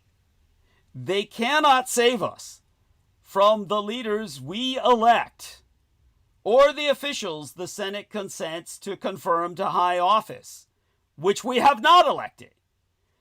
And we should neither want nor expect them to. That's on the rest of us. I hope that's coherent. Is all I want for the military is to stay out of this. Just stay out of this. And if the people, we're responsible for getting ourselves into this mess, it's up to, well, us to get ourselves out. Which brings us back to the militia. The militia needs to assassinate Donald Trump. If they really are what the NRA says they are, to fight against tyranny, that all American citizens are armed to fight against tyranny, now is your time to use those guns, people.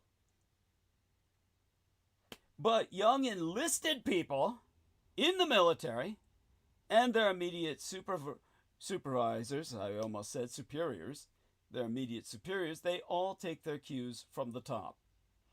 And one day of decorum from the high command, as happened recently, as I've described, cannot reverse Trump's odious influence on the rank and file. Trump's rhetoric in all his speeches to the military has been awful. He has ridiculed former commanders-in-chief, castigated sitting elected officials, and told the members of America's armed forces that other Americans are their enemies. But his actions are worse than his words. In deploying troops to American cities, he has set up a confrontation in which military commanders will now have to choose between obeying the president and obeying the law.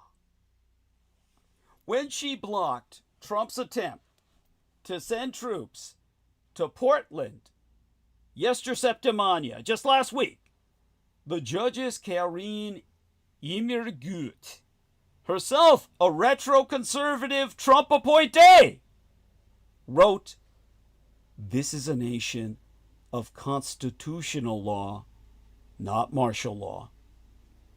The White House aide, Stephen Miller, likely foreshadowed Trump's next maneuvers, including possibly ignoring such rulings, when he lashed out at Immergut's decision. Miller, a man who hates being called a McCarthyite, perorated the Putinist accusation that a large and growing movement of left-wing terrorism in this country is being shielded by far-left Democrat judges, prosecutors, and attorneys general. Trump's attempt to militarize America's cities is still being tested in court, but he has already issued other orders that are obviously illegal.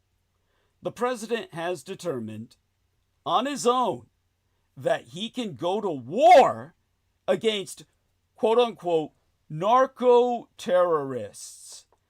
And he has furthermore decided that he can order our military to blow up these suspected drug runners at will.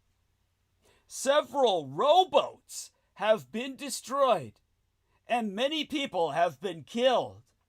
But neither American law nor international law, including agreements signed by these United States, allows the president to declare a fugazi drug war and then direct the summary execution, I should say mass execution, more practically a massacre, of people who are not in any actual hostilities, not engaged in prosecuting any form of warfare with these United States, and who pose no imminent threat to American lives. Yet the Pentagon treasonously keeps fulfilling these orders, like a pharmacy filling prescriptions for illegal street drugs. But reports are already surfacing that some military commanders are trying to figure out if they face legal exposure for acting as Trump's personal hit squad, or atrocity execution death squad, in carrying out these massacres. Their questions are likely more difficult to answer since Trump and Hegseth fired all the top military judges, advocate general, or military attorneys who would have helped field such queries. There has been a Stalino purge of the legal minds in the American military. The military is now effectively lawless. Trump, of course, doesn't care all that much about Venezuelan speedboats. Either Venezuelan speedboats or costumed pranksters in Portland dressed like, what do you call those animals again? Pokemon.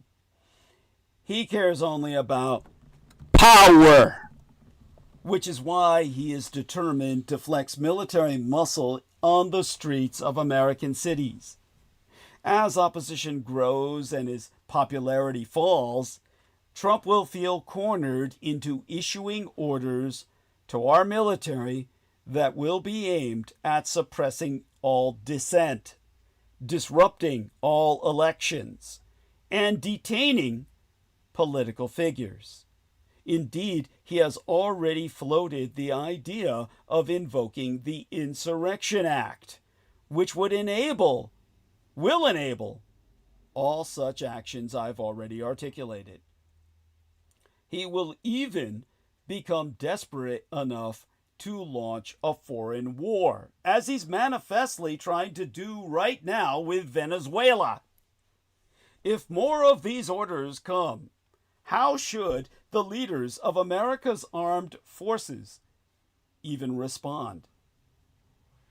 Back in 2017, the Air Force General John Hyten, then the head of the United States Strategic Command, which controls the American nuclear arsenal, was asked what he would do if a president gave him an illegal order. His answer sounds quite quaint. He'll tell me what to do, and if it's illegal, guess what's going to happen? I'm going to say, Mr. President, that's illegal. And guess what he's going to do? He's going to say, what would be legal? And we'll come up with options of a mix of capabilities to respond to whatever the situation is, and that's the way it works. It's not that complicated. Well, unfortunately, you dumb son of a bitch, John Hyten. Unfortunately, it is that fucking complicated. Especially now that the president has been blessed by the Supreme Court with monarchical immunity. In the very midst of every upper class, I should say upper middle class, Chicago neighborhood, among the hipsters, natural wine stores, and restaurants featured on FX's The Bear, a war is unfolding. And I mean that quite literally. In recent weeks, a couple with a 12-year-old child had to flee when ICE agents, well, these ICE troopers threw a smoke grenade into a crowded street. With no regard for the woman and children and the baby carriages in their way, that grenade could have landed inside of one next to a baby and burned it alive, choked it to death and fumes. Elsewhere, a Chicago alderperson was roughed up and handcuffed when she asked ICE agents whether they even had a warrant to make arrests at a community clinic. Now that a Customs and Border Protection agent has shot a woman in another part of the city, everyone holds their breath when black SUVs pass by. It's a known fact that children are afraid to go out, even though they are not undocumented. Chicago is just the most recent Democratic-run city to experience this state-initiated violence. For all the media coverage of National Guard deployments, it is worth underscoring how much terror immigration agents alone can incite. Los Angeles, Washington, and Portland have had similar experiences. Other cities will soon join this list. The militarization of American cities, obviously selected because of their partisan divergence from the White House, and never before has an architectural edifice been more appropriately named, represents a failure of federalism, the constitutional arrangement by which America's national and subnational governments are supposed to be distinct. The point of creating two constitutionally separate layers of government was to create a healthy diversity of political environments, which in turn helps foster democracy itself. That was the entire point of the disambiguation between states and the nation formed of their union. Of course, there have long been tensions between the federal government and those states. Most recently, during the civil rights movement of the 1950s and 1960s. But whereas federal deployments in that era were intended to safeguard rights, federal forces today are being unleashed to spread fear and inflict losses upon citizens and non-citizens alike. Nor is this the only way that federal-state relations are eroding. In recent days, the Trump misadministration has withheld funds for transportation repairs in New York City and Chicago. While the government claims that such funds might be abused for DEI principles, like fucking building roads in majority black neighborhoods, perhaps, is now a sign of reverse discrimination against the white population of that urban conglomeration? What the fuck? The real motive being obvious: to turn every lever of federal power into an instrument of political repression against non-aligned states. This breakdown of American federalism should concern everyone. When a large and diverse country like these United States starts to experience geographic fissures, and when large slices of our public start to believe, perhaps reasonably, that their relationship with the center is all take and no give, a sense of fear and foreboding is justified. Americans are already more likely than not to believe that their national political system is irretrievably broken, and this misadministration's actions are only deepening these impressions. But the breakdown of American federalism flows from another structural failure of American constitutionalism: the effective collapse of the separation of powers. Partisan-aligned majorities in Congress and on the Supreme Court have increasingly abdicated their constitutional responsibilities, while the unwillingness of legislators, mostly Republican, to oppose the misadministration, even when it acts plainly unlawfully or in profoundly harmful ways, is a familiar issue. The Supreme Court's responsibility for the collapse of the separation of powers, and hence also federalism, is less well understood. But of course, it's my responsibility to teach the blood boys, the lads at the estates, about civics, and now you are gifted with my expertise in this regard. So let me breathe and prepare to do a deep dive and see if I can explain myself to yourselves as well as I do to the lads, without access to all of the textbooks that we have available on site the estates. So let me breathe deep and prepare. And of course, I do want everyone to understand how we.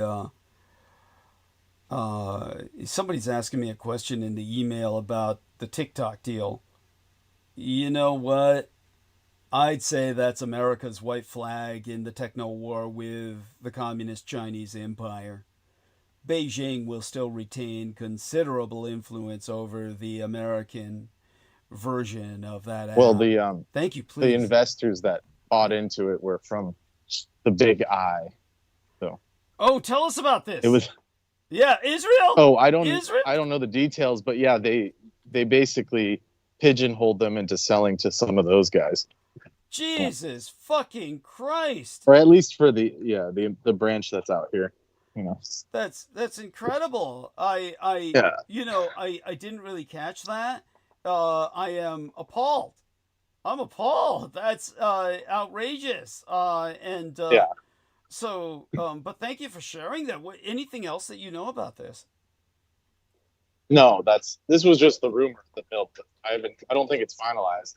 Okay. But it's basically to prevent. Basically, they'll take it so no one talks. You know, because a lot of the anti-Zionist stuff is on TikTok. That's where it's coming from. Okay. So I think they pigeonholed them deliberately to sell it so they control it. Essentially, does that make sense? Yes. It's with the help of the big orange lord. Yeah, Cheeto Lord. Yes, that's right. Cheeto. Well, it's like calling him Cheeto Lord is almost an insult to the Chester thing. As their mascot. Yes. I mean, this guy's he's below that. Yes. I always think of Chester the mascot as a kind of the Pink Panther. I always think of him as a Pink Panther character. He's like the cool Pink Panther. Yes. Yeah, or at least nothing like this guy. Yes, that's right. There you go. I'm shocked and appalled, and I'm at the same time not surprised. It would be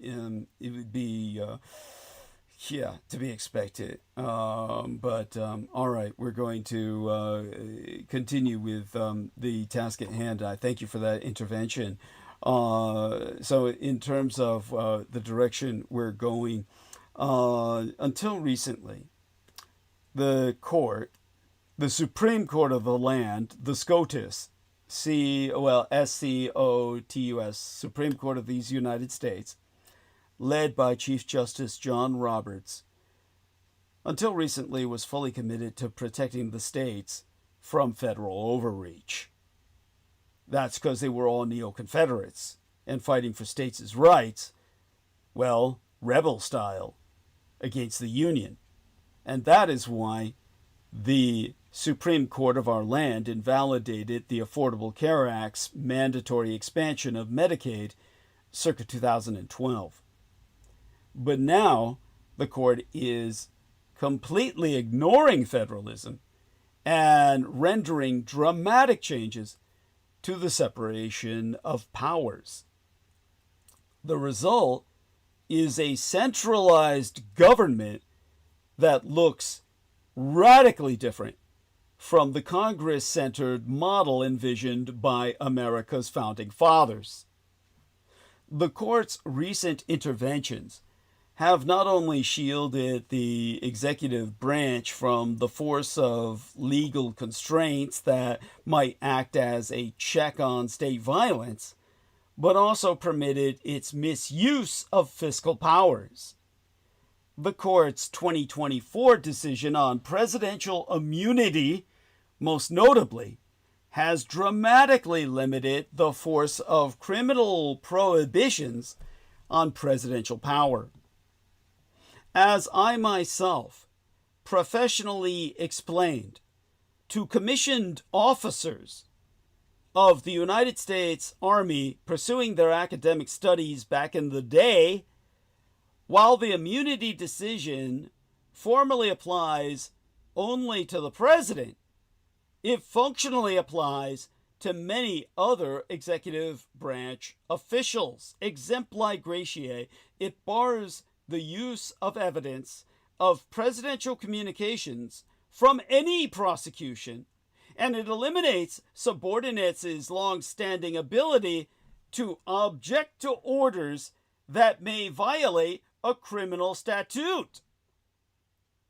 These risks are not hypothetical, as they were back in the days of my arguing semantics with people who were going to present themselves as experts after consulting with myself, who did all their thinking for them.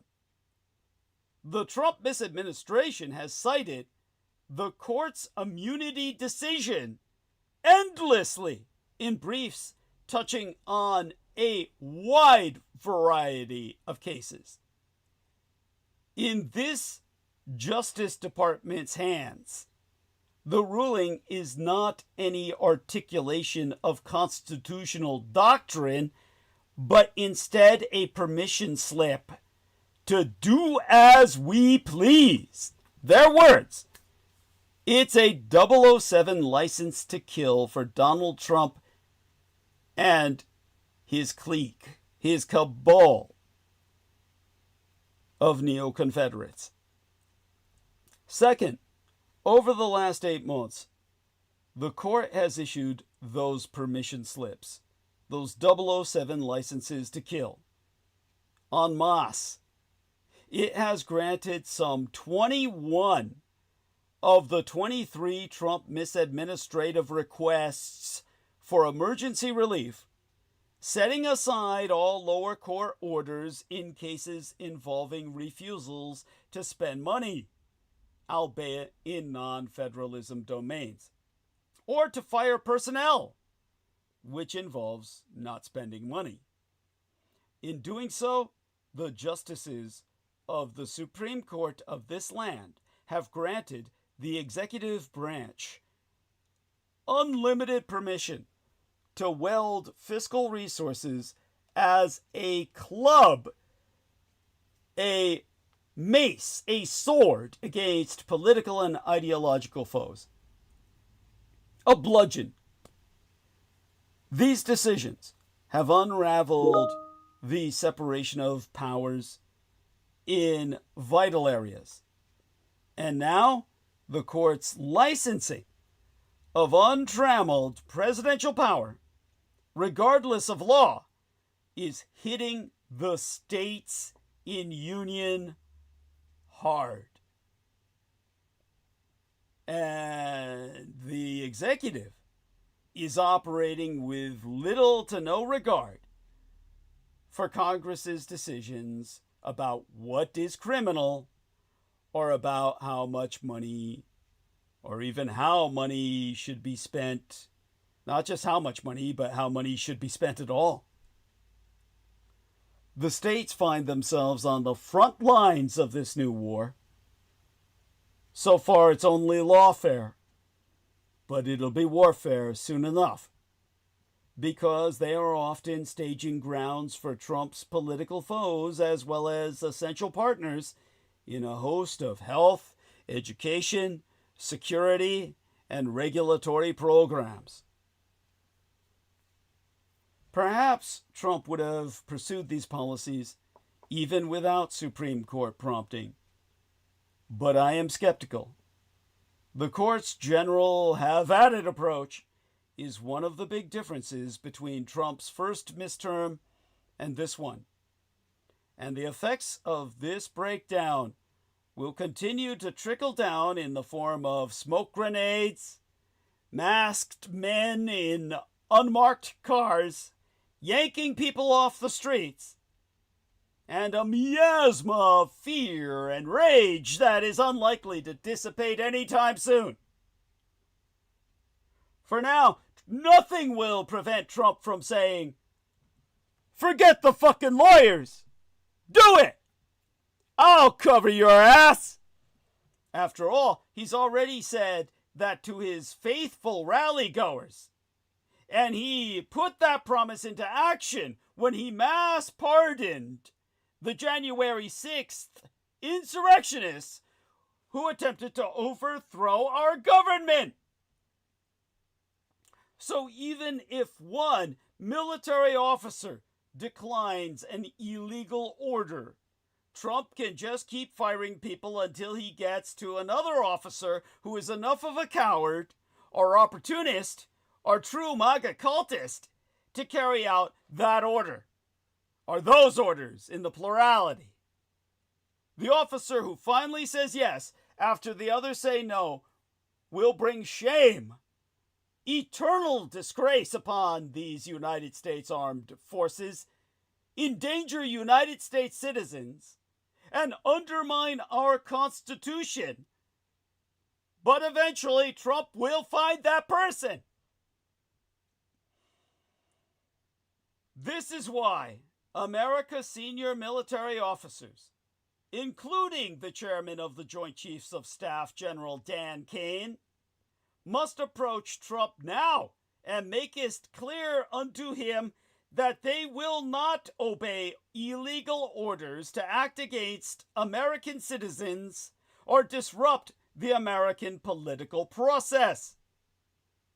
They must not even bother talking to Pete Hegseth, who has no real political agency and will mindlessly do whatever he is told to do by the White House.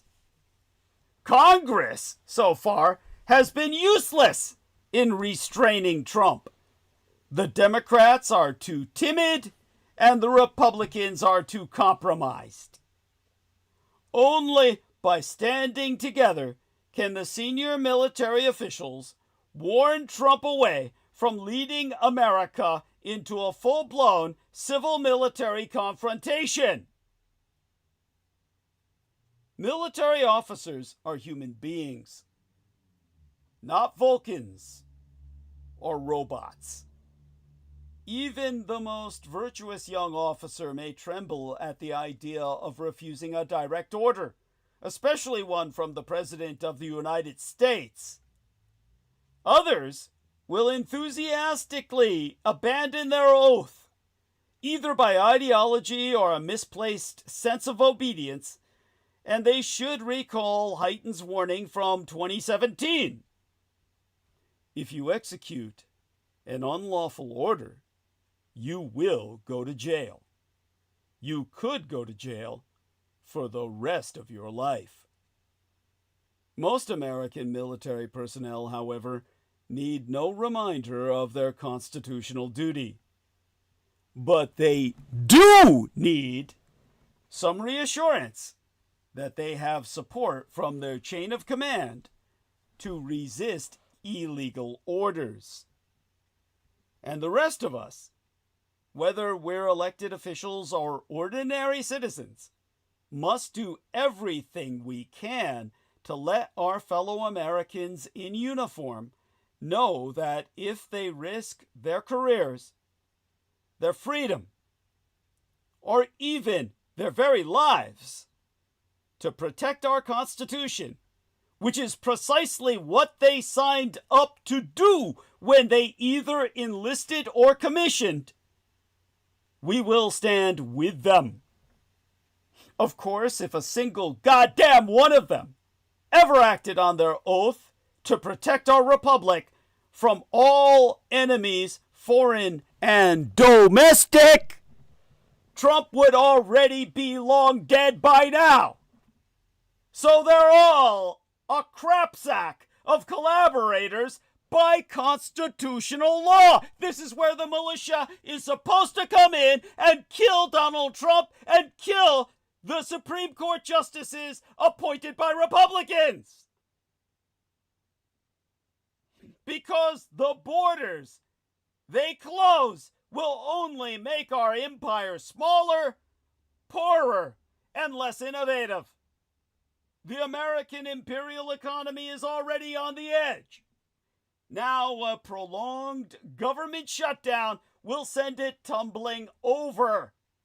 And it's a long way down thereafter. Now I'm going to take a look at what was sent to me for a moment by Brendan Zogit. Perhaps he can explain to me. Okay, so there's this link you provided, Brendan. And Israel wins TikTok. Holy shit. And it's Larry Ellison and a constellation of billionaires will finally get their way and bring the very app they wanted to kill. Holy shit. So again, it's the Jews run media. I'm well, what did you expect? What else was it ever going to be?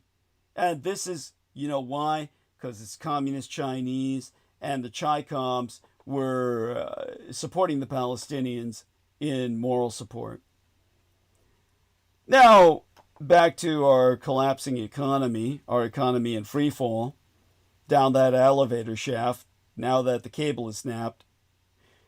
Every year since the 1950s, more people have arrived in America than have left. But that will change this year as the Trump misadministration pursues its zero migration policy with breathtaking vigor. Closing the borders will end up being the most significant of all Donald Trump's economic maneuvers. It's guaranteed to make our nation smaller, poorer, and less innovative.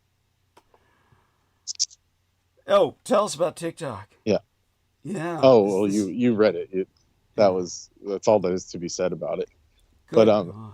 Go on. but gold has reached 4,000 per ounce. Per ounce. Yeah. So it's the highest, quote unquote, in history.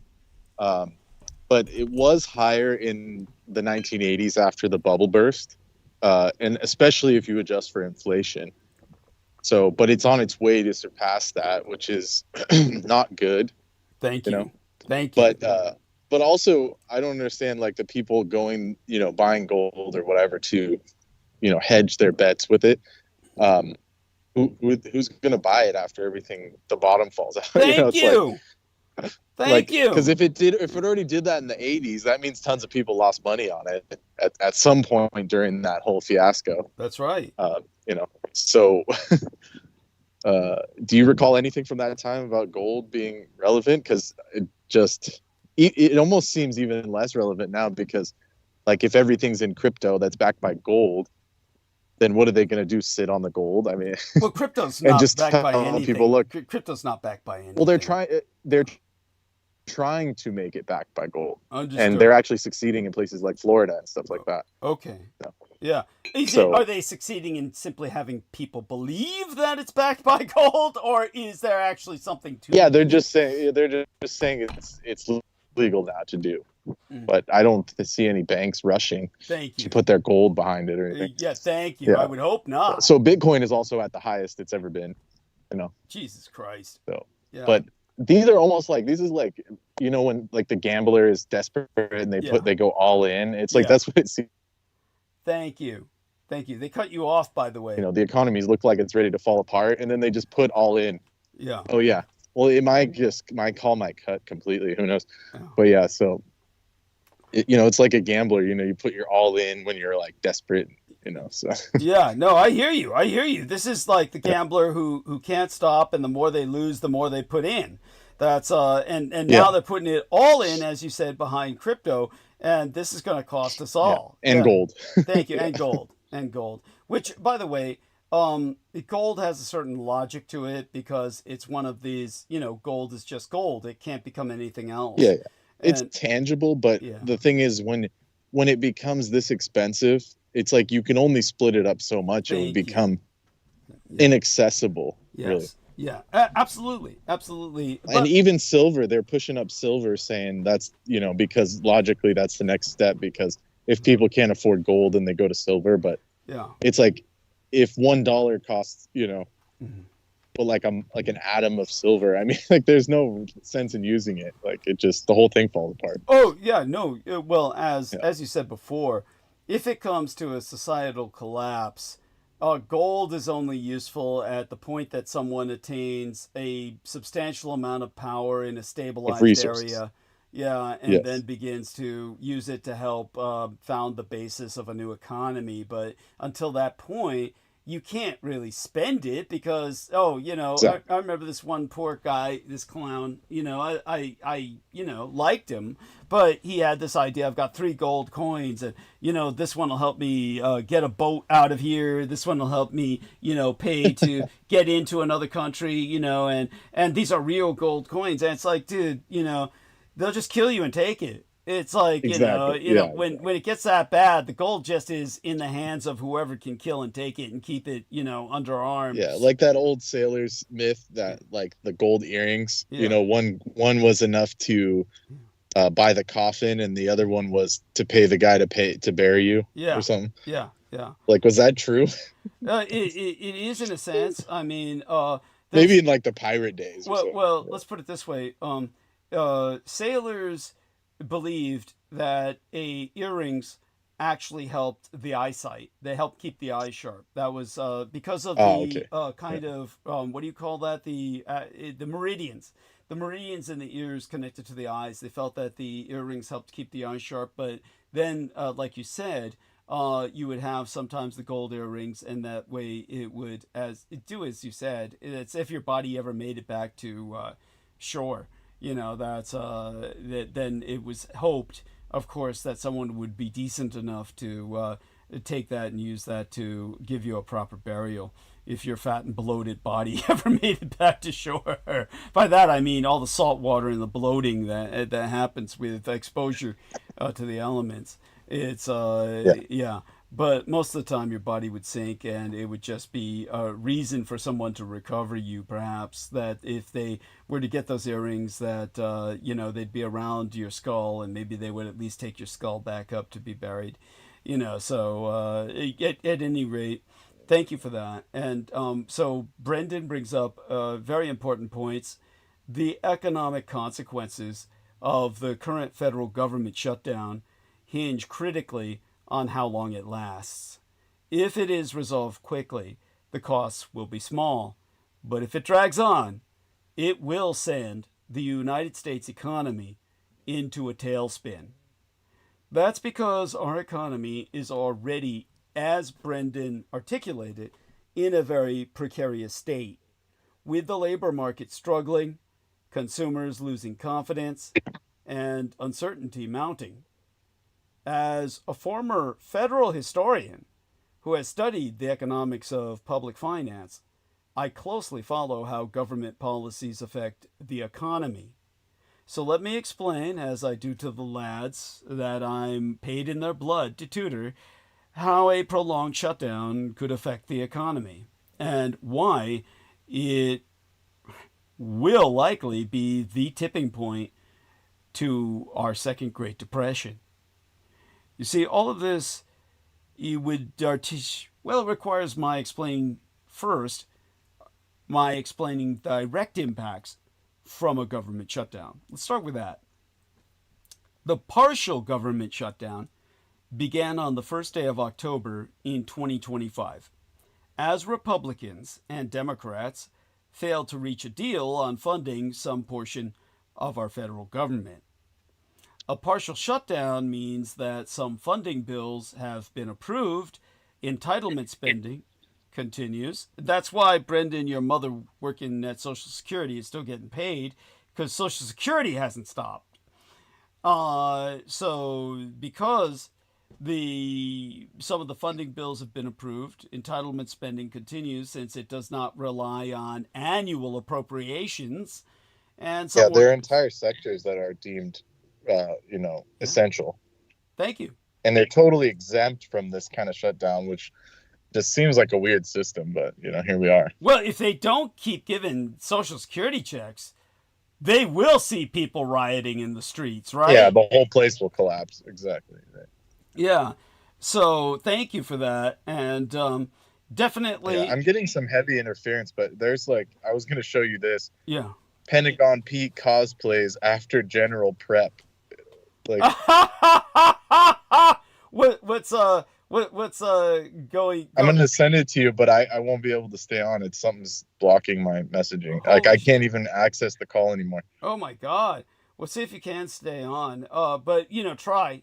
But like I said, if not, then send me the link at least. Yeah, here it is. Okay, here it is. It's in the infinite call. Okay, let me take a look at that. And here we are. There we are. Pentagon Pete cosplays after bizarre General Pet. What a joke. Dressed all up like he's Rambo and shit. What a fucking piece of shit. Yeah, that's it. It's like, really? Really? Thank you. That's a laugh. I needed that. What a joke. What a fucking joke. Okay, so like we've articulated through the experience of Brendan Zogit's mother with Social Security, basically some workers are deemed necessary and they stay on the job unpaid. Now, his mother's being paid because they got to keep those checks rolling. But I do believe our dear lady Amy, when she was working via some government worker, when her disability was recognized and he claimed he was not being paid. So do understand that. Again, a partial shutdown means that some funding bills have been approved. Entitlement spending continues since it doesn't require or rely on, rather, annual appropriations. And some workers are deemed necessary and they stay on the job unpaid. They're paid in IOUs. While most of the 20 shutdowns, and believe it or not, there's been a score of shutdowns that occurred from 1976 through 2024, lasted only a few days to a week, there are signs the current one may not be resolved so quickly.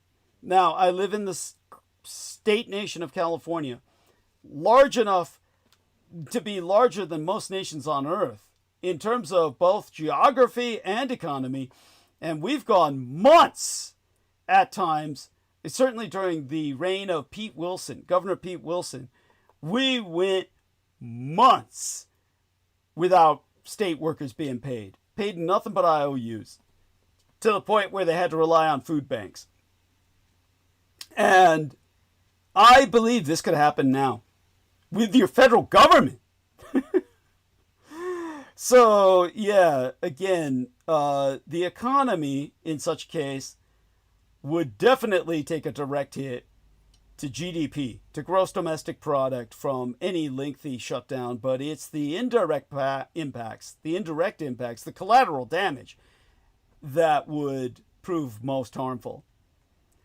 In other words, the collateral damage would be a comorbidity that would be registered by a coroner as cause of death once we conduct the economic forensics. The most recent shutdown, which extended over the 2018 through 2019 winter holidays and lasted 35 fucking days, was the longest in United States history. So just remember that. Our most recent shutdown, the last shutdown before this one, was the longest in our national history. And after it ended, the Congressional Budget Office estimated the partial shutdown delayed approximately 18 billion United States dollars, 18 billion in federal discretionary spending, which translated into an 11 billion United States dollar reduction in real gross domestic product. It took $11 billion out of our real GDP. Most of that lost output was made up later once the shutdown ended, or at least the CBO, the Congressional Budget Office, so cooked the books so that it looked that way. And same CBO, the Congressional Budget Office, estimated that the permanent losses were about $3 billion US, a drop in the bucket for the $30 trillion United States economy. But there's indirect and more lasting impacts. The full impact may depend to a large extent on the psychology of the average consumer.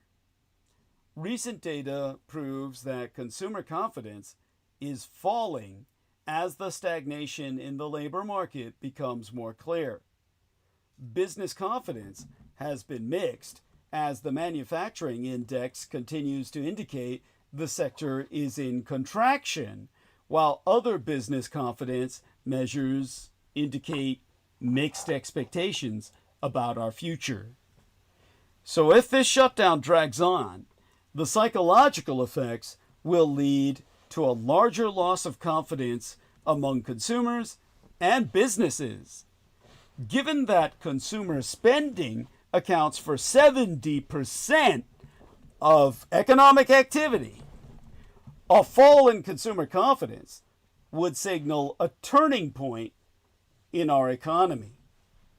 These indirect effects are in addition to the direct impact of lost income for federal workers and those that operate on federal contracts, which leads to reductions in consumption and production. The risk of significant government layoffs beyond the usual furloughs will deepen the economic damage. Extensive layoffs will shift the losses from a temporary delay to a more permanent loss of income and human capital, reducing aggregate demand and potentially increasing unemployment spillovers into the private sector. In short, while shutdowns that end quickly tend to inflict modest, mostly recoverable losses, a protracted shutdown, especially one involving layoffs of a significant number of government workers, as Donald Trump threatens to make happen through mass firings or massacre purges. Purge massacres in a bureaucratic sense is still blood being spilled. They're guaranteed to inflict larger lasting impacts on our economy. Guaranteed. And the United States economy, as I reference it, the American imperial economy, is already in distress.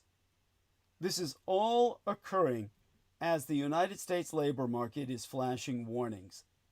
Payrolls grew by only 22,000 in August, with July and June estimates revised down by 21,000. This follows payroll growth of only 73,000 in July, with May and June estimates revised down by 258,000.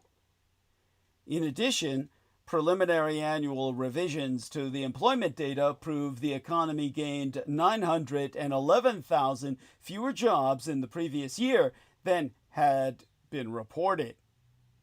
Long-term unemployment is also rising, with 1.8 million people out of work for more than 27 weeks, nearly a quarter of the total number of unemployed individuals.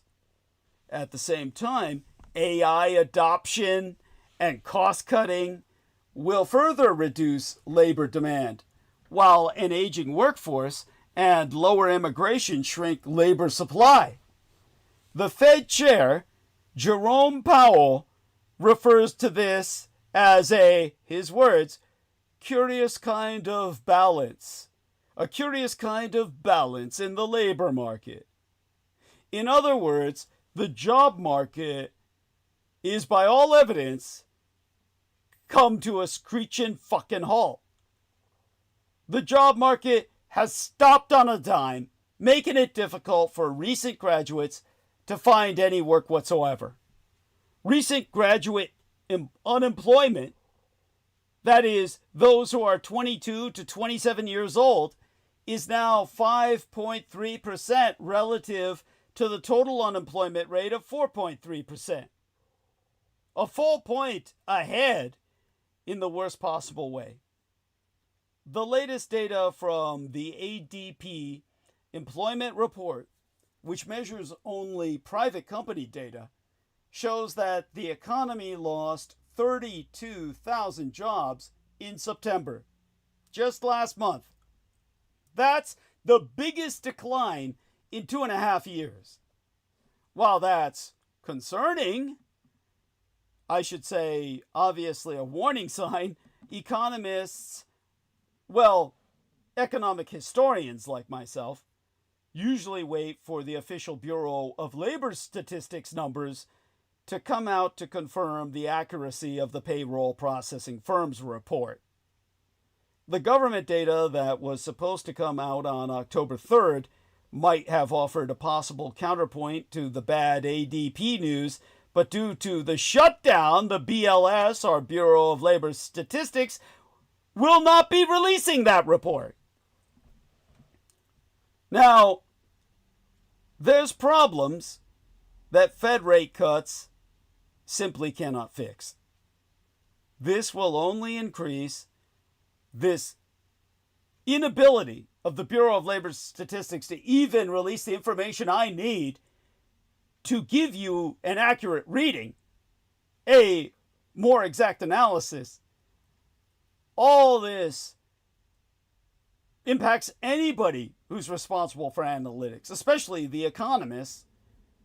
All this will only increase the uncertainty surrounding the health of the American imperial economy.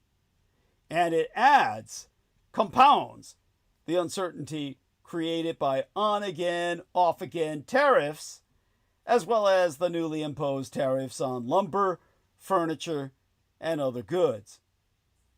Against this backdrop, the Fed is expected to lower interest rates at least 12 more times this year to stimulate consumer and business spending following its September quarter-point cut. This raises the risk of reigniting inflation, but the cooling labor market is a more immediate concern for the Fed. While lower short-term rates may help at the margin, I will bet your economy, that they cannot resolve the deeper challenges, such as massive government deficits and debt, or I should say massive government debt and deficits, tight household budgets, a housing affordability crisis, and an ever-shrinking labor force. Especially when we've got nobody coming into the country anymore. Because, they've got an invisible wall at the borders. The question now is not will the Feds cut rates, because it likely will, but whether that cut will help at all, particularly if the shutdown lasts weeks or more. Monetary policy alone cannot overcome the uncertainty created by tariffs, the lack of fiscal restraint, companies focused on cutting costs by replacing people with technology, the impact of the shutdown, and the fears of consumers about the future. Lower interest rates may buy some time, but they won't solve these structural problems facing the American imperial economy. Looking beyond its borders, America has long worried about the Russians getting ahead in anything. In the 1964 film by Stanley Kubrick, Dr. Strangelove, a general bellows, "We must not allow a mine shaft gap." Today, it is the icebreaker gap that worries American planners. The Russian Empire has many, a fleet of polar icebreakers. America has 3 that work. Influence in the Arctic beckons, but only Finland can make the ships America needs to win it. But Russia's war in the Ukraine, in the borderland of the Ukraine, has shifted Europe's identity from peace to panic. The return of war in Europe is not just a political or strategic challenge, it is changing how people live, relate to one another, and even imagine the future. In February of 2022, something extraordinary happened in European homes. Families who for decades had followed the news as a distant ritual suddenly found themselves glued to their screens watching tanks advance toward Kiev, the capital of Ukraine. It was not just information they were consuming. It was the discovery that history, that force they believed had been tamed by prosperity and international law, had returned to Europe with a violence that seemed impossible. Europeans then experienced something for which they lacked vocabulary. It was not exactly fear, although fear was present. It was not just geopolitical concern, although the strategic implications were obvious. It was the intuition that something fundamental in their way of inhabiting the world was changing irreversibly. Societies that had learned to think of the future in terms of growth, technology, and rights suddenly found themselves imagining scenarios of war, rationing, and survival. This transformation is not limited to new security policies or institutional reorganizations. It is a metamorphosis that affects the very structure of human experience, altering our way of being in the world. What European societies are experiencing now is an ontological change that redefines what it means to be a person in the 21st century. It's the return of uncertainty. The Deutschen, or German philosopher, Martin Heidegger described humans as Dasein, D-A-S-E-I-N, Dasein, literally their beings, as in being there now.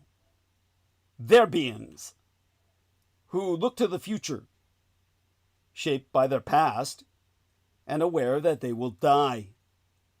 But what happens when this awareness is forced into a context of intense militarization? What was once a philosophical reflection on mortality becomes a daily reality of political violence. Societies that Herfried Münkler calls post-heroic, where heroism and battlefield death had seemed distant, suddenly confront violent death as an immediate, tangible threat. The Deutschen, or the German example, is telling. I'm sorry, I have to come on and correct you. Please. Oh, please. Das Ein. Dasein. Ein. Thank The you. being. The one. The being. Thank you. Thank The you. personal accusative one. The being. Yes. itself. Tell people how YouTube is now putting on this automatic translator, and if I'm speaking like this, the people who are listening through an automatic, what did they say? Dubbing, auto dubbing. What are they Yeah, gonna auto get? dubbing. I mean, it wouldn't work for you. Yeah, it would just be like salad.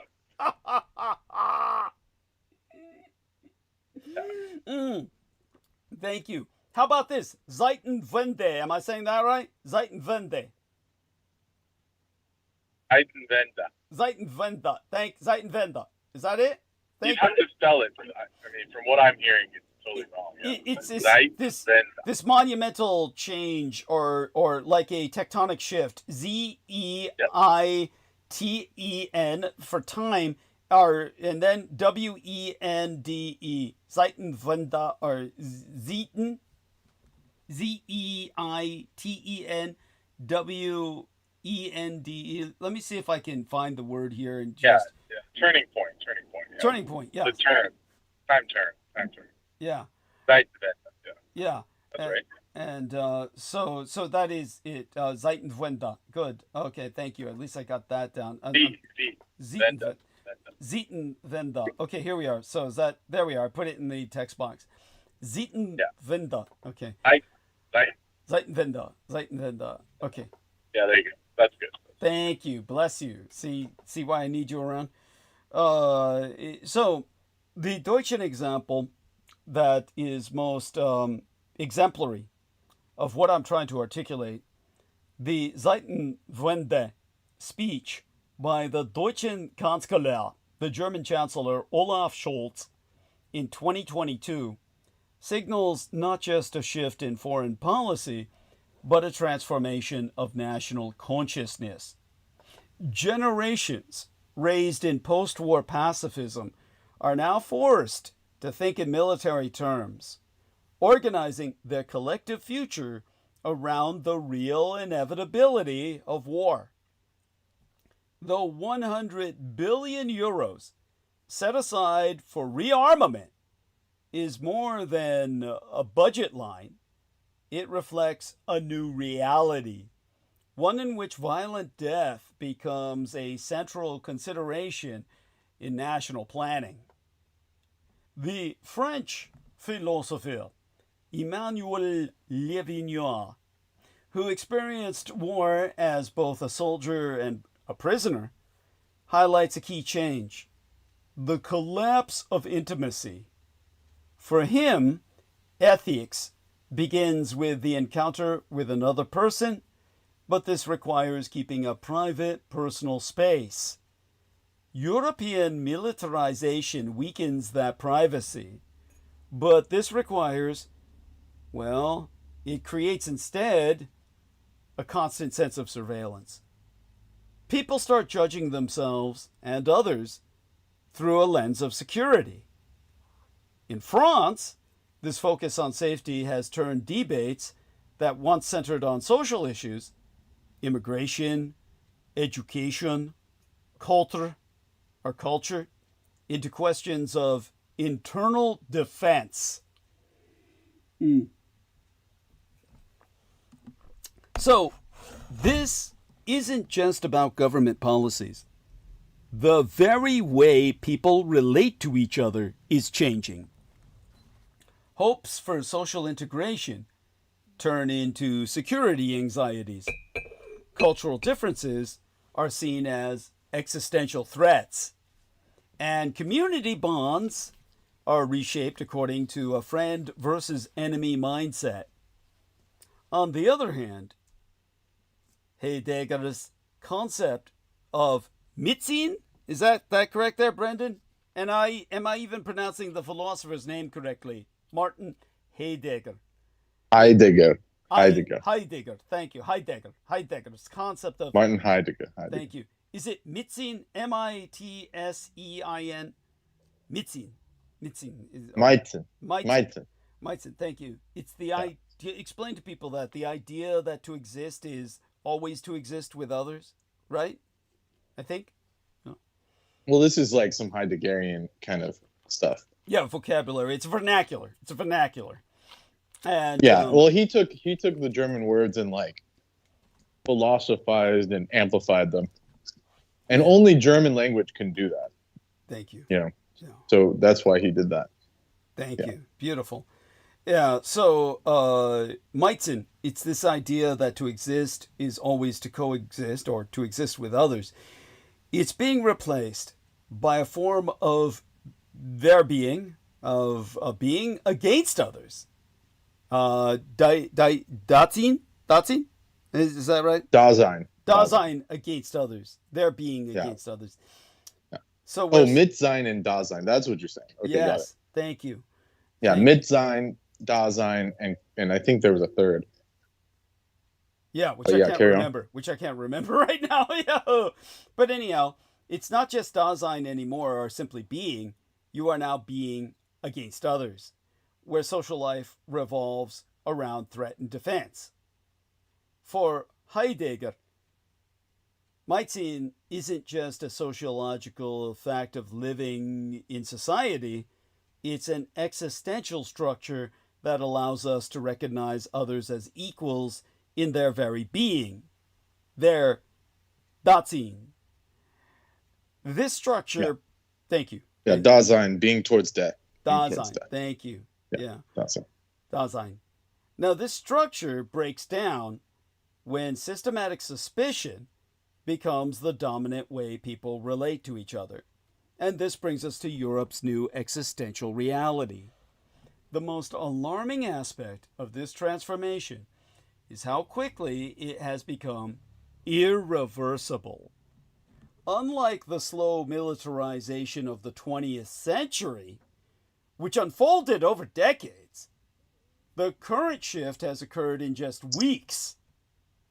Europeans who in January of 2022 lived in post-heroic societies were, by March, debating rearmament, continental defense, and preparation for war.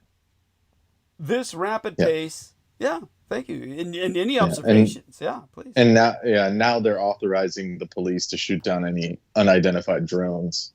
Good. Whether it's civilian or external. By all means, tell them about the gas, the gas station taken out here in California that's impacted our economy, and this is a Russian hybrid gray zone warfare attack. Well, that one could have been internal, but basically right after Newsom, I hate to call him that, but he call it like it is. Yeah. But Newsom, our governor, he said, we're not bowing to, Trump's, and he said he would reprimand any of the universities that would kowtow to his demands and all that. Yeah. And then boom, the whole thing blows up in El Segundo. Yeah. And our gas prices are now the highest on earth or some shit. Well, since the Republicans and the Russians are on the same side, it is effectively a Russian fifth column attack by red Republicans as an insurgency on our shores. Thank you. No doubt. Thank you. Yeah. Thank you. Oh, and they arrested the guy from the Palisades fire. Did you hear about that? Yes, please tell us. He was from Florida. Yeah, of course. He was from Florida. Of course, no doubt. How did he get from Florida all the way to, Pacific Palisades? Yeah, because and they're trying to say he's a patsy because he lit a fire the week before and then they put it out, but the nature of wildfire is that it goes into the roots of like dried trees. Oh. And they're saying that fire started the second fire. Yeah. But either way, it's like he didn't, he set the first one. Goddamn straight. That son of a bitch. So he's and then he made a bunch of AI like generated images of like cities burning and shit, and they used it as evidence against him. And it's just like, it's so obvious. Yeah. Outrageous. And it's unspeakable. An unspeakable crime. How many people did he kill? This person needs... hundreds. Hundreds destroyed. Well, probably more because they all killed themselves because their entire life's work was vaporized. That's right. It's just horrifying. The toll is horrifying. The biggest fire in the history of LA, basically. Yeah. So countless pets, humans, everything. Just he needs to be burned alive.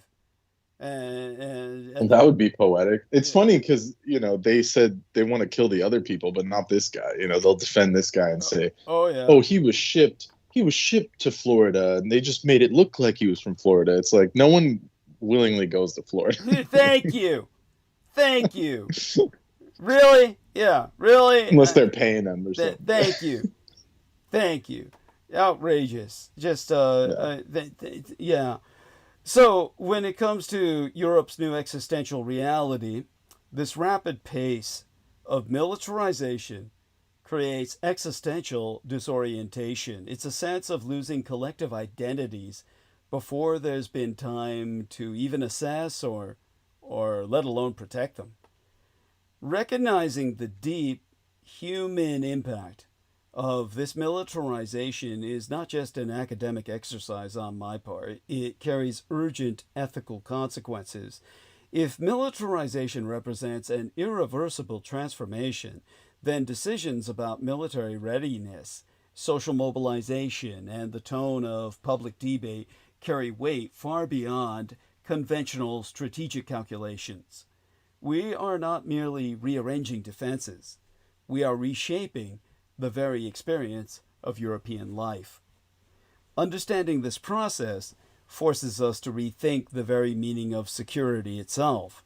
It's not just a matter of whether the level of threat justifies military readiness or whether defense budgets are adequate. The deeper question is what aspects of European identity we are willing to sacrifice, what existential experiences we deem expendable, and which forms of coexistence we can afford to lose. The transformation of European civil life raises a question that goes beyond geopolitics and strikes at the heart of civilization itself. Are there ways of life so precious they must be preserved even at the cost of greater insecurity, or are some threats so grave that they justify irreversibly changing the people we aim to protect? The answer, of course, is not to be found in any strategic documents, but in the daily lives of citizens who, day by day, confront what it means to lose the innocence of peace. But it's an innocence that's already been lost. So understand what I'm presenting to you is almost rhetorical in the sense that it's already come to pass. Because in reckoning as I'm doing right now, the geopolitical impacts from the last 12 years of war and war crimes, October 7th changed the world. Precisely 12 years ago, to the day yesterday, on the 7th day in October of 2023, Hamas was compelled by conspiracy to cross into Israel and kill around 1,200 people. It was an orchestrated mass stabatory attack, meaning the Israelis attacked themselves. You got it, you got the pun. A mass stabatory attack, yes. Thank you. It's some of your best work. Yeah. Thank you. And that day was premeditated to trigger a chain reaction of awful things over a long and bloody 24 months. Between aerostrikes and ground incursions, more than 65,000 Palestinians... I think the question is, why did they need another excuse? I mean, it's like, they've been doing it for 50 years. Why did they need because they did an extra excuse? They needed an excuse that was pronounced enough where they could literally exterminate the entire population. Before it was suppression, they had to have an excuse to ramp up to extermination, and this they created it. Yeah. And and then, by the way, did you read that thing? Ooh, scheiße. Whoa. Okay. Did you read that thing about what they did to what's her name? what's the our girl, the poor Swedish. autistic chick? Yes, oh God, what is her name? Greta Thunberg. So, Greta Thunberg. So they toned it down in later articles, but the original person that came out and was like saying this is what she told me. Yeah. They grabbed her, threw her on the ground, and forced her to kiss an Israeli flag for hours before they deported her. That's and right. They said, "Do you bow to Israel?" And she said, they forced her to kiss it and shit. It was like, that was horrifying. And then in later articles they said, "Oh, she was forced to, salute the flag or something absurd." But in the original report, the friend said, "Yeah, she told me that. Remember the first time she got deported? We saw her on the plane and she looked all fucked up." Yeah, after she'd been gang raped. Yeah, go on. Yeah, so they threw her on the ground and spit on her and said, "You must kiss the flag." I'm sure they made her kiss plenty else besides that goddamn flag. And she said herself she was kept in a bed that was full of bed bugs, but it was hard to tell whether that was a code phrase for all the Israelis that were coming in to fucking suck her or whether it was something else. I mean, and you could see the results of the trauma, because it's like right after that, then she started like, she had a boyfriend, she started partying, which that wasn't what she was like before. Yeah, that's right. So obviously that's like a trauma response, like, fuck it, I'm just going to party, drink my way out of this. Yeah, that's right. Yeah. Sad, but that's what happened. Yeah, it's like what But that's why you never go there. I mean, why would you go there? Well, obviously. I know she was trying to make a point, but that was a mistake. I understand. I certainly support her, and I feel that what she did was what she felt she had to do, and in that sense, I support her. But yes, it's And we're the parents in all this. I mean, they're the ones that are funding it. It's like, what? They're obviously part of the cabal, if anything. Well, I would say that her parents have been very respectful to her in the sense of giving her leeway as an adult, but it's also, how much leeway can you give before it's a form of negligence or a form of abuse by non-interference? There is an abuse. Well, that's what I'm saying. Yeah, by non-intervention. At the same, like they gave her up as a freaking sacrifice or some shit. Yeah, it's horrifying. Nevertheless, if she hadn't done what she's done twice, we wouldn't have the attention being brought to the kikes that are being brought to them right now. So it's like she had to do what she had to do. It's like, why did Christ do what he had to do? Why did Christ do what he did? I mean, she really is assuming that mantle. She's that doesn't mean, of course, she's and all the big men, quote unquote, have attacked her. Tate. Oh, of course. Cheeto Lord. Oh, they're the worst because they're not men at all. We know that, but go on. Yeah, continue. Who else? Yeah, I sent you the thing where Trump was saying, "Oh, she's so angry. She's an angry little bitch and shit." Like, he didn't say it like that, but he was basically, that's what he was saying. Oh, he said that almost verbatim. Yeah, he pretty much said that. Yeah.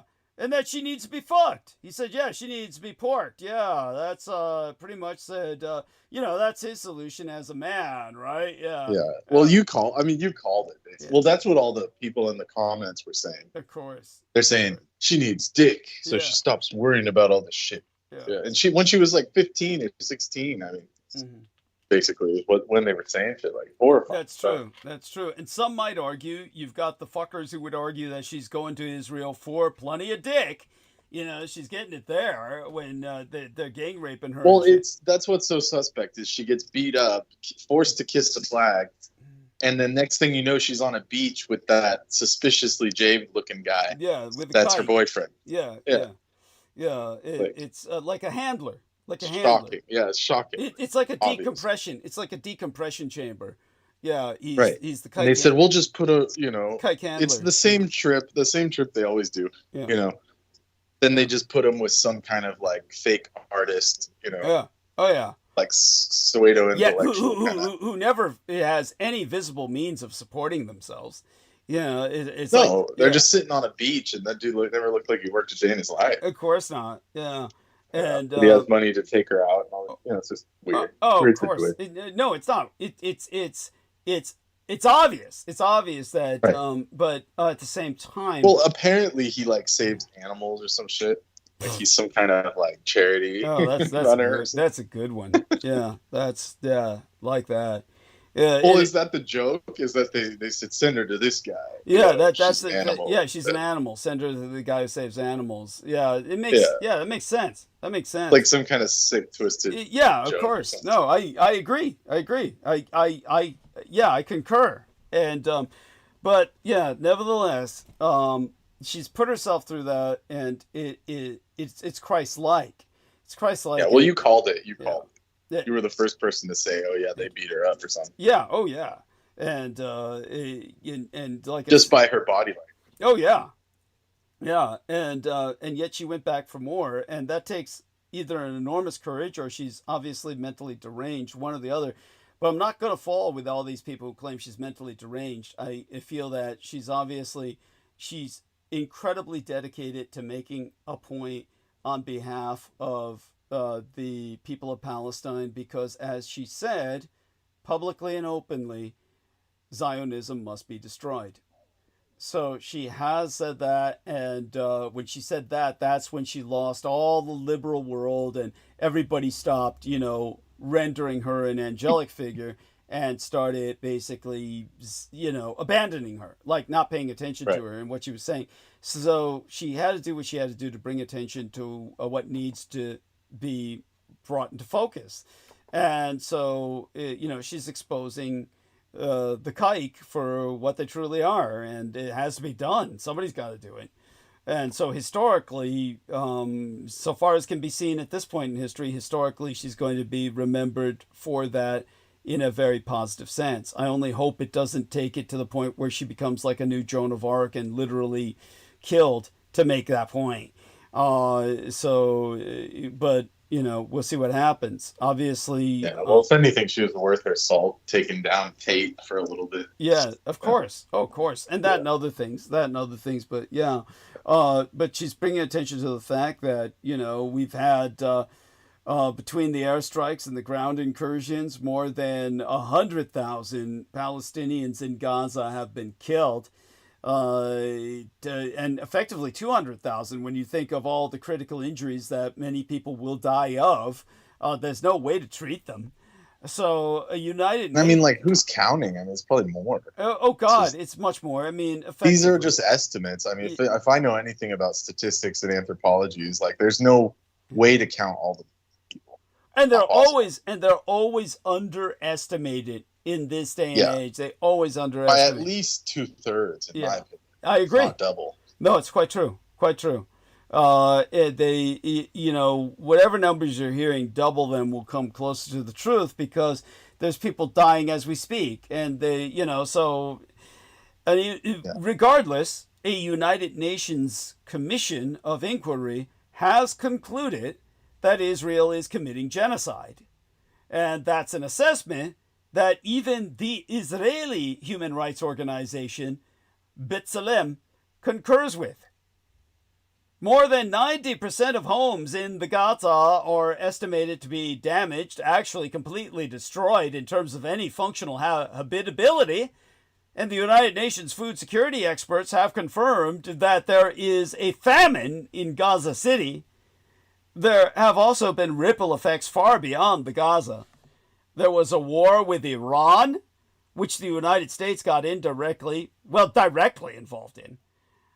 Israel conducted aerostrikes in Lebanon, Syria, Yemen, and even Turkey's colony of Qatar, leading many experts to question whether the rules of law even apply anymore. And beyond all this, there is a profound global polarization over this issue. Countries and communities are bitterly divided over basic facts from 12 years of war. It is within such context that the lessons from the first full week of Yestormances last month, one of the lesser worst moments in in recent American history, and by that I mean like a few months recent, it provides us lessons that are worth learning. Superseded from the first full week of last month, well, superseded the week before then alone, as they were, or the week some after breaking that. news here on this topic. Yes, please. They agreed to the ceasefire. That means jack shit. We've heard of these ceasefires before, right? I mean, it's well, according to these people, they're saying it's set in stone and shit. Yeah. Oh yeah. And it's gonna take so long that it's saying here, implementation of this deal could take longer than Trump's term in office. Yeah. So it's gonna take 4 years to figure it out. It's like, geez. So it basically didn't happen, in other words. Yeah. And let me enter my Gmail to this individual, God's Gladiator. He says, "Hey, brother, I've been trying to get in contact with you. It's regarding Sarah Rachel Adams. So DouglasDwayneDietrich@gmail.com. But thank you for bringing that up. I mean, again, it's laughable. It's sad. It's really fucking it's almost like a sick joke. I mean, honestly, that's like something for the comedians in the House of Saud, to take with them. That's like, literally. But anyhow, so okay. And then here's the latest. Activist from the flotilla alleges psychological torture, zip-tied, stripped, blindfolded, sent to a prison camp. Oh shit. Yeah, there you go. Thank you. Yeah, and they threw them in a prison complex in the Negev desert. Yeah. There you go. It's for 5 days. Yeah. Well, they knew what they were in for, but that doesn't make it right. They knew what they were in for, but that doesn't make it right. And as I said, the Jews are acting with impunity. If any other nation in the world just capriciously bombed other nations for no goddamn good reason, that's the American fantasy of Pearl Harbor, right? The Americans say, "Oh, the Japs attacked us in a surprise attack." That's their fantasy of it, as opposed to the real history. And but the kikes. Yeah, even when they came out in like 10 years ago, when you started coming out, they released the letter that what's his name had. Mm-hmm. All the generals sent letters to the president and said, "Look, the Japs are coming." Yeah. And he said, "I didn't see it," or something. They lied, basically. He had to lie the whole time. Of course. Yeah. Thank you. Again, it's within... probably something you let out. No doubt. I mean, remember, good God, all the shit that comes out, it sources back to my exposing it first, and then they have to do damage control by saying, "Ooh, we did it, yeah, let's leak this out and shit, yeah," and then, it's their way of trying to contend with what I've exposed over decades by now. So it's, but thank you. Yeah. Now, again, in context of what we've been discussing such far, it's there that the lessons from the first full week of last month, one of the lesser worst moments in American history, are worth learning, superseded in the week thereafter, as they were by Trump's pre-planned speech, reactive the XPD, or the expedient demise, of his own professional fomenter, overshadowed as it was by the specter of political vengeance, and the actual assassination of the Ukrainian refugee Irina Zalutska. And these lessons are, farcically, bipartisan, not because they are human and universal, far therefrom, but because we are in a race to the bottom between the evil Red Party and the stupid Blue Party, the twain united by Judeo-Zionism, and voting for the paychecks to continue. And money, yeah. Thank you, yeah. No, and voting for the paychecks to continue through the federal shutdown, even though they're no longer working. They're not paid in IOUs. Apparently, they're not going to give them back pay. Trump said, I'm not going to commit to that shit. Good. So it's not looking good for furloughed people. Yeah, well, there you go. That's at any rate, last month, Israeli leaders found a martyr in Charlie Kirk for their struggle against the global left. Kirk's killing offered right-wing Israeli politicians a chance to fold an American figure into their struggle against the world, casting Israel's critics, Muslims and the left, as common enemies under the banner of Judeo-Christian values. Let go of the term Judeo-Christian. Most days, my rather voracious inbox receives at least one email extolling the... I'm sorry, did you say something? No, but you were right. It's literally 10 minutes between these two headlines. Yeah. It's hard to square the circle of Israeli withdrawal, so they're not going to leave. Thank you. Like, it only took 10 minutes after signing the shit. They're saying we're not leaving. Yeah, of course not. Of course not. Jesus Christ. And they use magical terms. That goes back to what you were saying in that other episode. Squaring the circle is a magical, Kabbalistic term. Thank you. Yes. Yes. We're not going to square the circle because their spell is still open. Their sacrifice ground is still drawn. The circle is still drawn, so to speak. Their mass sacrificial killing grounds. Their Canaanite mass sacrifice unto... Oh, shit. Yeah. The computer screen just turned off, even though I didn't turn it off. So there you go. There you go. Yeah. Talk about black magic. Oh, dude, it is so fucking obvious. They don't even bother. It's like you know they just do it. They just switch things off. Honestly, I'm amazed. We're still on right now. Let's not jinx it. We'll try to stay on. Well, I gotta go for probably indefinitely. Oh Jesus. Okay. Well, we love you dearly. Stay safe and be well. Okay. Yes. And thank you so much for coming on. Always welcome. Okay, so everybody maintain him in thought and prayer. At any rate, so as I said, most every day, my inbox gets at least one email extolling what are supposed to be core values, which they invariably term as Judeo-Christian. And, of course, whatever email I get will invariably have come from the USA, the United States of America, if that term is used at all. Generally, though not exclusively, from an evangelical Christian website or the politically paleo-reactionary Christian right. As to why I choose to receive these emails is a story that should be obvious in and of itself. I shouldn't need to articulate that. Obviously, I need to be kept abreast of what the enemy is plotting. And like most people, I imagine, I do not consciously give the phrase Judeo-Christian tradition much thought.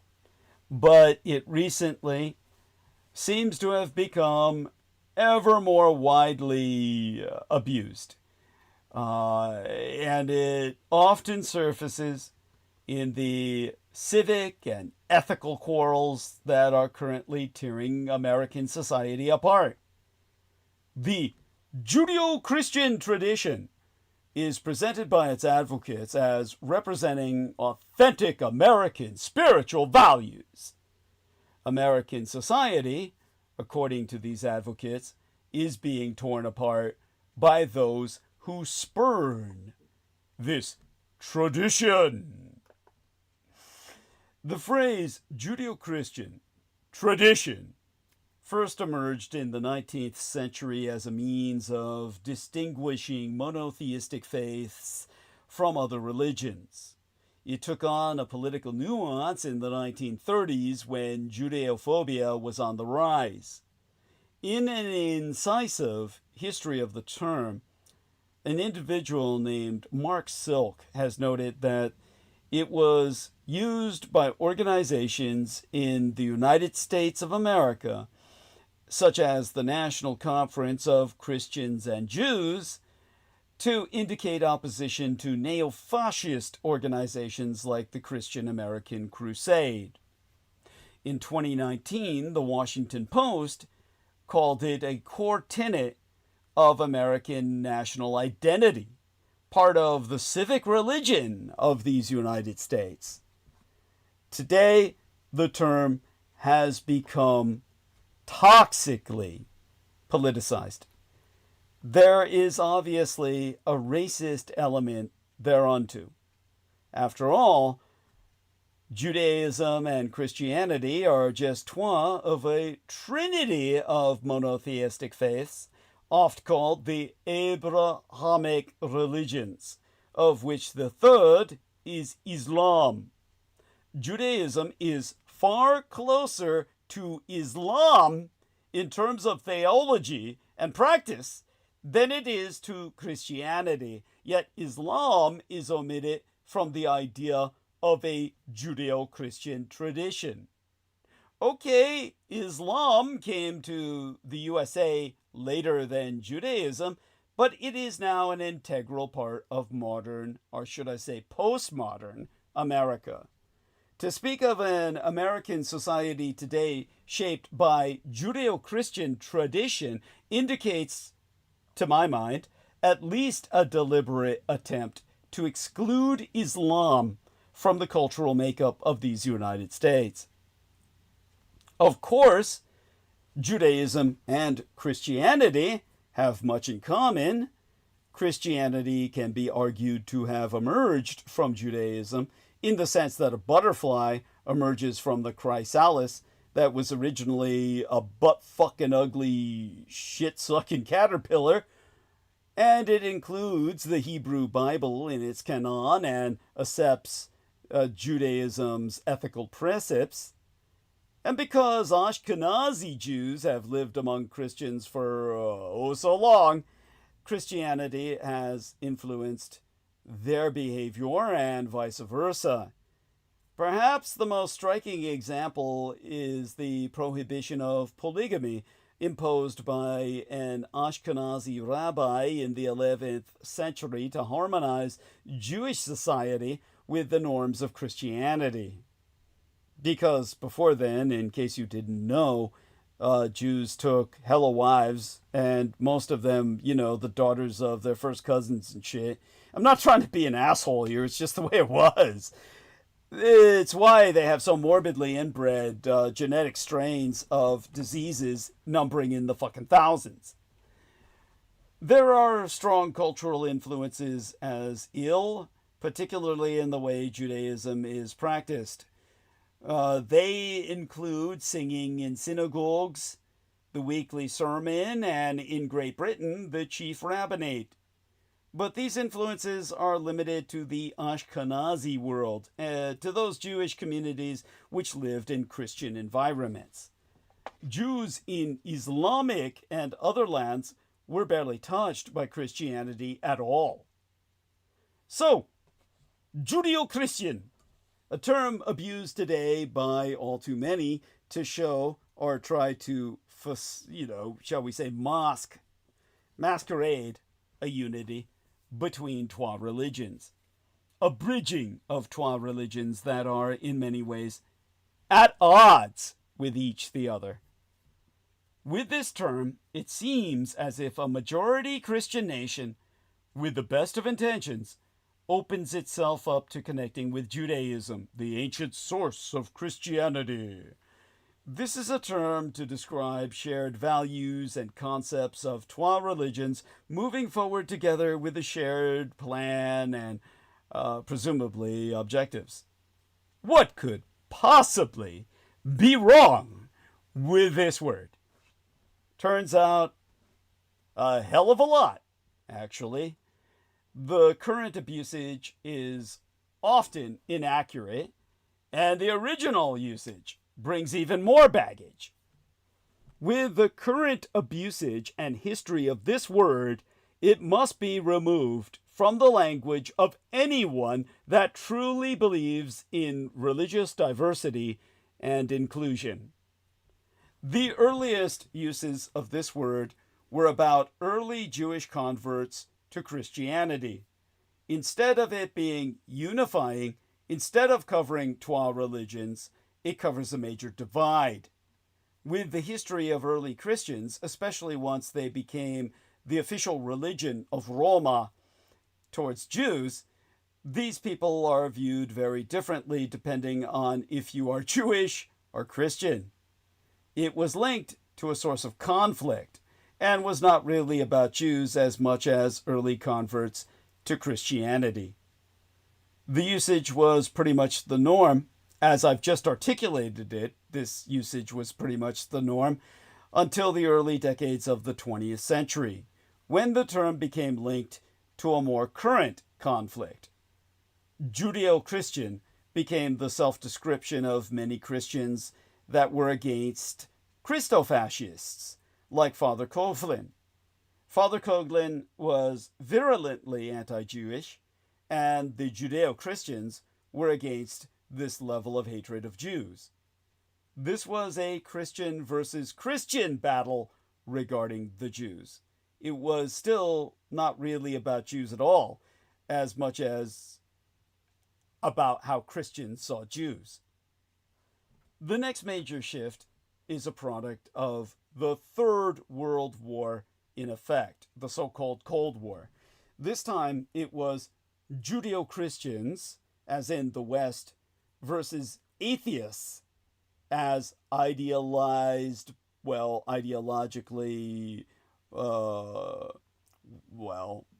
monopolized by communism.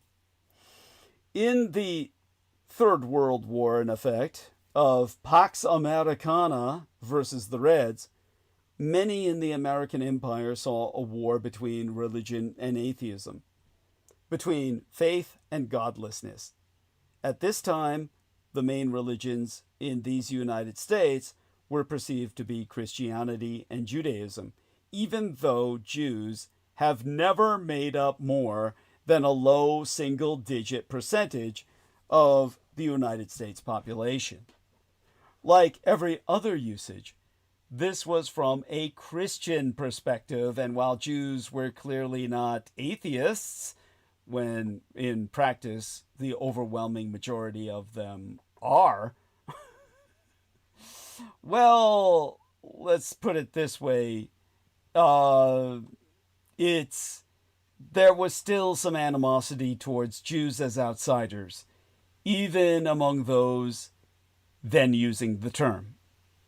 Some of the same people talking about the beauty of Judeo-Christian tradition were also fine with quotas on Jews in universities, excluding Jews from many aspects of social life, and other kinds of bigotry. The final shift, the one that still exists at some level today, is connected to yet another Christian versus atheist conflict. In the 1980s, the great communist enemy of the Union of Soviet Socialistic Republics plus its hegemony began to crumble. Russia began to globally be seen as a place of religion. A misperception, if ever there was one. They're completely godless, and the religion is simply a battering ram to present themselves as people of your God. And let me check into, there we are. Dear Brendan Zogit was hearting what I was saying about the Zeitenwende, the shift of the times. He says, prohibition of usury. Yes, thank you. Good reminder about Christians and Muslims have this in common.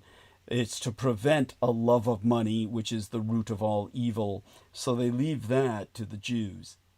At any rate, as I was saying, when Russia began to formulate this facade of faithfulness as opposed to faithlessness, well, then the Russian Orthodox Church made it hard to use religion versus atheism against them.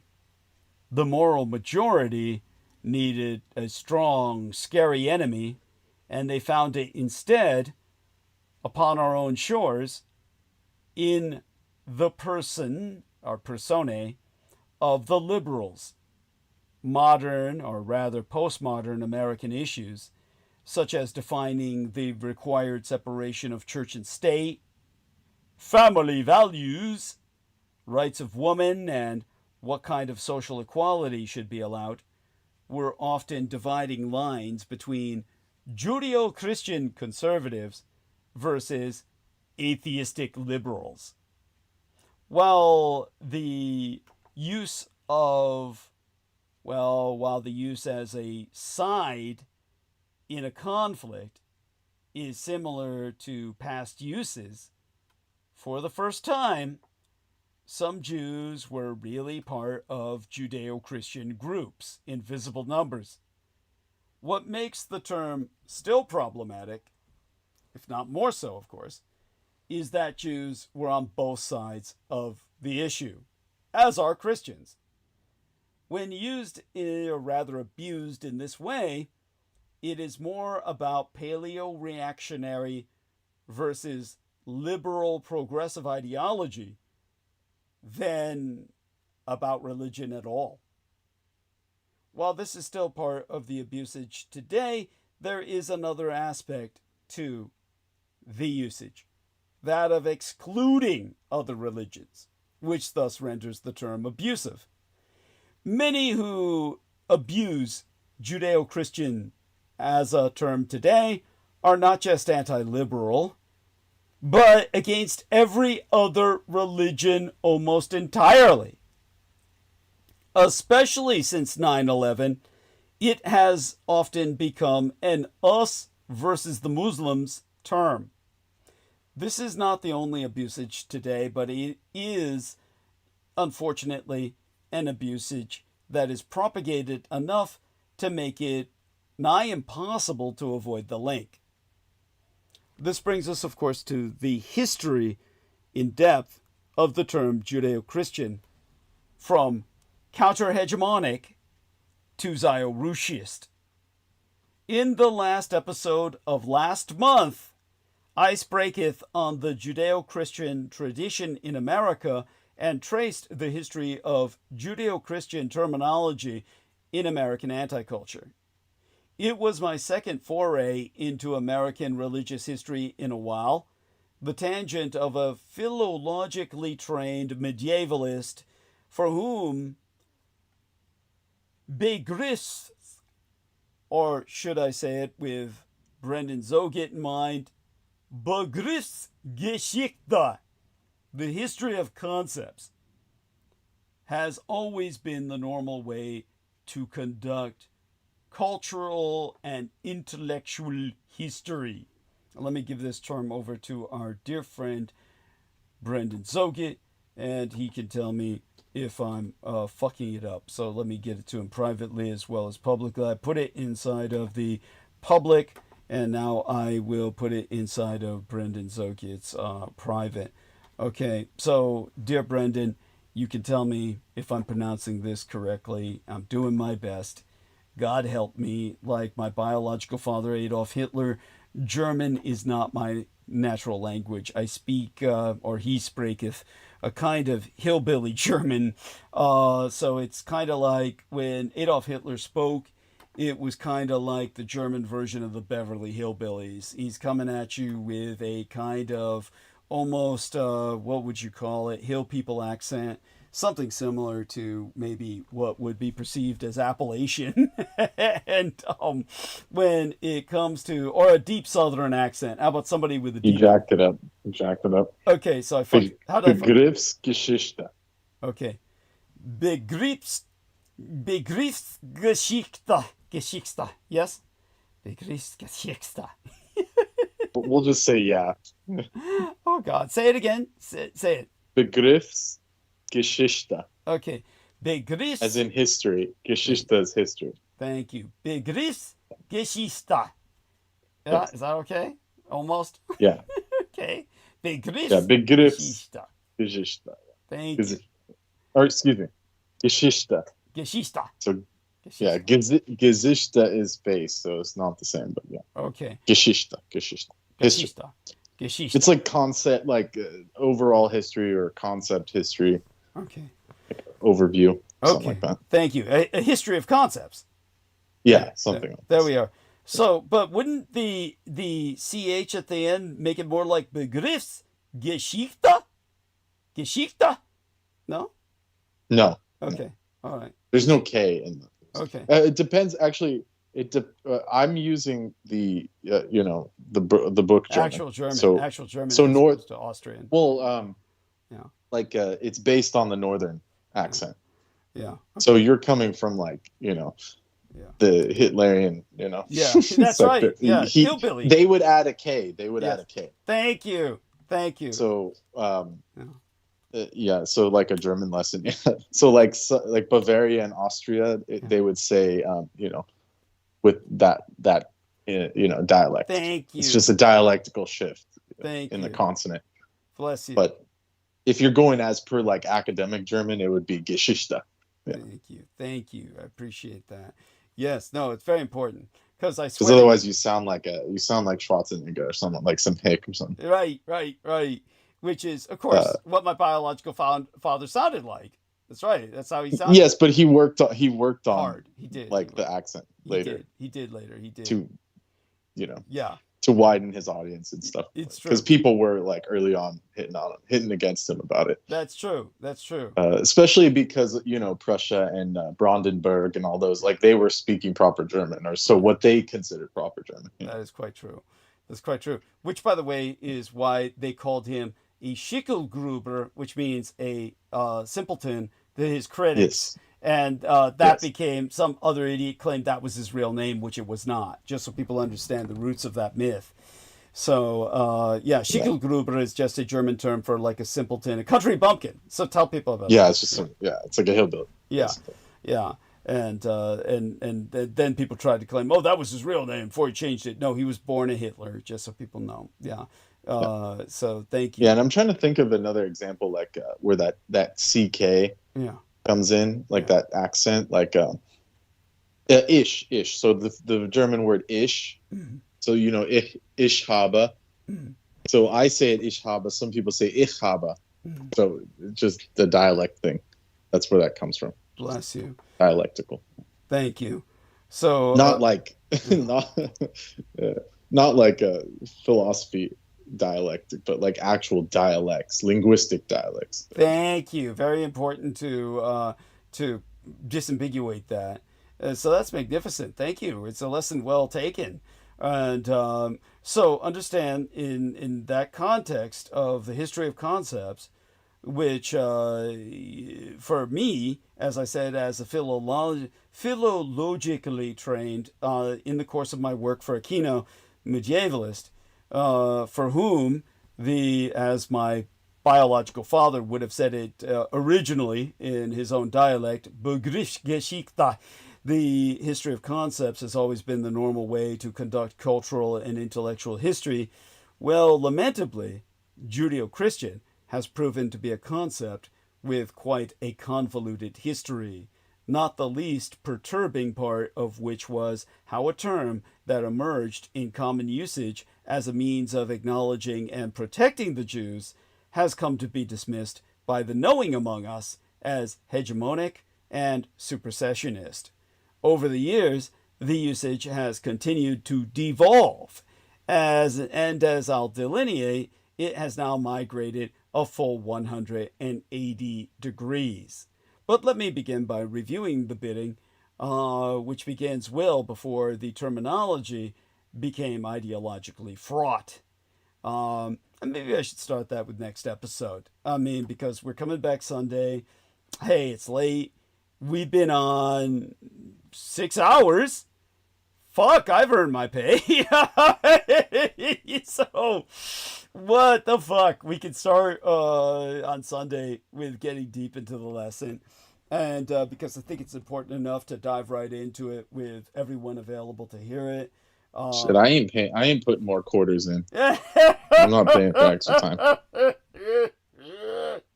Like, this arcade game's over. I love you, Brendan. Yes, it's like Voltar, but it's like Dietrich. You remember that thing? Oh, like, barely. Yeah. And I get it confused because I think also of Voltan, the anime that got, Americanized. It was the one robot who had the crucifix, actually had the cross upon it. Yeah. Yeah, well, that one is like redeemable, but Zoltar was the arcade, the machine at Coney Island and shit. Oh my god! Where you would pay it $1 and it would just print out a receipt. Oh my god! With like your fortune on it. You remember Zoltar? Wasn't that the title of Battle of the Planets? The primary villain was. Hold on, maybe I hope I'm not botching the name. Hold on, let me see. No, it's Zoltar. Oh, was it Zoltan? Zoltan was the enemy in Battle. Zoltar, the fortune teller. Yeah, Zoltar. Okay, Zoltar. He speaks. Yeah. That's real Dick Geek. Real Dick Geek is our Zoltar. No, this guy is way more Riz than Here, you can see, you'll recognize it when you see it. There's one somewhere in San Francisco, for sure, because that's where I saw it. Yeah. Yes, and this thing. Okay, thank you. So you're like that, basically. Yeah. So it was the name of the villain in Battle of the Planets was also Zoltar. So it's like they're related. So they just ripped it. They just ripped it, basically. Yeah. Oh my. Plagiarized. God. Yeah. Holy shit. Yeah. So let me take a look at what you've entered here. There we are. Yes. Isn't he like based on the old Turkish robots? He's based on the old chess playing Turkish robots. That's right. Yeah. Exactly. Cool. Exactly. Cool. And so. Yeah, I'm not implying that you're a scam, but yeah, basically, you have to put more money in. Keep going. And that's delightful. The ultimate master of fortunes. Yes. So that makes sense that the Japanese would take that as the name for the villain in Gatchaman. That was the super scientific ninja team, or what they call that, scientific ninja corps. That was in America was the Battle of the Planets. Yes. And as always, they must have done it deliberately. Of course.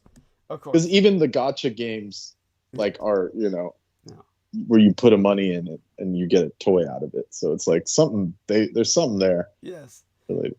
Yeah. I love it. Yes. Well, the Japanese were always so good about that, and oh my god. So it's been a hell of a night. We made it through. I started off really bad. I mean, like I said, I started off the night feeling the way I did when I was talking to you in the morning, and we only talked for a few minutes before I had to go to, the Moon Festival and all that. And,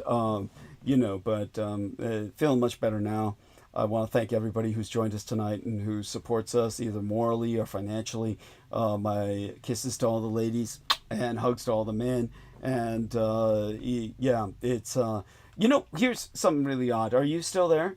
Just want to show you something. I'm not here, but I'm right here. We can cover this while we're on air. We can do this while we're on air because it's just fun. Let's do this. Okay, so here we go. I'm gonna see if no, that's the wrong one. Press the button here, and then I'll do a screen share. So we're doing the screen share.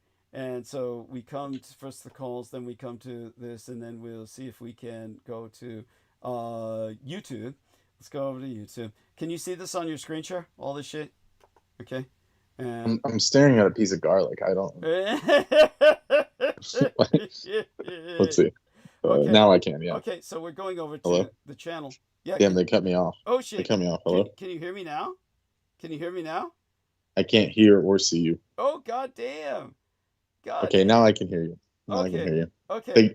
There you go. That was weird. Oh. Okay, now I can see it. Yeah. Okay. So let's go over to the one of our recent episodes. So if we go over to one of our the artwork's looking nice.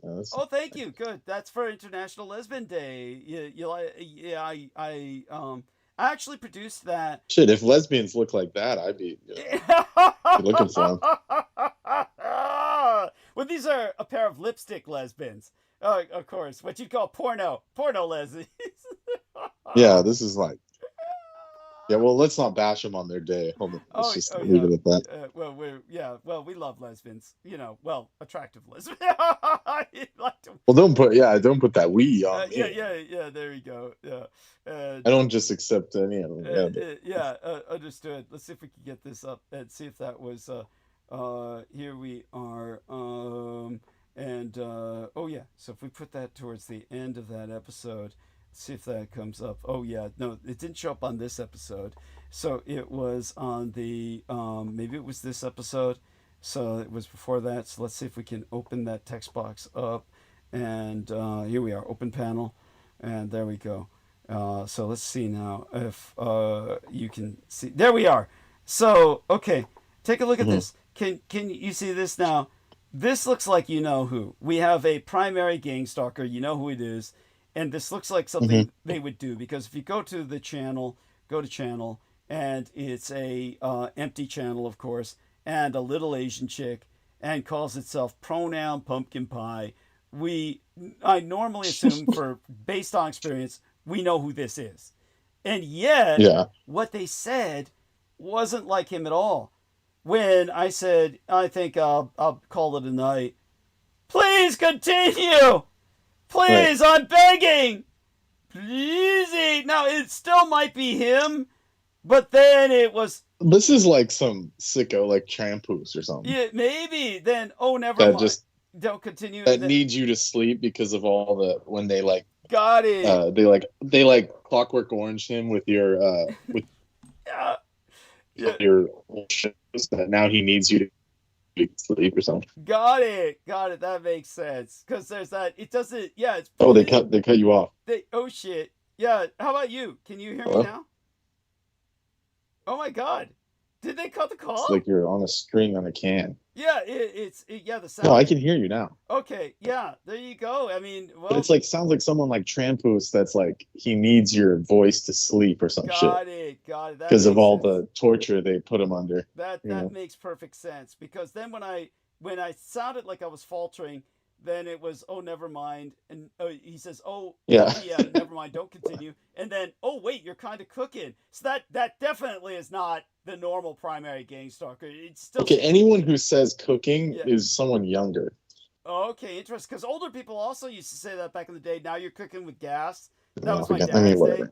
Yeah, but then the younger people might be that too nowadays, because some things go in cycles. So there we go. Gen Z term. Yeah, thank you. Got it. That like a Gen Z term. Got it. So thank you. So that's thank you for analyzing that with me. Well, I love you dearly. We'll speak again soon enough, and stay safe and be well. Get yourself. Do you have younger viewers like that? I might. Yeah, it's really weird. I think so. Well, obviously, some things leak out from the Blood Boys on some of the forums they're on when we give them some time on the computer. But maybe it was one of them. It could. I doubt that. They're not supposed to interact with the show. But yeah, it's when I'm on the show, they're really supposed to be asleep at that time. So but you never know. It could be. There's always exceptions to every rule. Okay, so all that being said, let's end the stream. And we'll end the call pretty much simultaneously, but we'll end the stream first. And again, everybody, join us on Sunday night. We'll be here at the same time, and we'll get deep. We'll really start hitting all the subjects then. And I'm impressed the numbers now go up whenever I say... Place your bets now how long that ceasefire is going to last. Everyone's celebrating. Everyone's saying, "Oh, thank God." Oh, dude, 50-50. Flip a coin. It'll be over by Sunday. By the time I'm back on. Yeah, the time I'm back on. Yeah, kikes. It's already a bad sign when they're saying, "We can't square the circle," shit like that. Yeah.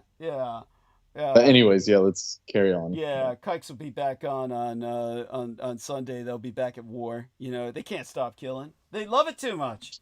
They can't stop it. And I can't speak for them, but it's just there you go. But we'll be back. Come back to us on Sunday. We're ending stream. All right. My love to all my supporters. Oh, wow. 6 minutes ago, 9 Palestinians arrested in West go. Bank. Shit. There you go. Shit, it didn't even last an hour.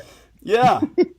It's that's a different front. As far as they're concerned, they think that's a different front in a two-front war, but still, yeah. So they just start on the other side. Yeah, just start yeah. Okay, so with that... I've had enough of the abuse for the night. Yeah, so with that, people, we're ending stream. Come back on Sunday and support us financially.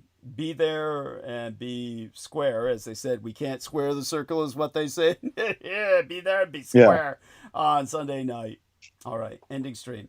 So with that, we'll press 3 buttons because it's a triple redundancy process. And